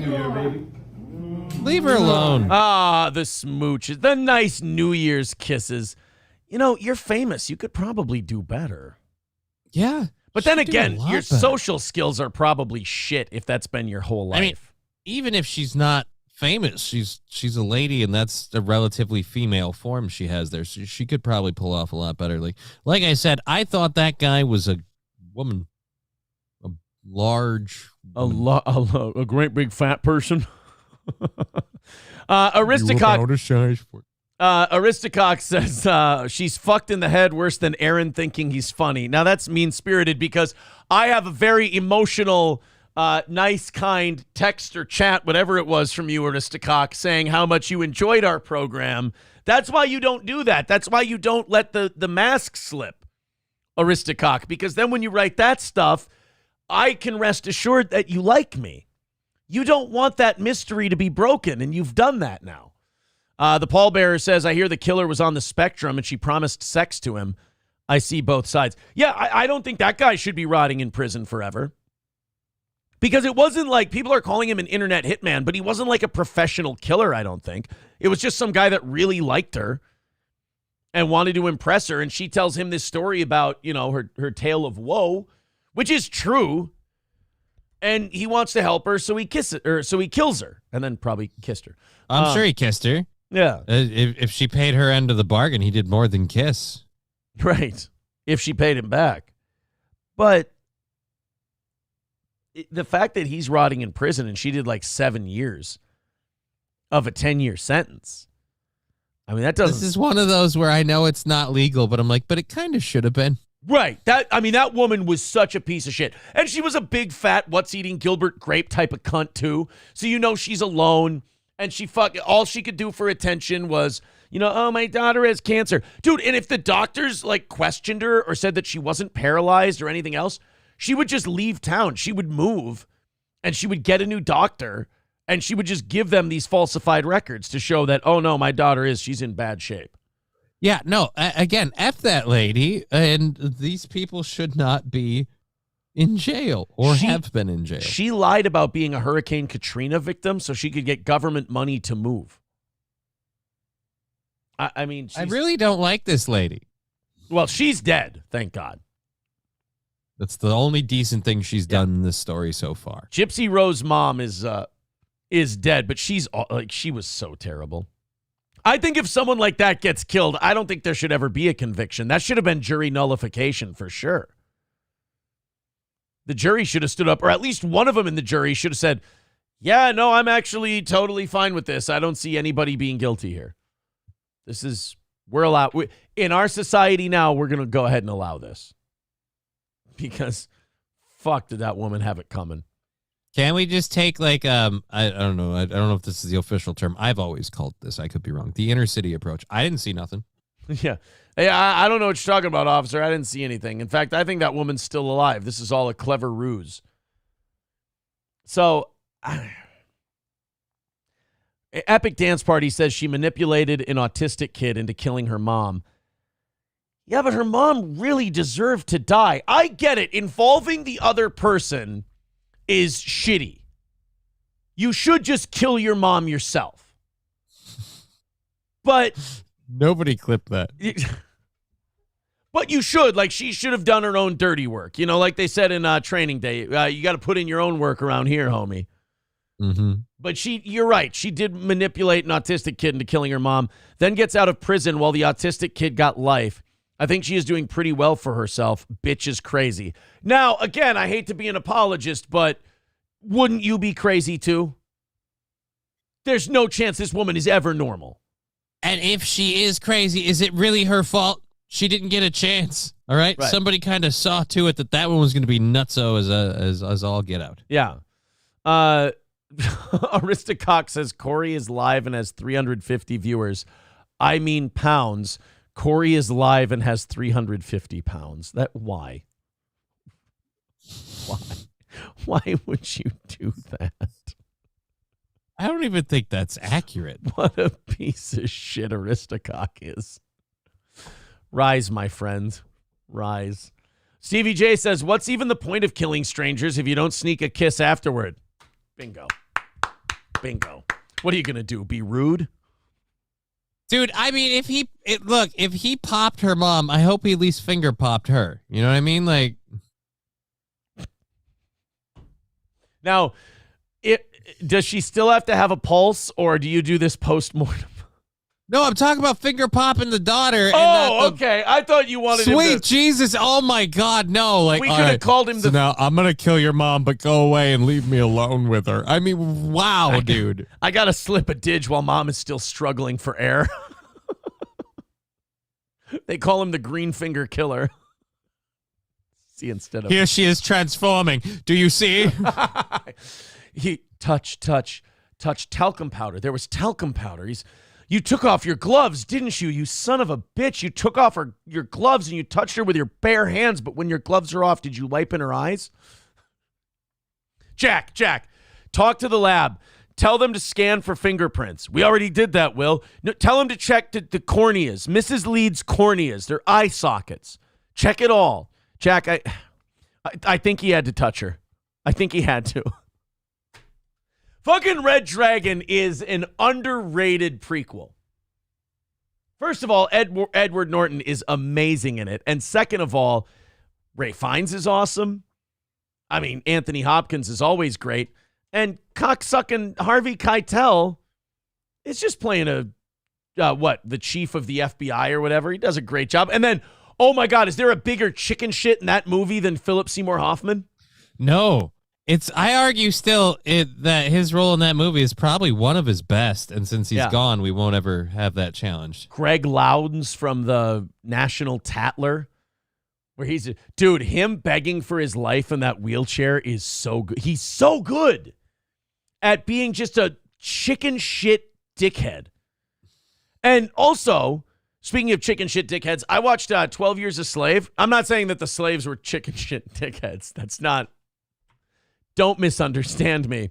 And you were saying? Don't misquote me on that one.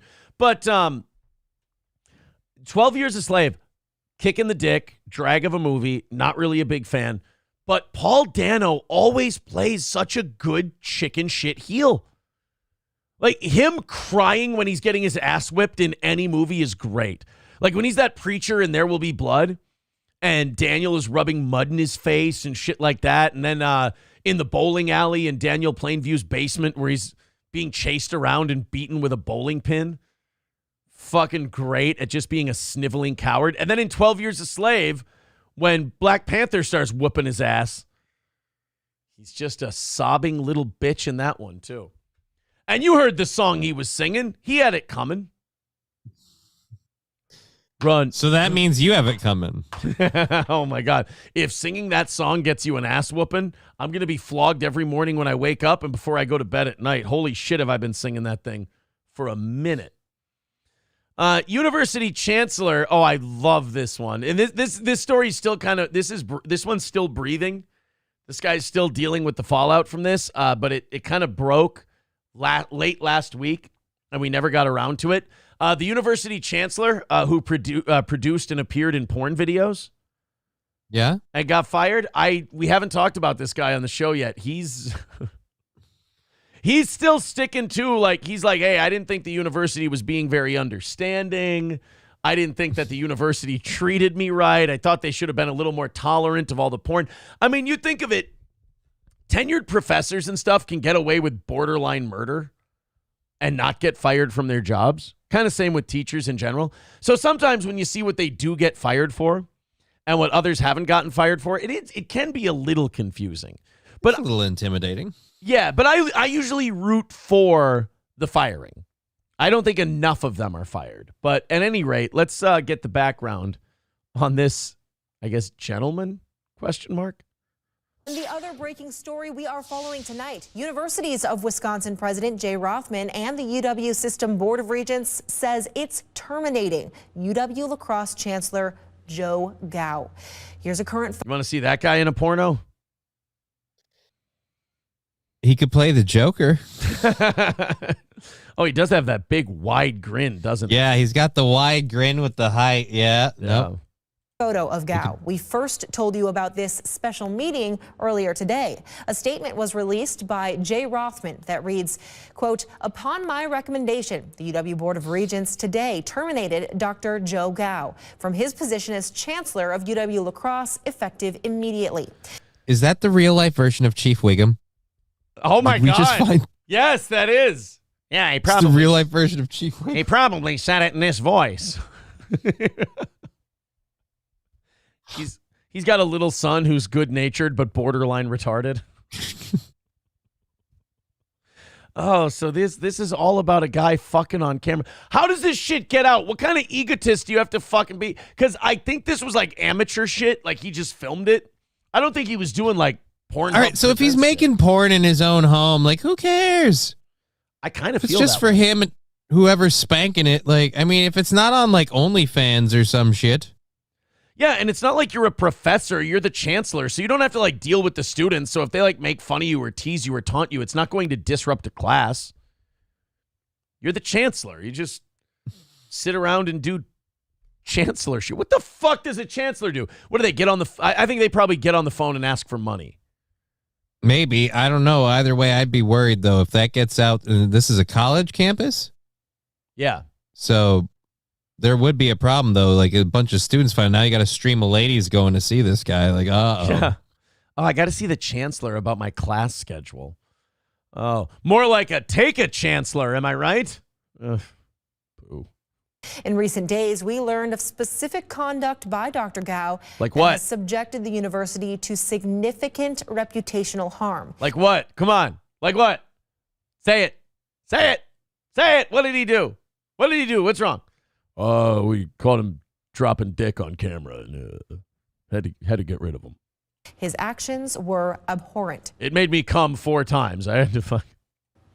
Now, we don't know the nature of what Gao is accused of. According to the release, he is a tenured faculty member. He will be replaced on administrative leave as he he's a 10-inch transitions into that faculty member. faculty role in the school. But Rothman notes he has asked the tenured status to be reviewed. The university has named Wow. Betsy Morgan as the interim chancellor. Wow, so they can't. Are they saying that like they can't like fully fire him? They can just suspend him until his contract is up because he's tenured? Interesting. Okay. Gao told Guess who's got more time to make porn? Yeah, right. Gao told the Associated Press that he was fired because he and his wife, former UW La Crosse professor Carmen Wilson, produced and appeared in pornographic videos. University of Wisconsin President Jay Rothman said the board learned of alleged conduct by Gao in recent days that has subject them to reputational harm. His actions were abhorrent, they said. I mean, abhorrent? Were they really abhorrent? Or I mean, he's kind of Didn't Eiffel Tower with his wife and some other dude. Who cares? Yeah, who gives a shit? Like half the students don't have their own sex tape, says SH, right? They're filming everything. Aristocock says, Aaron, please do not put your kids on stream. I don't want to see someone else I have to feel bad for. All right, thanks. Thanks, buddy. Thank you for the advice. I appreciate that. Michael B says, pull her up. Let's see what she looks like. All right, Carmen. What was her name? His actions were abhorrent. Carmen Wilson. All right, let's see. I mean, he's older, so I'm guessing she's going to be older. I mean, fingers crossed he married a student. But That sounds really bad out of context. I mean, she's okay. I wouldn't. Oh, wow. Yeah, no. No. I mean, I think this porn might have been made in-house for the people involved in it. Yeah, more than it's a anything. middle-aged couple that filmed themselves fucking. Yeah, they've got keys in the hat parties written all over them. Oh, and recognize that look there, do you? Yep. Spotting it pretty quick. Just like looking in a mirror with a better hairline. Holy shit.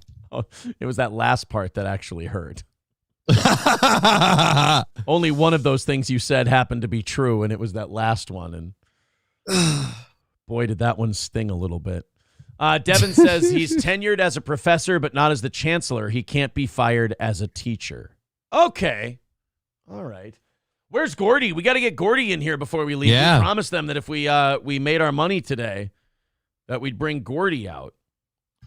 April, if you're listening, if we could get Gordy down here, that would be good. Otherwise, in like 9 minutes or so, I'll just walk up myself and you can fill in and we'll get Gordy. So they can suspend him as a professor until his contract or whatever is up, but they can get rid of him as chancellor because that doesn't have like a tenure with it at all. My wife and I live in a country where we have a First Amendment right, said Gao. We're dealing with showed her my amendment.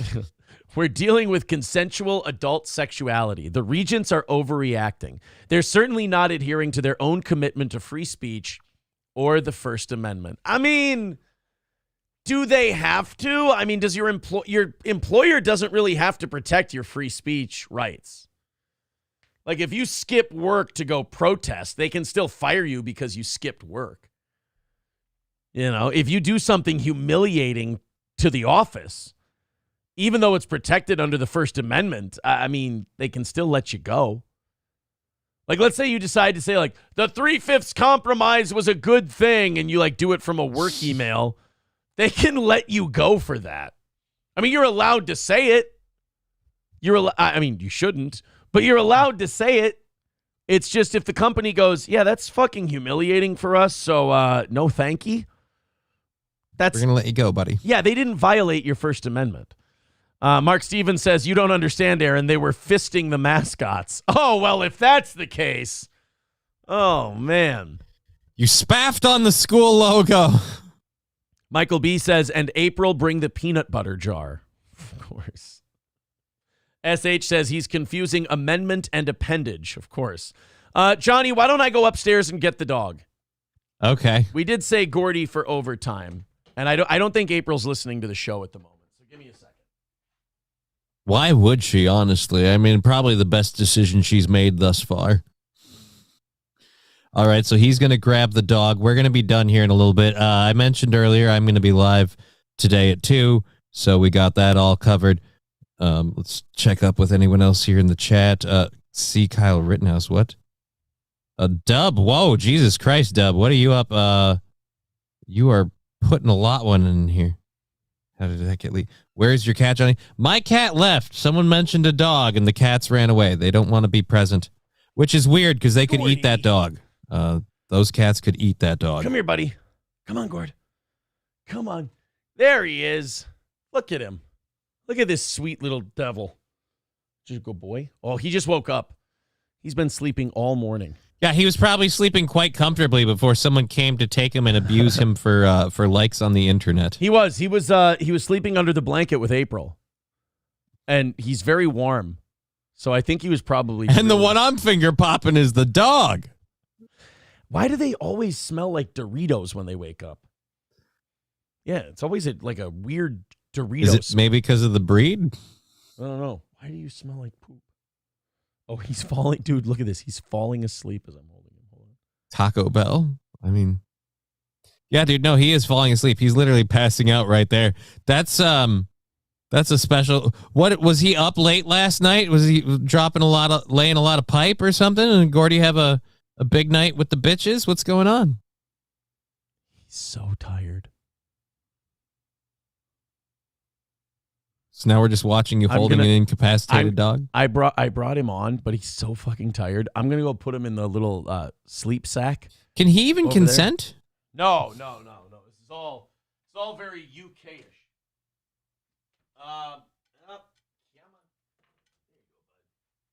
Why would anyone put up with this shit show?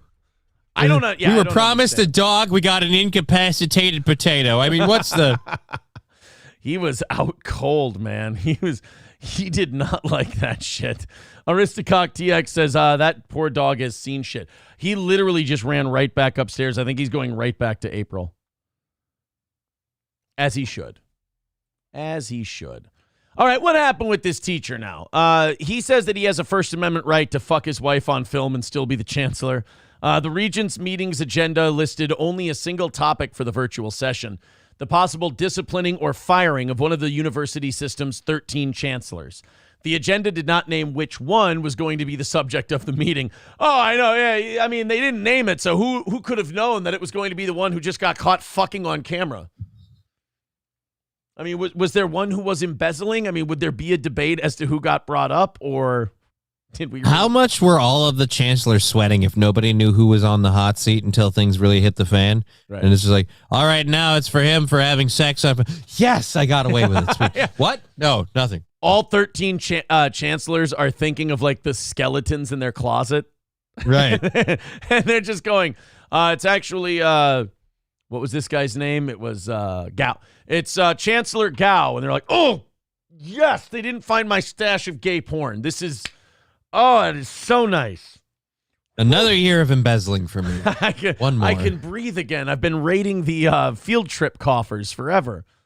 Now, according to UW La Crosse, Gao is the longest-serving active chancellor in the UW system and the second longest-serving chancellor in school history. See, now this is where I think the university maybe was a little too hasty. This guy's obviously doing a decent enough job if you keep him around this long, and you're just going to can him because he made a fuck tape? I don't know. Maybe if he was a second-year guy, you pull this move, but people will forget. After the regents gathered Wednesday evening, they called roll and moved immediately into a closed session. That's never good. They never go into a closed session and don't fire somebody. Well, closed sessions are only for the good things. Like, hey, we've got too much money and we don't know where to put it all. Hey, guys, we can't open this one up to public comment because the people are going to love it so much that they won't be able to fucking... They won't be able to control themselves, so we gotta call a closed session. Public comment just revolves around a bunch of people spouting their opinions, but every once in a while, one person comes up, yeah, I'm just curious, where can I find this porn? D-Rec says, wash the dog's feet. The corn chip smell is from bacteria. Oh, well, then maybe somebody needs a bath. Aristocrat King Yeti says, hey, Johnny is the only incapacitated potato on this show, God damn it. SH says, how many of them prepped an apology message? Yeah. Like, imagine if you sent it in before the meeting and then the board of regents were all like, why the fuck did you send this to me? Well, you said one of us was in trouble for things that were detrimental to the university. Yeah, but we didn't know this about you. And now I have to call the FBI and have them take your hard drive with them. You can't. TDR Shit Show says, yes, but the sexual vids are not work-related in any way. I can't fucking film my wife without getting fired from my job. I call bullshit. Exactly. Yeah, I don't really know. And like looking at the guy's track record as chancellor, it doesn't look like he was doing a bad job or anything. Gao announced in August that he intended to step down at the end of the year and transition into a faculty role at the university. At the time, Rothman had described Gao as leaving UW La Crosse better than it was when he arrived and said he was grateful Gao would be serving for the full academic year. Well, then why couldn't you give it? What is there left? Like 4 months left in the year? So he stooped and he filmed it. Big deal. Sounds like he's good at his job. In fact, it sounds like he's good at 2 jobs. Right. Yeah, let him have the last 4 months, and then he can call it a day.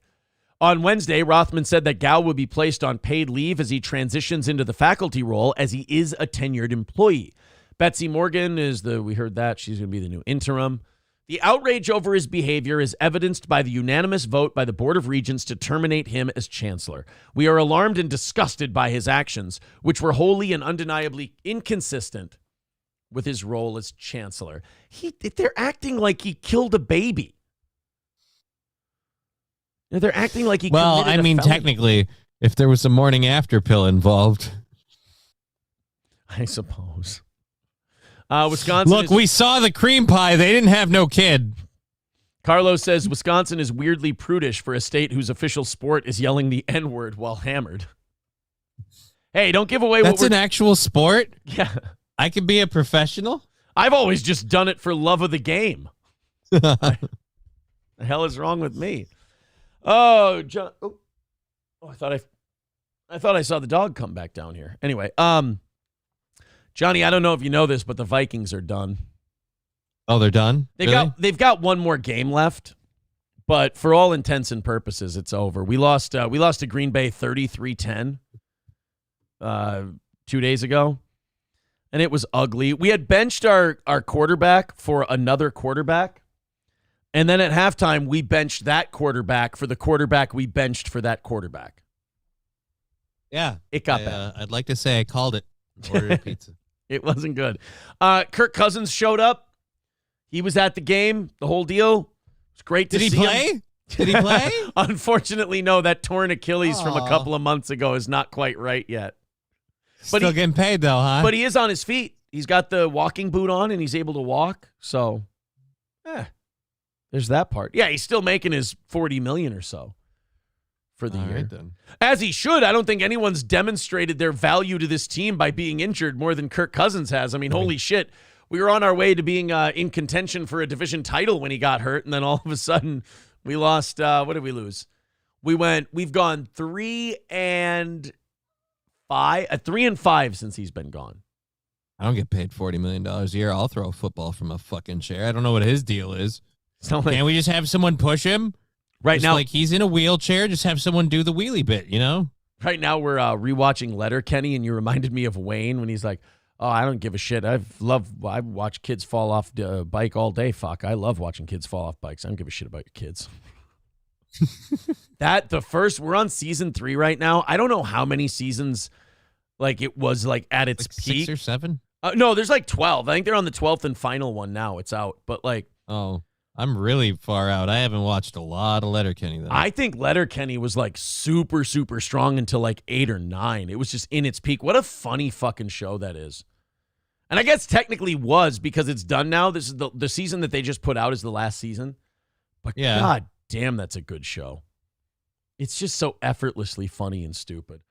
All right, guys, that's going to do it. We are done for today. Thank you very much to the Big Bend police chief and Casey Anthony for basically carrying us. 220 of the 340 came from those two different people. To the rest of you, thank you to those of you who did chip in and to those of you who plan on chipping in later. Thank you very much. We've got an evening show tonight at 7 o'clock. April and I will be back for that. April will be on tomorrow morning at 6 a.m. with me. So with Johnny being gone, we are losing the sex appeal on the program. I got to go have lunch, and I got to kill him first. Yeah, Johnny's going to be on at 2 o'clock Central Time today. Just Kidding LLC on YouTube, Twitch, and Rumble. So be sure to go check those out. That's Just Kidding LLC. Happy New Year to everybody. Thank you very much for being with us for another year. Hopefully it's the biggest one yet for this program. Again, Johnny, thank you very much. Thank you. And we will talk to you guys again at 7 o'clock Central Time tonight. Take it easy.